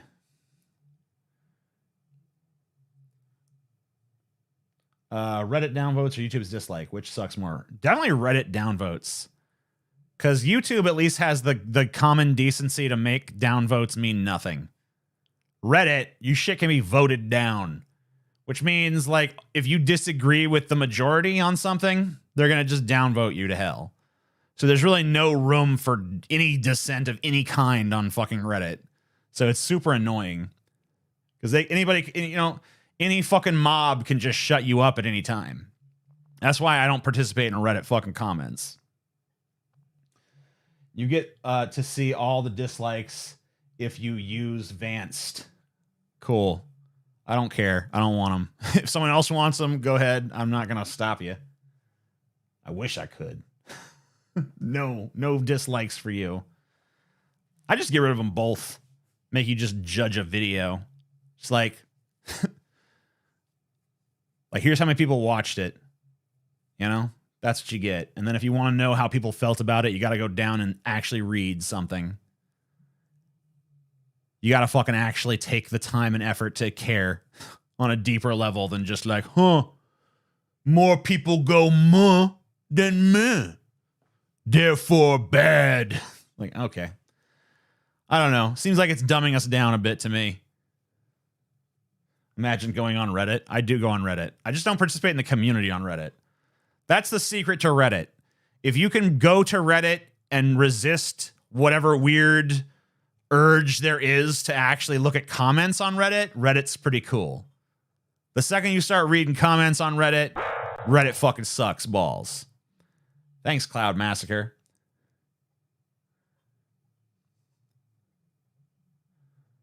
TJ, if you had the chance to fight Tucker Carlson, would you? Yeah. Not even because of, I mean, I just do it for the fucking infamy, I guess. Like, I'd just be like, I want to be the guy that slapped Tucker Carlson in the face or whatever. That'd be cool. I would accept that fame happily. Tutorial videos are things that desperately need the ratings, though. I can't stand when my time gets wasted with shit tutorials that don't teach you a goddamn thing. Yeah, I guess that's actually a good point.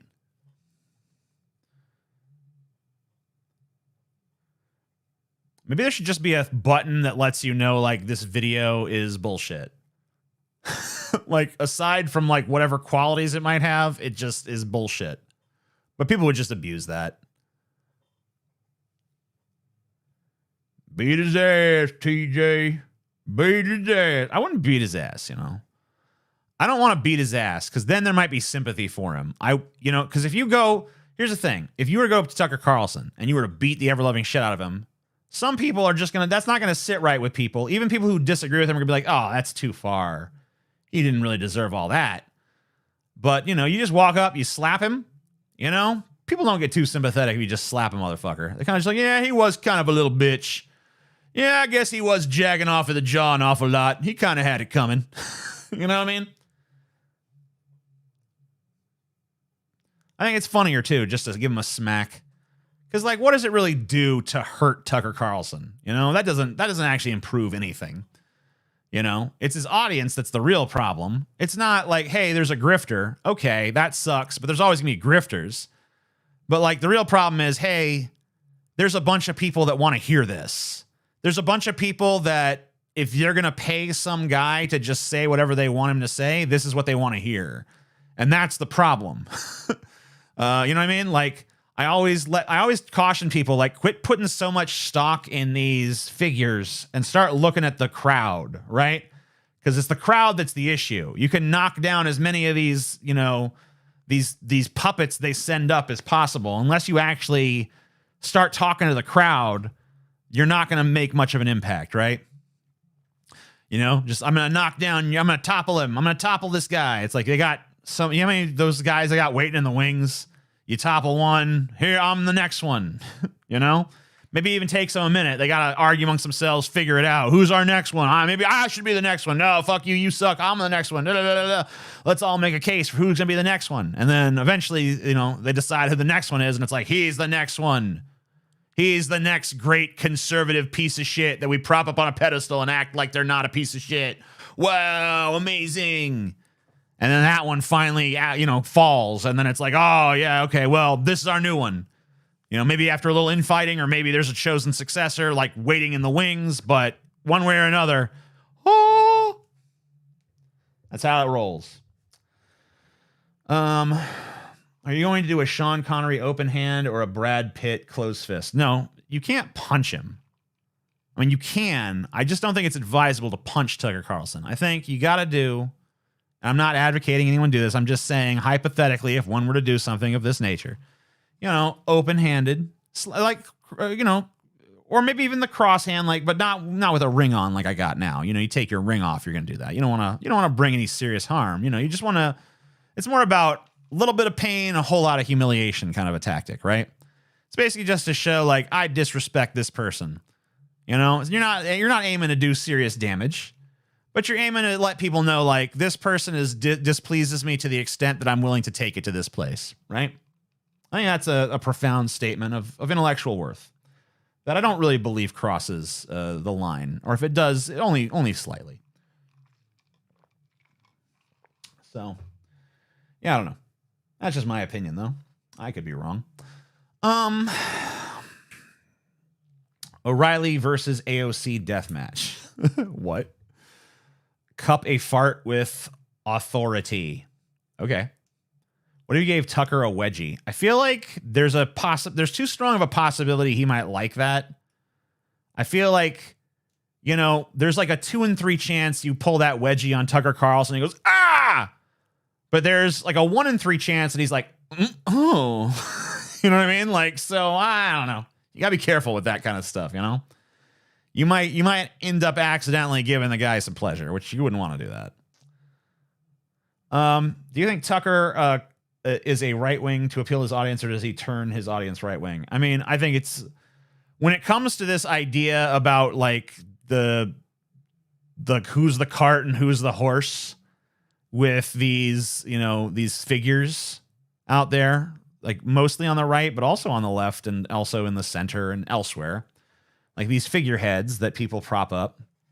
I tend to think that, the people pick somebody that represents them already, I don't think there's too many cases where someone through persuasion and guile, convinces people to join with them. I think it's usually the case that people who already want that, kind of just gravitate to that person.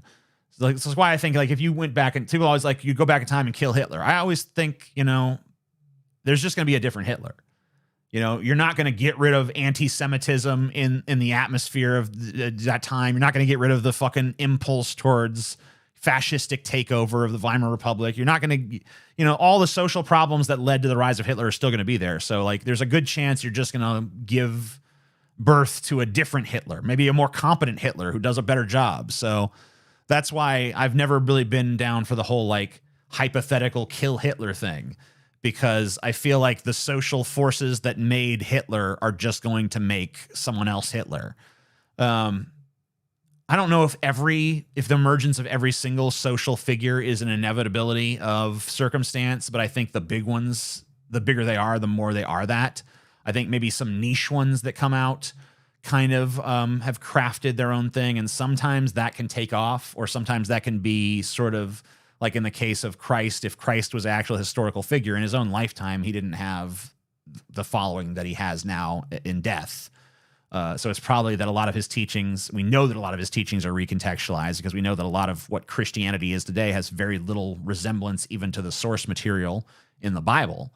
So, I think that there's like, I don't know, I think people gravitate towards something that they think represents them. I don't think that people are being created typically from the top down by some authority figure that's like, you are this thing.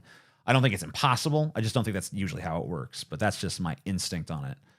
It'd be interesting to see if someone has done like a more in-depth sort of like analysis or meta-analysis or some sort of study about this kind of thing. I don't really know. Musty old book. Wait, but if the audience chooses the spokesman, how come all the big names are farther right and dog whistle to convince viewers? I think because the right wing in America is getting angrier and angrier at the state of things. I think that there's a lot of stressors that are acting on them right now. I think the main stressors that are aggravating them at the moment are a belief that the traditional values that they were raised with are crumbling, which, they are. So it's fair that they're upset about that. I mean, I think that the world is better off without those values. But when they say, like, our old traditions are dying, yes, they are. To me, it's a good thing, but I can understand why that's like stressful to them, because that's the way they were raised. That's the world they've known. And now all of a sudden things are changing at an increasingly rapid pace. And it's hard for them to adapt or keep up, and they don't really want to. So they drag their feet and they get upset and they back regressive slogans like "Make America Great Again" because they're hearkening back to some past. but really the genie can't go back in the bottle. So I think that's a stressor. I think that the changing racial demographics of America are a stressor. I think that a lot of right-wingers got absolutely incensed when Obama was elected. I remember my father, they did a piece about Obama on 60 Minutes. And Obama was featured prominently on that 60 Minutes piece, and they were saying this could be the future of the Democratic Party. There's presidential talk around this guy. And my dad, turned off the TV in disgust and was just like, they'll never make an N-word. He didn't say N-word. He said the word. They'll never make an N-word president in this country. We won't allow it. So, when that got defied, I think that a lot of these, right-wingers definitely got really fucking deranged. I think that, you saw it happen. You saw the crazy conspiracies they cooked up to make it not so. Really, birtherism is proto-Q shit, right? And that was embraced by Trump. And the reason Trump won is probably because he embraced that shit. Probably because he was known in political circles as the guy who questioned the authenticity of Obama's presidency, saying, he wasn't really born here. He's a plant from Kenya. He's like a Manchurian candidate. So I think that was kind of like the stressors that are, making conservatives become ever more deranged, because they see that there is this culture war, and they see that they're primed to lose it. So they're trying very mightily and struggling extraordinarily to prevent that from happening. But unfortunately, there's just a lot of stuff going against them. The demographic war is hard to win. That's why they're trying as hard as they can to restore some sort of 1950s sort of mentality in this country. But even if they did, that would still by necessity have to be like a multiracial sort of vision of that. And that just doesn't really work. It's not cogent, because you need an underclass in America to function under the current system. Do you think feminism can properly address men's issues? I feel there are too many Sarkeesians who are more interested in controlling men than helping. Well, I think that's a good transition into our topic there. Our next topic. So, let's go ahead and read this Vaush tweet. Someone was in the chat earlier saying oh man, he's going to cover Vaush again. It's well, in this instance, this is kind of like what everyone's talking about right now. So I wanted to take a look at it. So this is the discourse, right?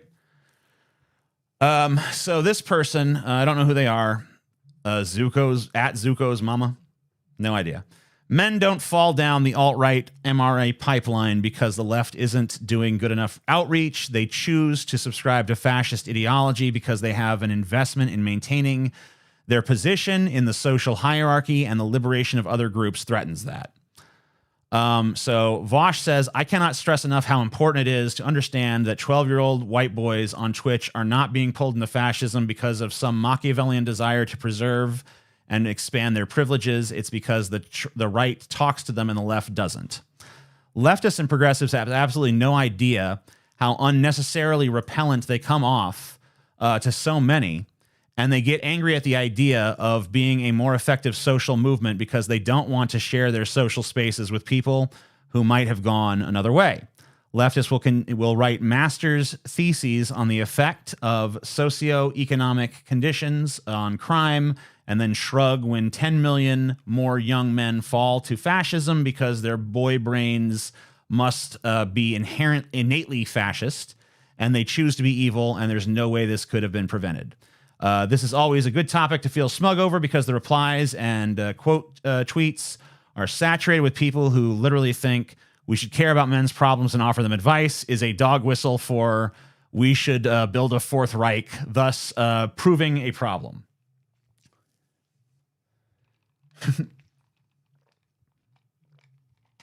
So I thought that a good place to kind of jump into this discussion would be by watching Vaush discuss these tweets with Anita, not Anita Sarkeesian. That would be weird. With what's this chick's name? The Young Turks chick. I can't remember her name. It slips my mind. Today, talk about this is the man behind the Twitter thread, Vaush. And I want to thank you, Vaush, for too fast. Not for me, but for these guys. We'll do 1.5. taking some time to talk to us about this today. Oh, it's an absolute delight. I don't mind the cam, by the way. Like young men, my camera encoder is alienated, just in this case from Skype. It's a pleasure to talk with you about this. So this is something that I've been thinking about a lot because I've been just noticing. Pretty toothless stuff on that Skype joke there, you know? pretty wholesome shit there, Vaush. I'm not one of these people that uses wholesome as a compliment. That was gross. Don't do wholesome. I don't like it. Makes me mad. Noticing it in triggers me real bad. The community around me, you know, just like the Anna Kasparian is her name. Thank you, chat. You're so wise. loneliness and how atomized men are. And I don't see it as, you know, addressing it isn't, in my opinion, a right-wing perspective or a right-wing task. I think that there are issues that the left would do a far better job in addressing as opposed to more nefarious right-wing figures like, let's say, Andrew Tate or Jordan Peterson. So before we get to all of that, what the potential solutions could be, talk to me about what you see, what you think the problem is right now with young men feeling alienated in the United States. Well, I think a lot of it comes down to something leftists tend to be more comfortable talking about, which is toxic masculinity. You know, male loneliness is often an emergent property of toxic masculinity, which is, by the way, nobody likes this term, right? The right gets really upset when you say toxic masculinity because it sounds like you're upset with masculinity in general, and it's a really vague term. So let's just say, I think a lot of guys can be kind of antisocial because they're taught that sort of independence is a masculine virtue. They're taught that, you know, there's value in keeping your feelings bottled up. Now, obviously, it's pretty harmful. It makes people feel kind of lonely, makes them bad at reaching out to others, connecting, sharing their interests, building friendships. I think it's one of the reasons why guys tend to view dating as sort of adversarial, because they don't think of like a woman as like, oh, you know, well, maybe we'll just get along on some shared interests. Maybe we'll have something in common. They think of it as this like a mating battle, which, you know, I don't think it has to be. And as a product of that, a lot of guys feel like they have no social inroads and they're kind of drifting through life without connections to people. It really sucks. And the left could, you know, use that as an opportunity to maybe improve some people's lives, introduce them to. I mean, reading between the lines a little bit, I'm not fucking throwing aspersions here, but I mean, like, it's kind of like, hey, you know, this gullible group of fucking social misfits, we could probably exploit those guys on the left here too. It's probably a good idea that we try to get some of those, you know? And the rest of the left is like, but we don't like them. We don't like them. You know, few of them here and there peppered in. All right. Baseline tolerable, but you want a bunch of these like men joining our ranks, you know? These they, you know, you say disaffected lonely men and like instantly it's like a million comic book guys from The Simpsons and shit in their minds. It's like, yeah. I mean, that's basically what's being said, right? Is like, we need to, Vaush is basically saying like, guys, I think we should try to win some of these over to our team because we're going to need that. We're going to need the reinforcements. And a bunch of other leftists being like, Vaush, we don't even like you here. The idea of there being a bunch more of your kind here, frankly, makes us sick. Please go away. That's basically what this argument really is, boiled down to its essence. And I mean, like, the weird thing about this whole argument is that both sides are right and their opinions don't even contradict each other. That's why I think the argument I just laid out is what's really going on here. What I just laid out is the actual subtext of this argument. I mean, it really should just be the text. They should really just have it out and argue about like Vaush being like, we need these guys, we need them on our team, we need them on our help, and them being like, we don't like them, we don't like you, we don't like your ideas, fuck off. That's the whole fucking thing that's actually happened here. So this like idea about it's this deeper question about lonely men, kind of ridiculous to me.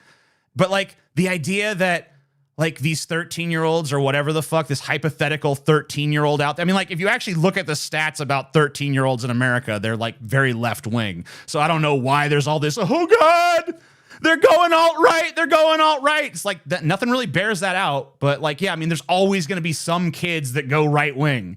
There's like always going to be right wingers. You're never going to have a day where it's like, woo, they're gone. You know, it's not going to happen. Even if you killed them all, there's going to be more. Like it's an idea. It doesn't die. It's not genetic. It's like there's always going to be some people who get suckered in to the right-wing grift. Usually it happens when they're older, but sometimes it does happen when they're fucking young. And, you know, the concern, I guess, is about these figures like Andrew Tate and Jordan Peterson and this and that. I don't really think there's too many 13-year-olds listening to them. I think it's probably a little bit older of a demographic than that. But, you know, hey, whatever. Assuming it is like granting this hypothetical, you know, impressionable 13-year-old that just, oh yeah, you know, is it true that the left talking to them would help recruit them and it's a good idea to do that? In my opinion, yeah. But is it also true that they kind of go in with their eyes open and know what the fuck they're doing and it's not just because they're these poor lonely souls? Yeah. Because guess what? As a man with a dick and balls, unless you are like an aberration, like an asexual or something, you want sex. Women want it too, but men really want it, okay? Men really want it. And the reason that men want it more is probably more of a social reason. It's because women can get it whenever they want. You know, any woman, she's bombarded. Like, I've seen it. Like, you know, there's bombarded with offers all the time. Hey, you interested in me? Hey, you interested in me? Hey, you interested in me? No. I'm not. Sorry. Fucking bitch, fucking lesbian, blah, blah, blah. That's what happens. So, these guys are desperate for sex. You know, they want it. They want it so goddamn bad. And the left comes to them and says to them, like, no woman owes you sex. Totally true statement. 100% a true statement. No woman does owe them sex. But you know what they hear when they hear that statement? You're going to be lonely forever. Everything you want in life, it's never going to happen for you. And that's the way things should be. You know, that's what they hear. I hate to tell you, that's just what the fuck they hear. That's the messaging they get out of that. And the right wing comes to them and says, like, you know what? You are owed sex.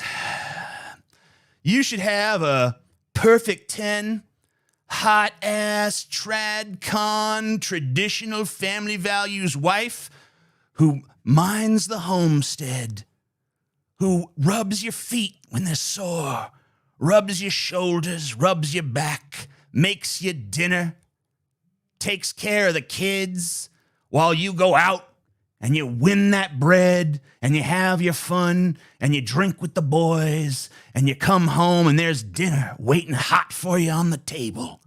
And it's summer barbecues and it's old school traditional American values like you seen on Leave It to Beaver. Oh yeah, back when things used to be good. It was a man's world back then.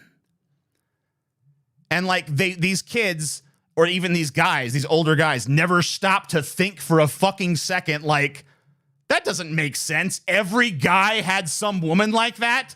A perfect 10 subservient fucking, like, that wasn't real.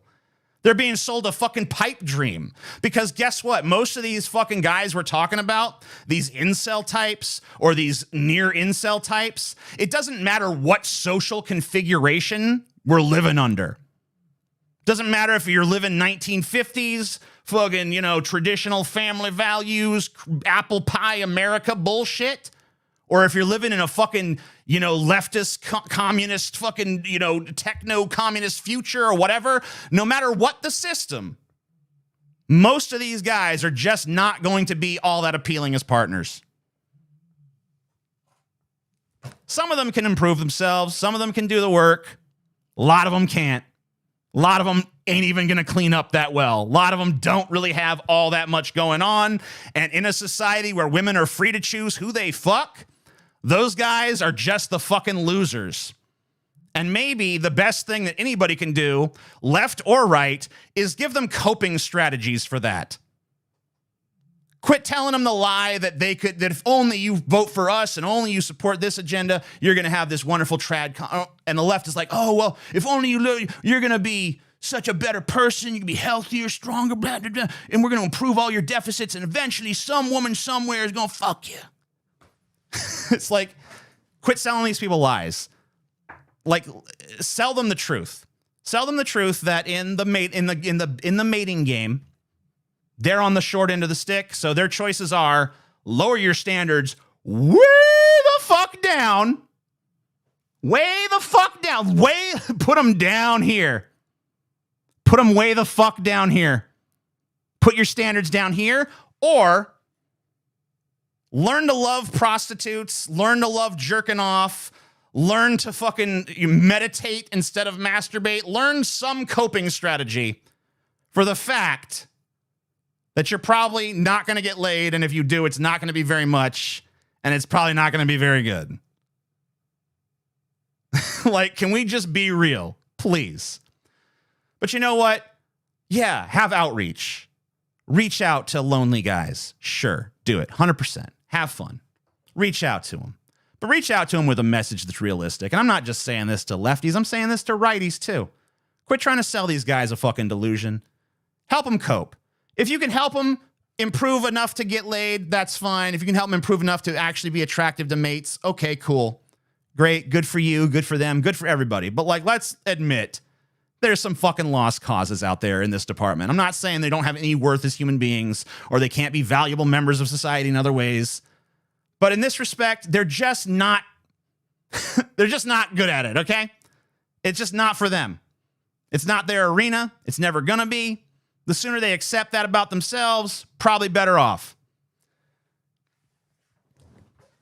I don't know. Is that am I wrong for this rant, guys? I intentionally didn't look at the chat because I didn't want to get distracted, but like, am I right or am I wrong on this? Tell me now.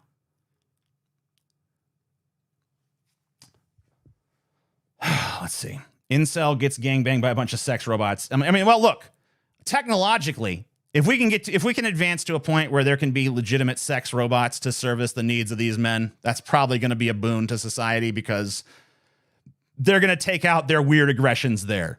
And they're not going to shoot up yoga studios. Are you projecting? I am married. I've had sex. Okay? I've had sex a couple times. No lies detected. 100% correct. Way better than Paul on this. You're right, 100%.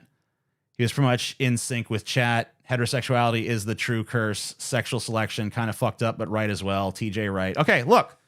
Wonderful. It seems like most of you have heard what I've had to say and realized that I am the one person, I was the chosen one on this, to cut through the fucking copious amounts of insane bullshit and point out the truth of what's really going on in this debate, which is, once again, Vaush saying, we need these people in our ranks, and the left at large being like, no, we don't. We hate men. We hate you.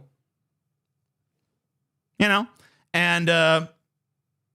And the truth about these guys is that a lot of them are hopeless, and that if you have a society where women have agency, some of these guys are not going to get laid ever, and they need to be trained to accept that, not fed delusions about how someday they can get laid, if only they either A, embrace regressive social politics, or B, administer some sort of like leftist re-education that's going to turn them into, Nietzschean supermen that the women swoon for, right?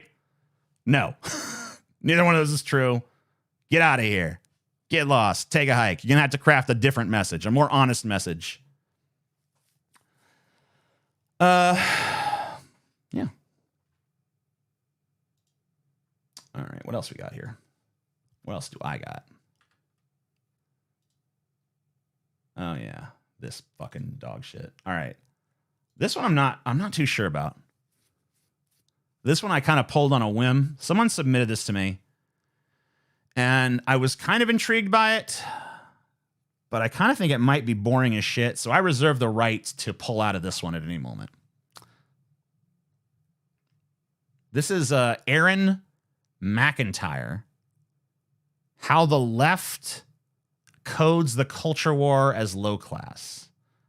Oh, you know what? I think I missed a few super chats. I'll reintroduce it in a minute. I think I missed a few super chats while I was raving. So I'm just going to try to okay, I can only go back so far, so hopefully I'm not going to miss any. Danny Smith gave $10, says, feminists scream that 3/5 of men are grapists. Right-wing grifters mock that absurd idea. So they think they're right. Calling all men grapists is dumb. I bet they're right about other things. And then Jenna Nix says, love you, TJ. Thank you. And they both gave $10. And I think that's all the one. Oh, no, I had this one too. Justin Wallingford gave $5. Says, TJ, any thoughts on lottocracy? I'm really trying to push people the idea out. I'm really trying to push the idea out to more people. I want to hear why it wouldn't work, if indeed it wouldn't. I've never actually heard the term. I'm going to go put it on my whiteboard along with Kim Dracula.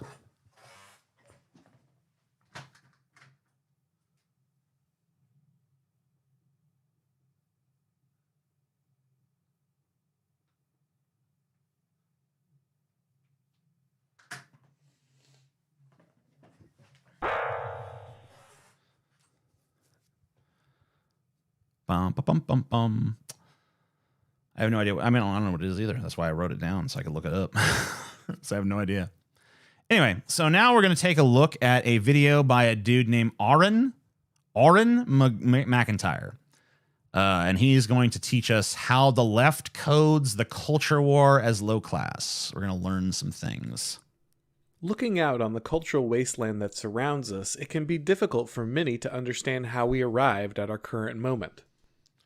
I guess I'm just supposed to like take for granted that everything is horrible right now. It's like everything is worse than it's ever been and there's nothing good in the world and this is all just trash. There's been no improvements on any front.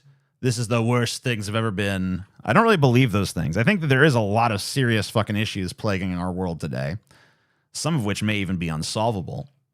But I don't think that we can just write off present day society as like a total wash. I think there actually is some good things we've done and are doing, albeit too slowly.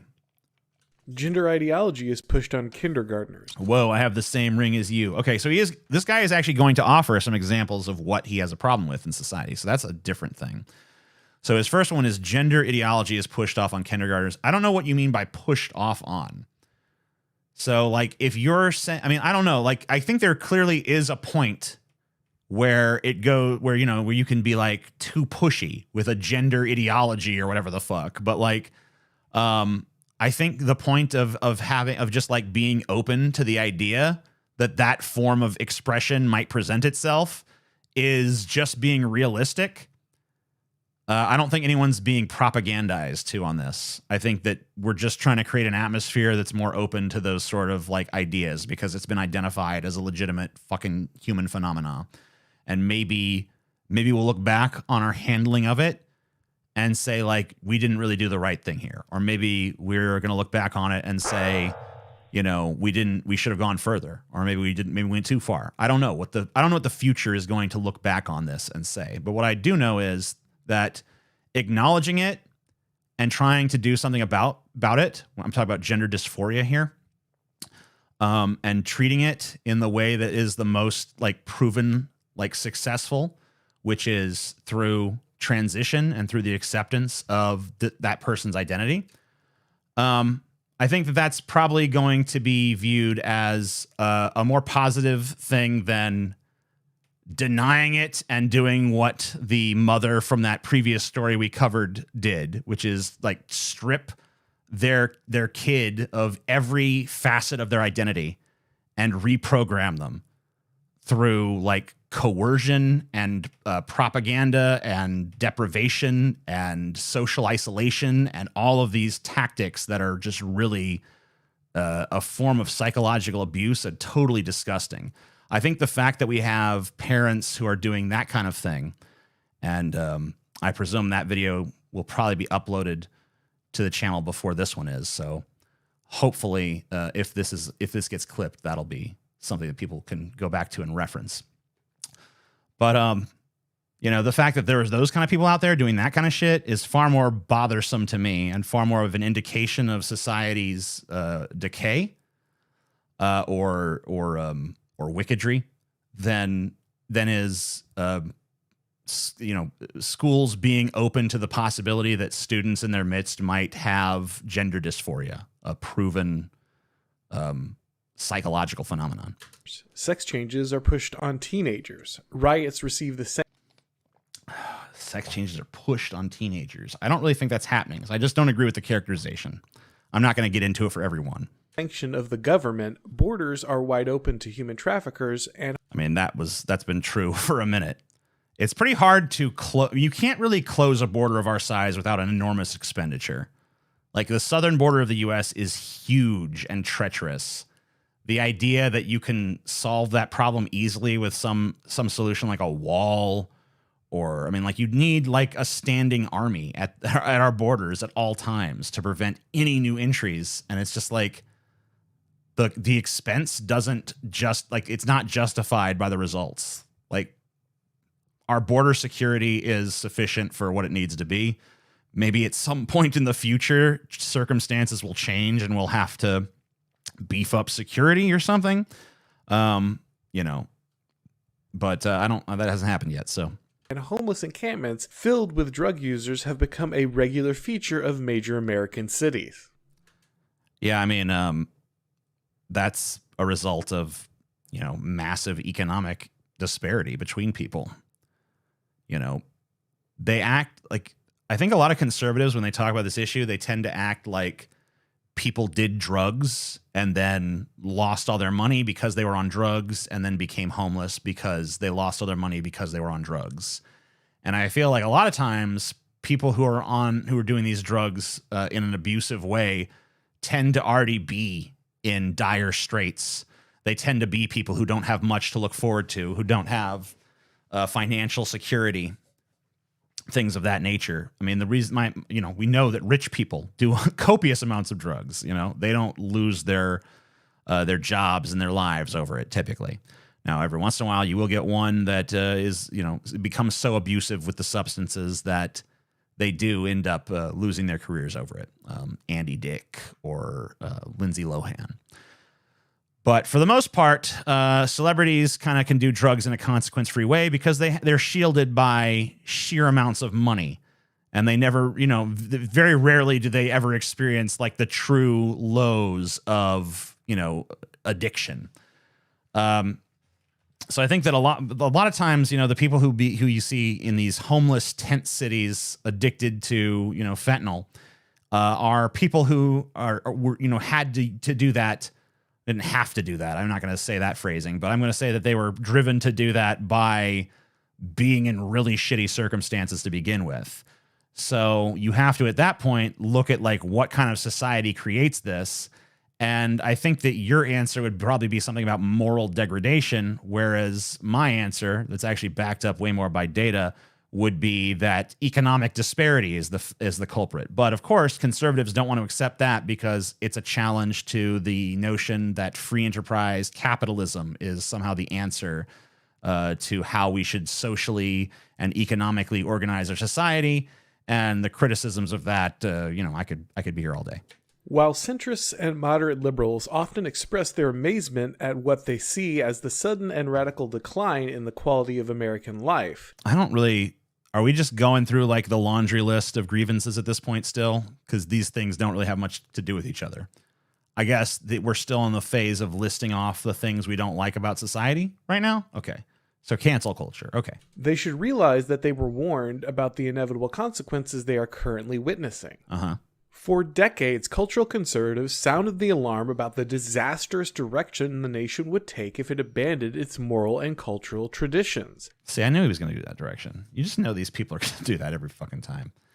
Yeah, I mean, like, we don't have homelessness and, like, cancel culture and all this because we abandoned some great moral tradition, okay? Like, if anything, cancel culture is about holding people more to account. If anything, it's a hyper moral panic. If anything, it's too far into the realm of like we're so moral that no one can make any mistakes. It's like, okay, too far. Settle down. We're the internet lynch mob. We're here to destroy you. It's like, okay, cool, great. Sit, have a seat, take a number.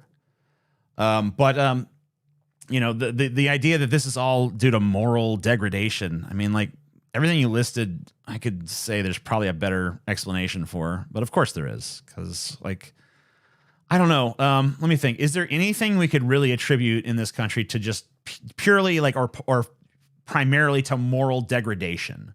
This is just about moral degradation here. I'm really struggling to think of anything like that. I think that, what you call moral degradation, I would call freedom of choice. So yeah. But those warnings fell on deaf ears.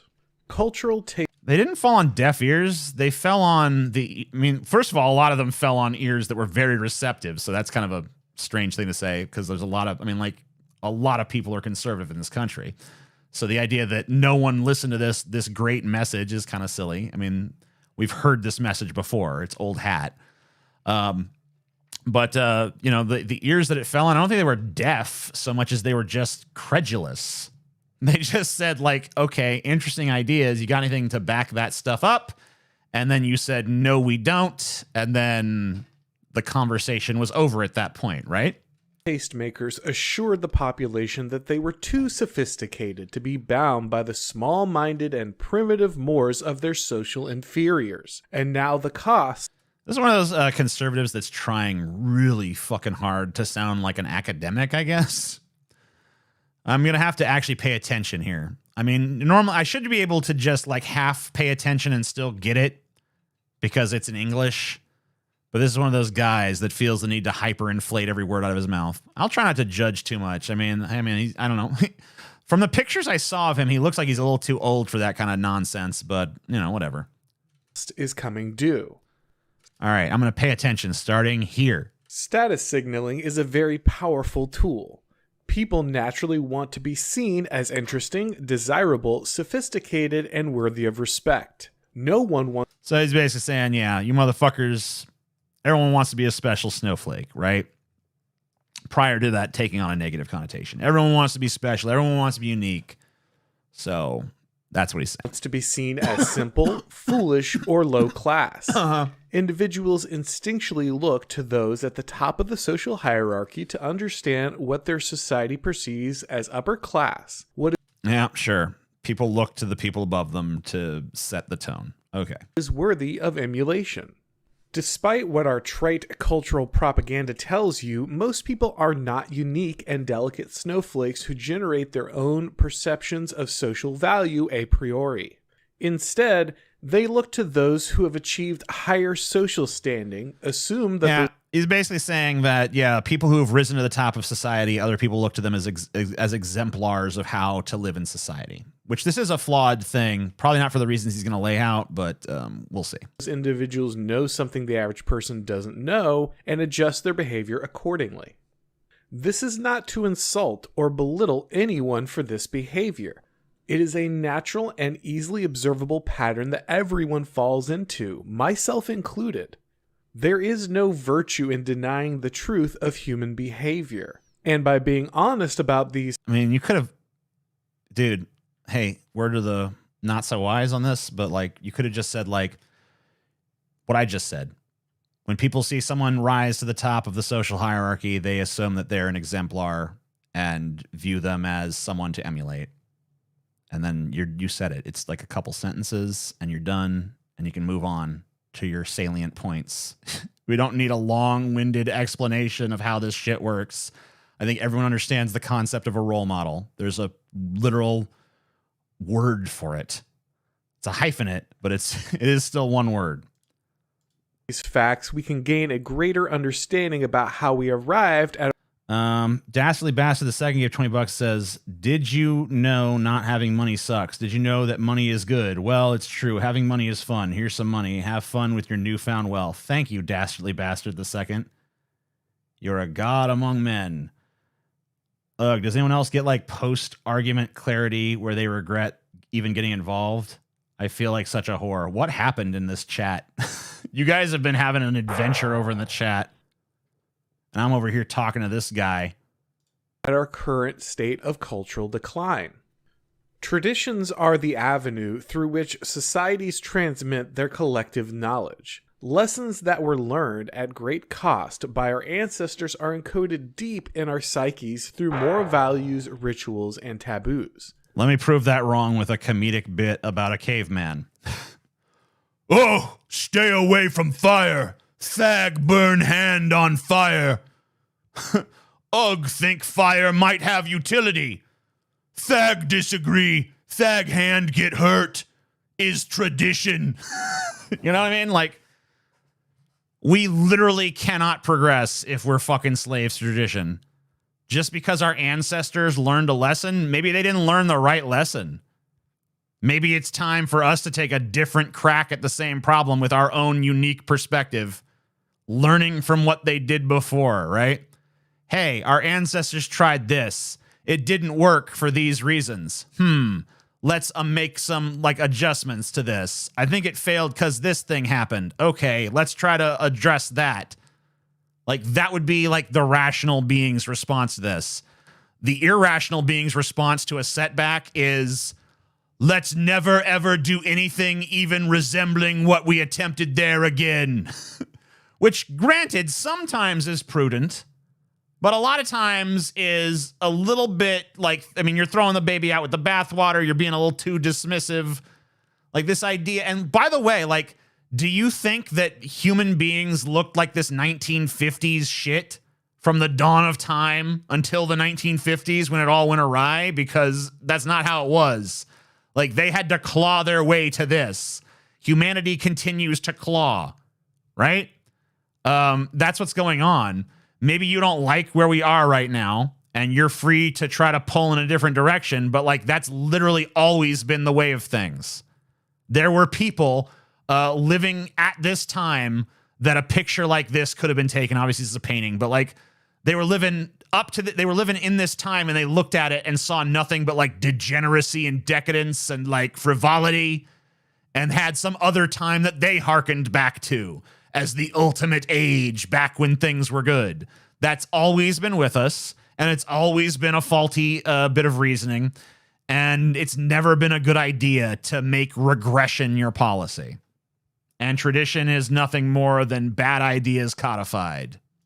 This social continuity, this great chain of being, is one of the key things that binds a group together and makes them a cohesive people or nation. It is what grants us identity, purpose, and a sense of belonging. No, it's what prevents identity. This is the dumbest thing I hate about conservatives, man. I hate this shit where they say that we derive our identity from basically the collective. This is some weird Orwellian doublethink mixed with like the values of the Borg from Star Trek. Individuality does not come from joining the herd and, you know, cultural hegemony. It comes from the ability to explore different facets of your personality and belong to different subcultures and to travel freely this globe of ours, and to be exposed to different people, different ideas, different cuisines, different architectural styles, different everything. See it all, see as much as possible, and, you know, incorporate what you like and don't incorporate what you don't like. And through that process of selection and choosing and you know, making these choices about where you want to go, who you want to talk to, how you want to dress, making those choices is what constitutes becoming an individual. Doing this just means that you've given up on any pursuit of individuality and you've decided you're just going to be a unit. That's what this is. This is the opposite of individuality. So don't tell me it's individuality. It's not. That's Orwellian bullshit. This is not individuality. This is the fucking antithesis. Belonging. If you want to fundamentally transform a society to grant you or your group more power, one of the most effective things you can do is work to alter the underlying traditions and morals of that society. But achieving this is harder than it sounds. These truths are usually deeply ingrained in the fabric of a society. That is a very weird way to phrase a struggle for civil rights. You know, basically anybody, I mean, think about that. Think about viewing every civil rights movement in this country as an attempt to undermine the existing values of that country to the point where your group now is in power. So basically, it's just viewed by them as like a little piece of a power struggle. Everything is viewed from those dynamics. There's no concept in the conservative brain about justice. There's no concept in the conservative brain about freedom. There's only our group have power. Anyone who go against us for any reason or try to make us change our mind is against our power and wants to threaten our power, and we have to suppress them. And that's the entire mentality. They behave like an ant colony. They behave like a cluster of cancer cells. They behave like any sort of superorganism does. They act with one will. They have one intent. They know exactly what lies they need to tell when. They know exactly when to pretend to be for this thing or that thing when they're really hiding their true agenda. I mean, this is so fucking transparent to me. I don't know who doesn't see it. I don't know how many of the conservatives who pretend they don't see it are being honest when they pretend they don't see it, and how many know it's the truth but believe it in their hearts but just won't say it out loud because they know it sounds bad. I mean, but this is the truth, right? Like, can we admit that? Am I wrong? Am I not seeing something? They are woven at every level into the day-to-day existence of the average person. These traditions inform family formation, religious observances, workplace interactions, artistic pursuits, and even casual entertainment. The project of replacing those values must alter the moral framework that guides the lives of members of that civilization. And the best... So if you have freedom, necessarily you're going to have to broaden your horizons, right? If you can only create art that falls within the spectrum of one particular moral ideal, if you can only dress in a way that fits that ideal, if you can only arrange your family in a way that meets that ideal across the board, what you're basically saying is that there is a prescribed way to live your life that people should adhere to, and anybody who doesn't adhere to it is a threat to that way of life. How can you possibly look at that and view that as freedom or individuality? It is the opposite in every way. What is the counter argument to that? There isn't one. I'm just flat out fucking right on that. The best way to do that is to hijack the system of social signaling.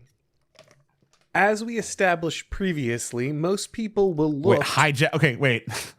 This guy's about to say that, like, the popular people have been, like, artificially placed there in order to, like, push this narrative agenda. But, like, people get popular organically. You can't manufacture popularity. Ask anybody in marketing. Like, if there's a product that just flat out has no desirability to it, you can't sell that fucking product no matter how much money you put into advertising it. Look at all these box office flops like Cutthroat Island. There was nothing that Disney could do. I think it was Disney. There was nothing they could do. There was no advertisement campaign they could put out. There was no fucking way to show that movie. There was nothing they could possibly do to sell it to the American movie-going public. It just didn't hold any appeal. No matter how much money they poured into it, they just couldn't get people interested. And that's how it is with popularity. Like, no matter, like, someone has to have something going on.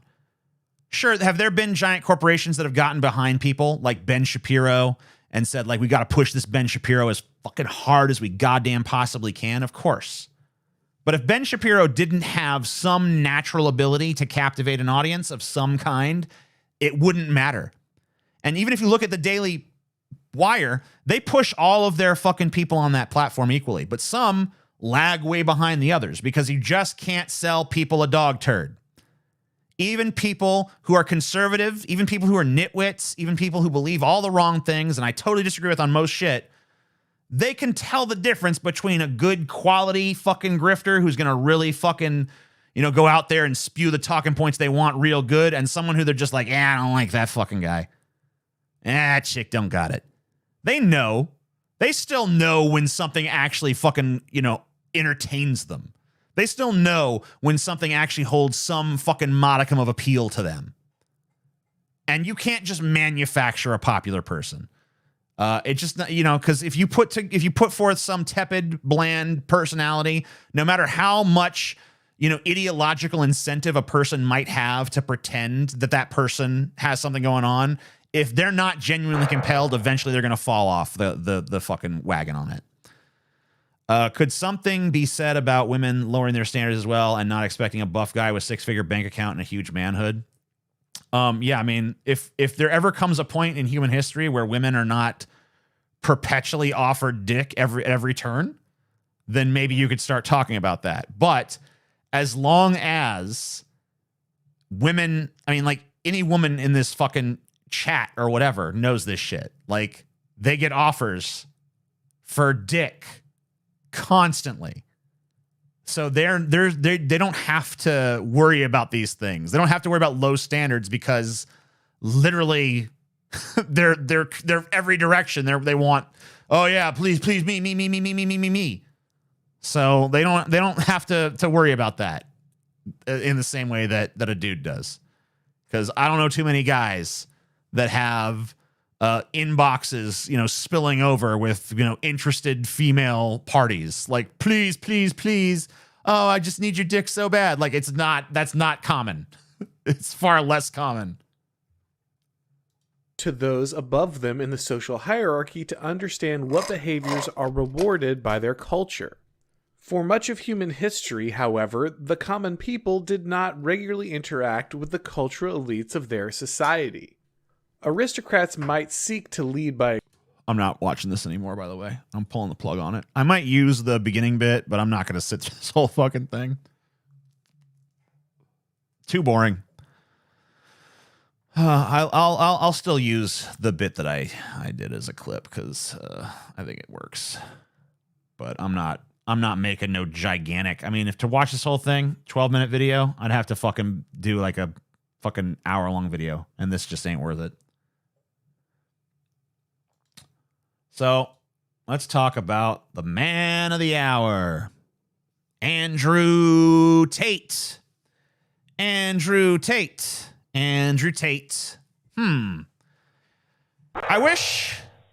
Can I make a confession, you guys? I wish Andrew Tate was not the man of the hour. Not because he's horrible, though he is. Not because he's like super misogynistic, but he obviously is.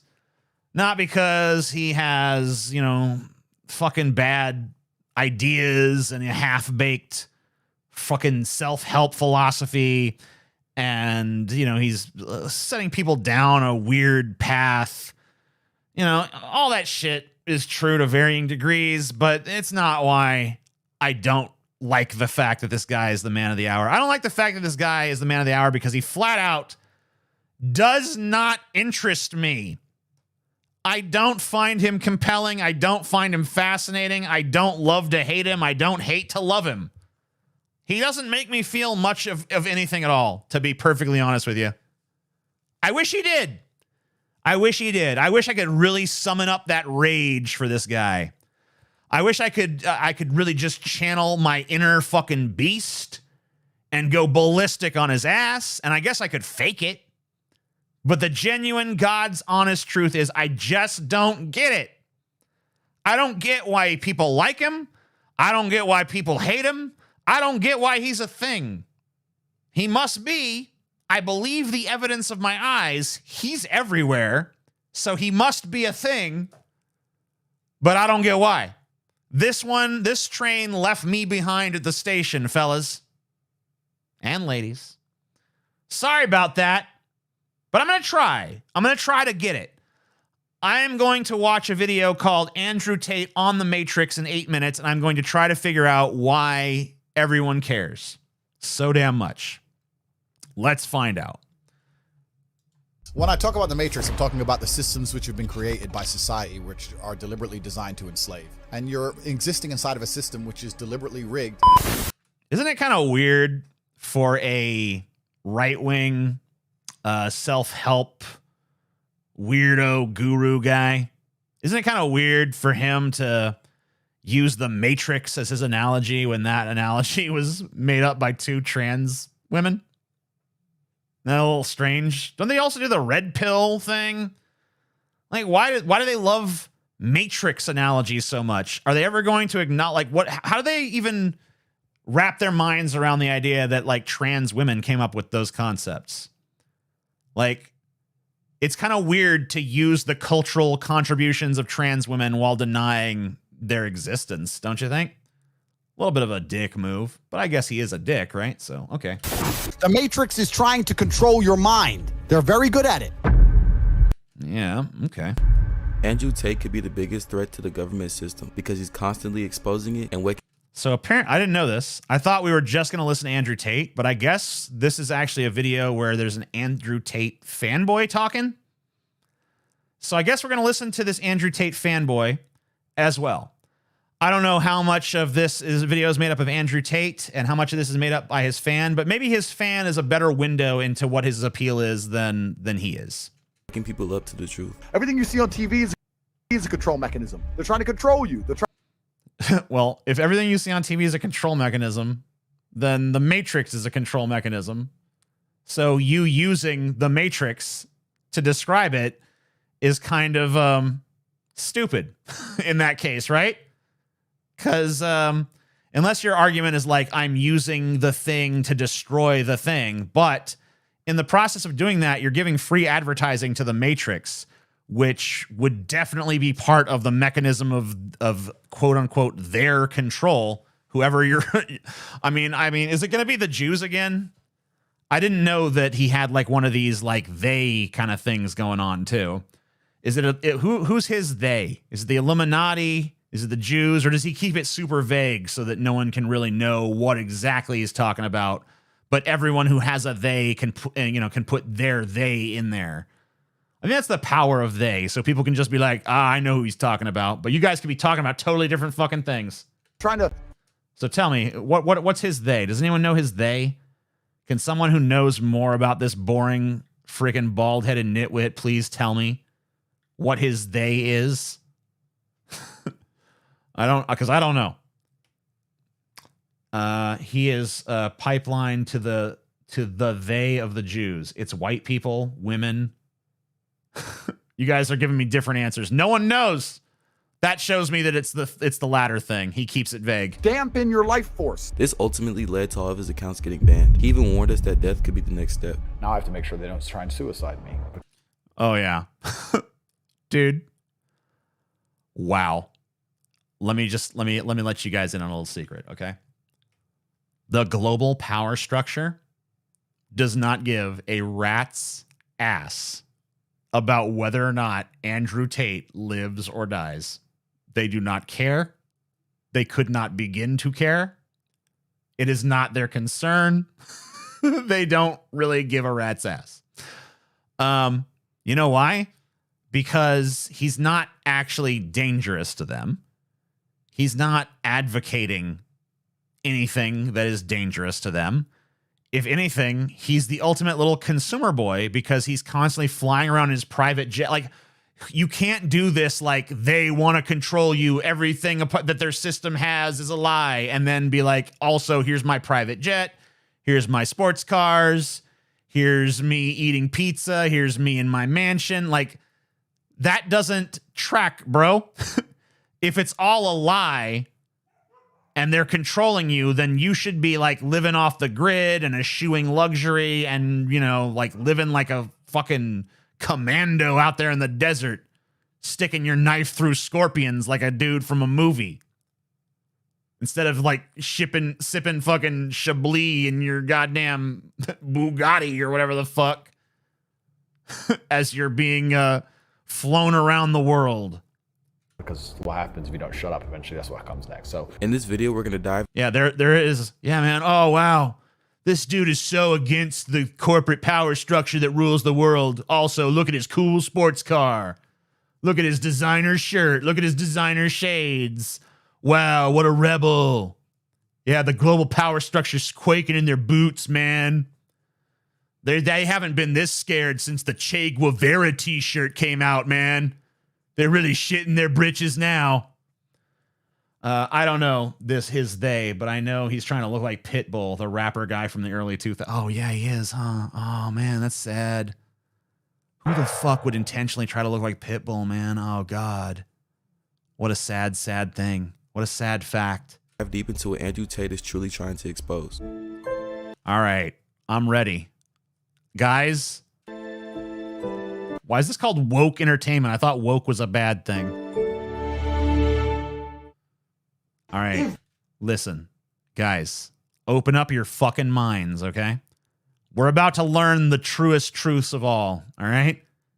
I don't know if you guys are ready for these deep truths that are about to be revealed unto you, but we're about to take a deep dive. We're about to learn some facts. Prepare for knowledge. By some freak accident, our graves end up next to each other. Everyone's going to read my headstone and ignore yours. Yes. Thank you, Andrew Tate. That's so true. Man, I care so much about that too. That's such a good, it's so true, because like someone walking in that cemetery, somehow our graves end up next to each other. Some crazy happenstance, right? And no one's looking at that TJ Kirk grave. Everyone's just like, whatever, fucking dead, fucking rotten hell, bitch. They're going to be there to worship that Andrew Tate grave. They're going to be there to leave flowers on that Andrew Tate grave. They're going to be blow kisses to that Andrew Tate grave. They're going to dig up your bodies just so they can suck your corpse's cock in that Andrew Tate grave. You really sit around at night like stroking yourself off to this shit? Like, oh man, I can't wait till I'm dead so that people come visit my grave. It's like, who cares? You're a corpse at that point. I get it. You're saying you want a legacy. I want a legacy too. That's fine. Just a weird way to put it. And I don't know why you gotta build yourself up by tearing other people down, Andrew Tate. Why you gotta do that? I mean, maybe I'm a hypocrite for even being the one to bring this up, but like, why you gotta bring up the fact that they're ignoring your neighbor grave, you know? Why you gotta bring up the fact that they're walking on past that grave? I'm sure that he got friends and family that care. They might come visit that grave every now and again. You know, it's not a matter of how many people visit your grave, Andrew Tate. And honestly, you know, at this point in your life, there's a lot of people probably gonna come piss on your grave too. So I don't know, maybe that gets your dick just as hard. Because you're fucking average, and there is what do you consider to be a lost cause for men? I'll tell you that after this thing. nothing worse on this planet than Mr. fucking Average. The name Yeah, man. Fucking average piece of shit. Goddamn averages. There's nothing worse than you averages out there. There's nothing worse than you average dudes that are just average, man. You with your average job and your average car and your average wife and your average house. Everything about you, average, average, average. Nothing worse than you. Scum of the earth. I'll tell you. I would choose 100 genocidal lunatics. You know, I would choose 100 rapists. I would choose 100 serial killing, murdering sacks of no good fucking shit. I would choose the dregs of humanity over you average pieces of crap. Nothing worse than you average, average, average. Oh, God. Why? Who gets so mad about average people? They're so average. Like, who cares? Let them be average. Andrew Tate is very controversial, but even if you don't agree with everything he says, there is truth in a lot of it. I mean, I'm sure eventually I will hear something I agree with. Now that I think about it, I don't think I have yet heard a single word out of Andrew Tate's mouth that I do agree with. I'm still waiting. Maybe I'll hear it. Matrix is a term that Andrew constantly uses to define reality. I always knew that the Matrix existed. The Matrix is real. I've literally escaped the Matrix in nearly every form. And the reason I call it the Matrix is because a false reality is being projected onto humanity, and they reality. Okay, I see what you guys mean. Do that by controlling narratives. If we take a look at the movie, it almost perfectly correlates with our actual society. People are put into a fake system that is meant to stimulate the mind. Wow, it's almost like the movie was using metaphor and allegory or something, man. It's crazy. Whoa, the movie contains symbolism, you guys. That's wild. I can't believe that this science fiction movie was actually making statements about our current social system. Ones that you and your buddy Andrew Tate have completely ignored, by the way. But, you know, your misinterpretation is just as valid, I guess. Cool. And if you pay attention, real life isn't too different from that. But not a lot. Yeah, you know, I mean, except for the part about the being plugged into a fucking machine where you're a battery for a civilization of robots, you know, hundreds of years into the future. Except for that part. Except for the part where, you know, you're part of an elite band of terrorists that are trying to topple the robot hegemony. And, you know, a prophecy has been made of one man who will see through the Matrix and be the, you know, the heroes. I mean, it practically follows every step of the hero's journey, by the way. Like, The Matrix is one of the oldest stories ever. The Matrix follows like the Joseph Campbell hero myth pretty much beat for beat. It's actually one of the most cited examples of following that story structure. So yeah, I mean, it does reflect something of the, I mean, of human society and the human story. That's why it is one of the most popular stories of all time in its various incarnations. A lot of people realize it. We live in a world where I don't think the average person realizes how much they are lied to. I mean, like, I can't get over someone who literally watches a movie with an obvious fucking subtext and is like, guys, has anyone noticed this obvious subtext in the Matrix? It's like, yes, everyone. Literally, goddamn everyone. Only you took, I don't know, 20 years to figure it out, bud. Sorry to be the bearer of bad news on that one. It's all a lie. It's all a scam. Just go to work, pay your taxes. This is why there's so many powerful systems controlling the world, and one of the main ones is called money. Money is used as a tool that can make almost anybody do anything. This is why we constantly go to a job that we hate. It's not because you want to, it's because you get money for it. Many people agree that... Are they like waking up a little bit here? I mean, you realize that Andrew Tate loves money, right? You realize that Andrew Tate has like super expensive cars and flies around in private jets. I mean, like, Andrew Tate does nothing but glorify the concept of money. So the idea that he is some, you know, dude who's fighting against the forces of greed, who's fighting against money, is kind of a weird message to take from it. But if that's the message you took, I mean, good for you. I'm glad that I'm able to agree with Andrew Tate's fanboy on this, even if I have yet to agree with Andrew Tate on anything. Jobs are modern day slavery. Andrew Tate broke the entire slavery system down, proving this theory right. You used to be a slave and you'd work all day, and at the end you got food in the house. Now you work all day, you get money, and you spend all your money on food and a house. A government would get slaves, make them work for free, and build things. So they've stopped doing that now. So what do now? They get people, make them build things for money. But the government print all the money. Oh, okay. So he does actually say that stuff. He's just a hypocrite. Because, like, you can't say all that and then glorify wealth at every turn. You can't say all that and then be like, here's my fucking 35 cars. Here's my private jet. Here's my expensive champagne. Here's my designer clothes. Here's my opulent wealth. Like, you can't have both those things. I'm not saying that, like, no one who is against like the capitalistic system of exploitation can have any sort of like creature comforts or whatever, but there's definitely a point where you've gone too far. And I don't know, there's like a widespread debate about where that point is.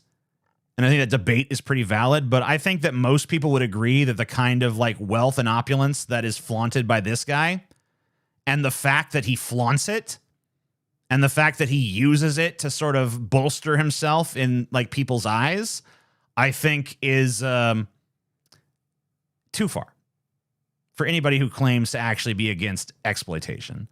And also, it's really weird to be against exploitation, but then also to say that you hate average people, because those are the people precisely who are being exploited. Maybe you just hate them because they're being exploited and you're blaming the victim. I don't know. I'm still trying to figure this guy out. Maybe I'll get there. So if a government can create as much as they want of something from thin air, and you'll give up your life for this thing they can create from thin air as much as they want, you are still their slave. I mean, there are limitations even to what fiat currency can do. I mean, you know, it's a widespread belief that if you print too much money, you know, you're going to create inflation. And, you know, has that happened? I mean, we're definitely living in inflation. Is that the cause of it? I don't fucking know. I mean, I don't think anyone really knows that stuff. There's a reason why economics is not really considered a science by a lot of people. But one thing I do know is that there are limitations to money. You know, people in the past have tried to solve, like Germany famously tried to solve their money problems by printing excessive amounts of money, and they totally destroyed the value of their currency. So there's a 1-to-1 absolute correlation there. Of course, there are some other factors, but whatever. The point is that money does have limitations. No one can just print infinite amounts of it. But if you're saying that the government has the ability to manipulate currency, that's kind of the point of fiat currency. When we used to have currency tethered to a gold standard, if there was a recession, there's nothing that could be done. You know, you just have to ride it out. There's no sort of stimulus you can do. You know, you're just tethered to what the markets are doing. Whereas if you have a fiat currency, your money is more manipulatable. And that's actually a good thing, because if you start to have a depression or a recession, there are things you can do to counter it. And there are policies that can be put into place. Now, not all these policies are popular, but some of them have pretty good track records. Now, I'm not saying that the government being able to manipulate currency is necessarily a good thing just because there do exist those reasons for it to do so. I think that ultimately our entire monetary system and our entire economic system in general has serious flaws that should be addressed, and I don't really know how to do that. I have some like very vague notions only. But the point is that money is not magic. And there are reasons for the manipulability of currency that go beyond just they pulling the strings, right?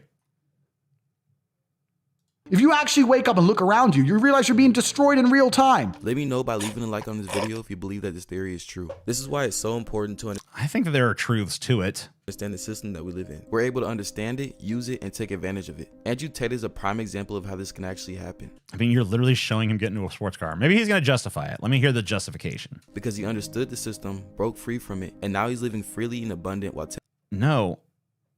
Dude, wait a minute. No. That's not what happened. Andrew Tate did not get rich because he saw through the matrix. Wait a minute. Let's just make this fucking 100% clear. I need to get big for this. Andrew Tate did not prosper within the system. First of all, he didn't prosper outside the system. He prospered within it, as evidenced by his measure of prosperity being material goods that are manufactured by the society that he supposedly has seen through. But more importantly than that, Andrew Tate didn't get rich because he saw through the matrix, saw the truth behind things, and started manipulating the currency and started learning about how money works and all this stuff. He didn't crack the code of the matrix, okay? He kicked people in the face, and he was really good at it, and they gave him money to do it, and that's it. That's the whole story of his wealth acquisition. Maybe he made some prudent investments afterwards. I don't know. But I know that the initial capital from that was from being the #2 kickboxer in the world. That is how he made his money. He didn't make his money by seeing through the matrix, bro. Like, come on. That's not what happened. That's just flat out not what happened, guy. Okay. Technically still being a part of the system. The best thing to do is to understand the rules of the game and find a way to win. Yes, the rich are always going to get richer, and that's the way the game is set up, so you still need to find the best move on the chessboard. There's no point sitting there saying, I want to play a different game, because that's never going to happen. The analogy he used... Oh, okay. All right, so that's the excuse. The excuse is, yeah, I mean, the game is rigged. They're all cheaters, they're all liars, but there's just nothing we can do about it. That's just how it is. So, you know, might as well fucking suck it up and do the best you can within this crap heap. You know? Okay. Now, on some level, I can get with that. I can get with the very real possibility that we're not escaping this hell, and we might as well do the best we can while we're here. But I'm also not totally putting to rest the idea that maybe we can get out of this shit. Because, you know, there have been massive social upheavals before. There have been massive shakeups in human social organization and economics and all these other disciplines before, all throughout history. There's no reason to believe it couldn't happen once more. And there's no reason to believe that we couldn't play a hand in it happening once more. And there's no reason to believe that we're just destined to only play this game forevermore or until we destroy ourselves. I think that there is at least a firm possibility of us getting out of this. Now, I don't know what shape we're in when we finally do, but I don't think it's impossible. I don't think that this is the only game in town. I don't think this is the only game we could possibly play. Was GTA. Your character can't escape the game, but he can level up and make the game his own world. You talk about GTA, Grand Theft Auto. I know the game, making his money. So basically, you guys have found a way to doggedly pursue wealth and success while also telling us that wealth and success is a lie. Wow, what cool doublethink you guys have cooked up, man. That's great. Just like, man, all this acquisition of wealth is just a hamster wheel they keep us running on. By the way, acquisition of wealth fucking rules. Like, what? That's not cogent. That's not reasonable. That's not admirable. It's none of those things. That's horrible. Guys, I don't know if anyone noticed. Has anyone noticed this? Am I the first to notice that this Andrew Tate guy might just be horrible? Might just be a little bit horrible. I don't know. I'm kind of detecting a little general sort of horribleness vibe emanating from this guy. Probably mistaken. As much money as they can, getting the best guns, getting strong, getting some hoes, meeting important people, getting the best car. They'll do all that in a game, but they won't do it in real life. I don't need to play a game for GTA. If I want a gun, I'll fucking buy it. If I want a car, I'll fucking buy it. I want a bitch, I'll get her. It's me. I am GTA. Well, if you're GTA, if you want a car, you steal it. It's called GTA. It's not called GTP Grand Theft Purchase. That doesn't make sense. It's got called there's no car in that fucking acronym, but it's not called like buy a car legally. It's called Grand Theft Auto. Auto is the car word. Yeah, of course. So what is that? GPA? Grand Purchase Auto? Yeah. It's not called that. That's what it's not called. That's the opposite of what it is. You steal cars in it. That's the fucking point of the game. You don't buy the damn car. You know what? You know who buys a car? A simp who's playing by the system's rules. You know who steals a car when he wants it? A man who actually commits to the philosophy that you're pushing here, right? I don't play by society's rules. I've seen through the matrix. What I want, I take. Not what I want, I go and legally purchase with the money I got from kickboxing. You know what I mean? Like, you're not a rebel. No one's trying to kill you. No one gives a rat's ass about you, except for, I guess, everybody for some fucking reason. But no one should. You're kind of just a corny dude. You're kind of just a dork. And I know you could kick my ass because you're a professional kickboxer, but I challenge you to a fucking a kickboxing match. I'm gonna throw it out there because I know you'll never accept, and if you do, whatever. Even if I get my ass kicked, the fact that I'm willing to get my ass kicked by you shows that I got more resolve than your bitch ass does. Yeah, and this is one big video game. So either way, I win, bitch. You get to upgrade your character. You're not born with any value. You have to decide if you want to complete it. You have to upgrade your character. I've heard this whole like treat your life like a video game thing before. He's not the originator of this. There's a dude who said this before him, I think. I don't know who said it first. But I saw this from another guy who was way more like of a positive dude.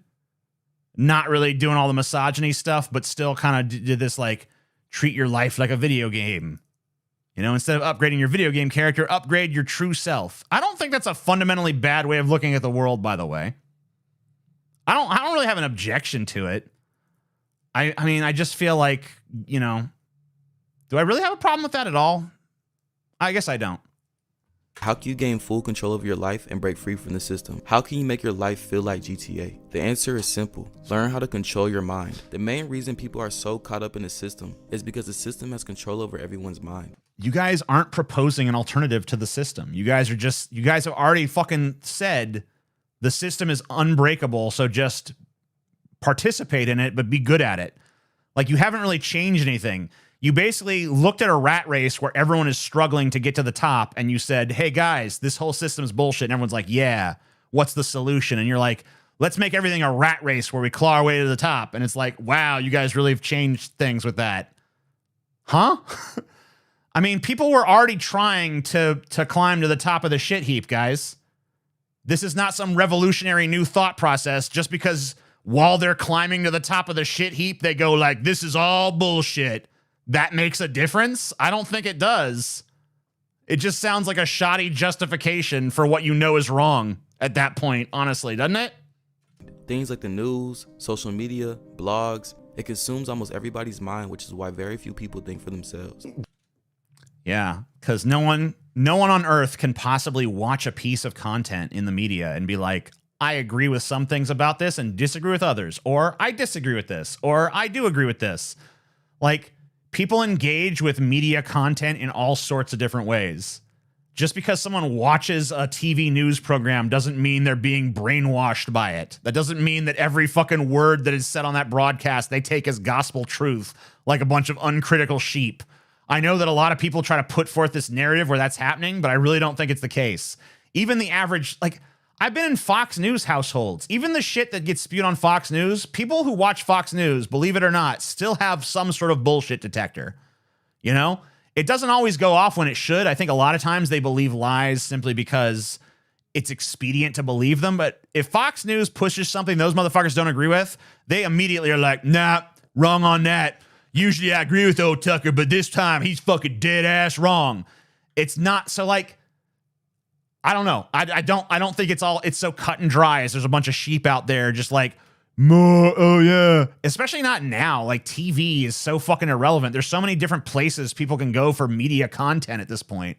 Like YouTube or fucking they can listen to podcasts on like Spotify and Apple, and they can do all kind of stuff. So I mean, like, the idea that people are still just sitting at home watching fucking CNN all day, I mean, I'm sure they still exist, but like, that type of person is increasingly rare. The news told you X, and now you are desperate. You will sit here for hours arguing that point. I mean, have you looked at the ratings of these news stations? There's not this big contingent of people just sitting around sucking up this news information content all day. Like, it just doesn't really happen. And if anything, like, people are super skeptical of the media. You know, I don't really get this at all. I get why they're pushing the narrative, but I really don't get how people fall for it. Point. No, but I saw the news. A lot of people are completely empty vessels ready to be programmed. The things they're telling you to believe are not necessarily for your benefit. I think that he believes that about his own audience, and that's why he says that. Maybe I'm wrong. In a documentary on Netflix called The Social Dilemma, they admitted that everybody that is active on social media is being watched and monitored very carefully. What I want people to know. Well, yeah, of course. Who doesn't? Once again, like, I mean, I want to do like the slowpoke meme for this fucking video. Who doesn't know this shit? I mean, like, it's like, man, you know, there's allegory in the Matrix and metaphor and stuff. Whoa. Hey, man, did you know that, like, corporations are, like, using money to exploit us? Whoa. Hey, man, did you know social media companies are tracking our online activities in order to fucking make us better and more controllable consumers and stuff? Whoa. Yes, everyone knew all of this a while back, bruh. This is all real, blatant, obvious shit. No, is that everything they're doing online. I mean, I don't know. Maybe there's someone out there for whom this, like, idea is some sort of mind-blowing concept or something, but where are they? Like, how fucking sheltered do you have to be where you're watching this like, whoa, whoa, whoa, whoa, red-pilled based, whoa. Is being watched, is being tracked. Every single action you take is carefully monitored and recorded. So social media is ultimately a trap to keep our minds distracted from the truth and to feed us information that isn't. But the problem... No one... Wait. You drew conclusions from that were not present in the argument that preceded them. You made a case that social media companies are tracking us and, you know, trying to influence us, which I think is very fair. And then you jump from that to, like, so it's obvious they have built a mental prison within which we are all trapped. And it's like, what? Why am I watching this on a YouTube video then? You know what I mean? Like, you've extrapolated too fucking far. All right. Yeah. Are they trying to control us? Of course. Why wouldn't they? You would too in their position. They're trying to sell you fucking cheap shit. That's all they're really interested in. They just want to sell you a bunch of fucking garbage. They want to make sure that every dollar you got belongs to them in the end. That's their fucking goal. That's their mission. They want to make sure. I mean, you know, Andrew Tate already laid that out for you perfectly fucking cogently. So that being the case, most people are not, just because someone is on social media, that doesn't mean they're all falling for it. Okay. Like, give humanity some fucking goddamn credit here. Right. I mean, like, you're on YouTube. You obviously think you're exempt from falling into the trap, and you feel like you can pursue wealth. So you feel like you're exempt from the trap, but other people can't be. I don't understand. Like, what is the actual litmus test for being free from the system? Like, what is the, I mean, like, if you're still going to pursue wealth doggedly, and you're still going to use social media, and you're still going to strive for success within the confines of their system, and you believe that actually upturning the system is impossible, then you're pretty much just playing by the damn rules. You're not some kind of dangerous rule breaker. Why would the system care at all about that message? Hey, man, like, think about this. Hey, man, there's some guy spreading the word that we're this fucking, evil syndicate that controls the world. Oh, yeah? Were they advocating our overthrow? No, they still say you should just, like, cooperate with us and play by our rules and stuff. Oh. Okay. Like, who cares? Who cares? Who cares? They don't want to actually substantively challenge this in any way, so why even bother bringing it up? Just to let us know that they know? I'd be happier if you were just ignorant. Problem is, most of us fall right into the trap because it's entertaining and it's easy to access. You have fallen, I mean, by this own standard, you've fallen into this trap, right? You are on YouTube. You've fallen into the trap. You still pursue monetary wealth. You are in the trap. You still pursue money. You're still in the trap. You're describing yourself. This is you. This is this little middle finger gesture. Yeah. Notice that he's given the middle finger, but all his strings are still attached to him. Right? Whatever narrative. What a fucking fitting metaphor. This is exactly what I'm talking about with like stuff like, you'll watch a movie like V for Vendetta or something. But who's giving you that movie? Warner Brothers, right? So the very fucking elite that control you, that have fucking basically dominated your life from birth and until death, and who track everything you do and are trying everything in their power to make you the ultimate little consumer goody good that's just gonna buy and never fucking think to the future and never try to advance yourself and never try to substantively change the system and never try to actually, overturn the apple cart or even threaten it to the slightest degree. All those motherfuckers that have conspired in the halls of power to make sure that your ass never really questions them. What do? What do they give you? They give you The Matrix, and they give you V for Vendetta, and they give you all these movies like Elysium and stuff, where the people rise up against the despotic government and overthrow that motherfucker, right?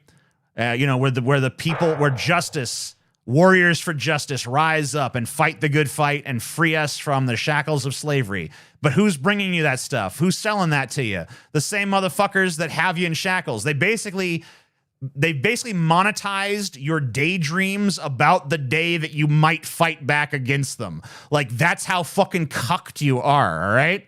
That's how bad it is. And the solution of a fucking bitch like Andrew Tate is just like, whip, they've already won, no point. Like, what a coward. Like, he may be a tough guy, but he's not resilient at all if that's his only solution. To just give in, to just be like, well, we're never going to do better, so might as well just get as much for me while I can. Like, what a prick. What a dumb fuck. What a reprobate. Fuck him. Fuck everyone who likes him. I see now the problem. I see now my problem anyway. Anyway, I am going to get going now. I've done all the segments I needed to do. My throat's pretty parched. And I do appreciate all you guys that showed up to watch this. I do appreciate everybody who donated. I do appreciate everyone who's going to give this a big old thumbs up. I do appreciate everyone who's going to make sure to engage with the comment section down below.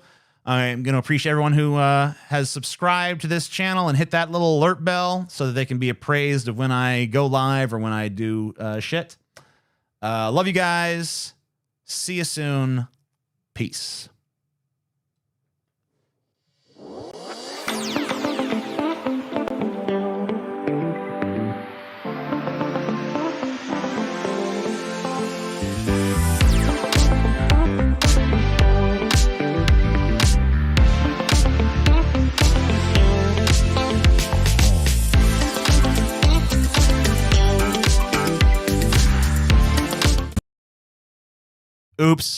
Oops, my bad. I am Reptile sent a super chat, and I said I was going to get back to it at the end of the segment, so I don't want to leave him high and dry on that. So I'm gonna devote a minute or so, or however. Well, I don't remember what the question was, Reptile. So if you're still there, hopefully you haven't like run off. But if you're still there, let me know what your question was again. Remind me so that I can address it for you.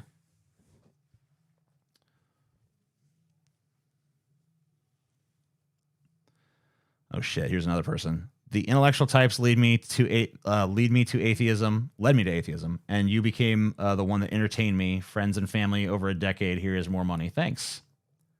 Appreciate you. It looks like I might have lost Reptile. I think he might have run off, thinking that I'd forgotten about his question. I'm gonna try to remember it. Oh, fuck, what was it? Does anyone remember what his question was? I'm trying to fucking remember what that dude's question was. I knew it was something to do with the men's, the man segment or whatever the fuck. The discourse segment. I can't for the life of me remember. I know I was supposed to answer something for him, but it seems like I missed him. It seems like I didn't come back in time. So, sorry about that, Reptile. Hopefully, you'll be in another one of my streams soon. I can answer your question if you still want it answered. But I'm gonna go for now. Bye bye.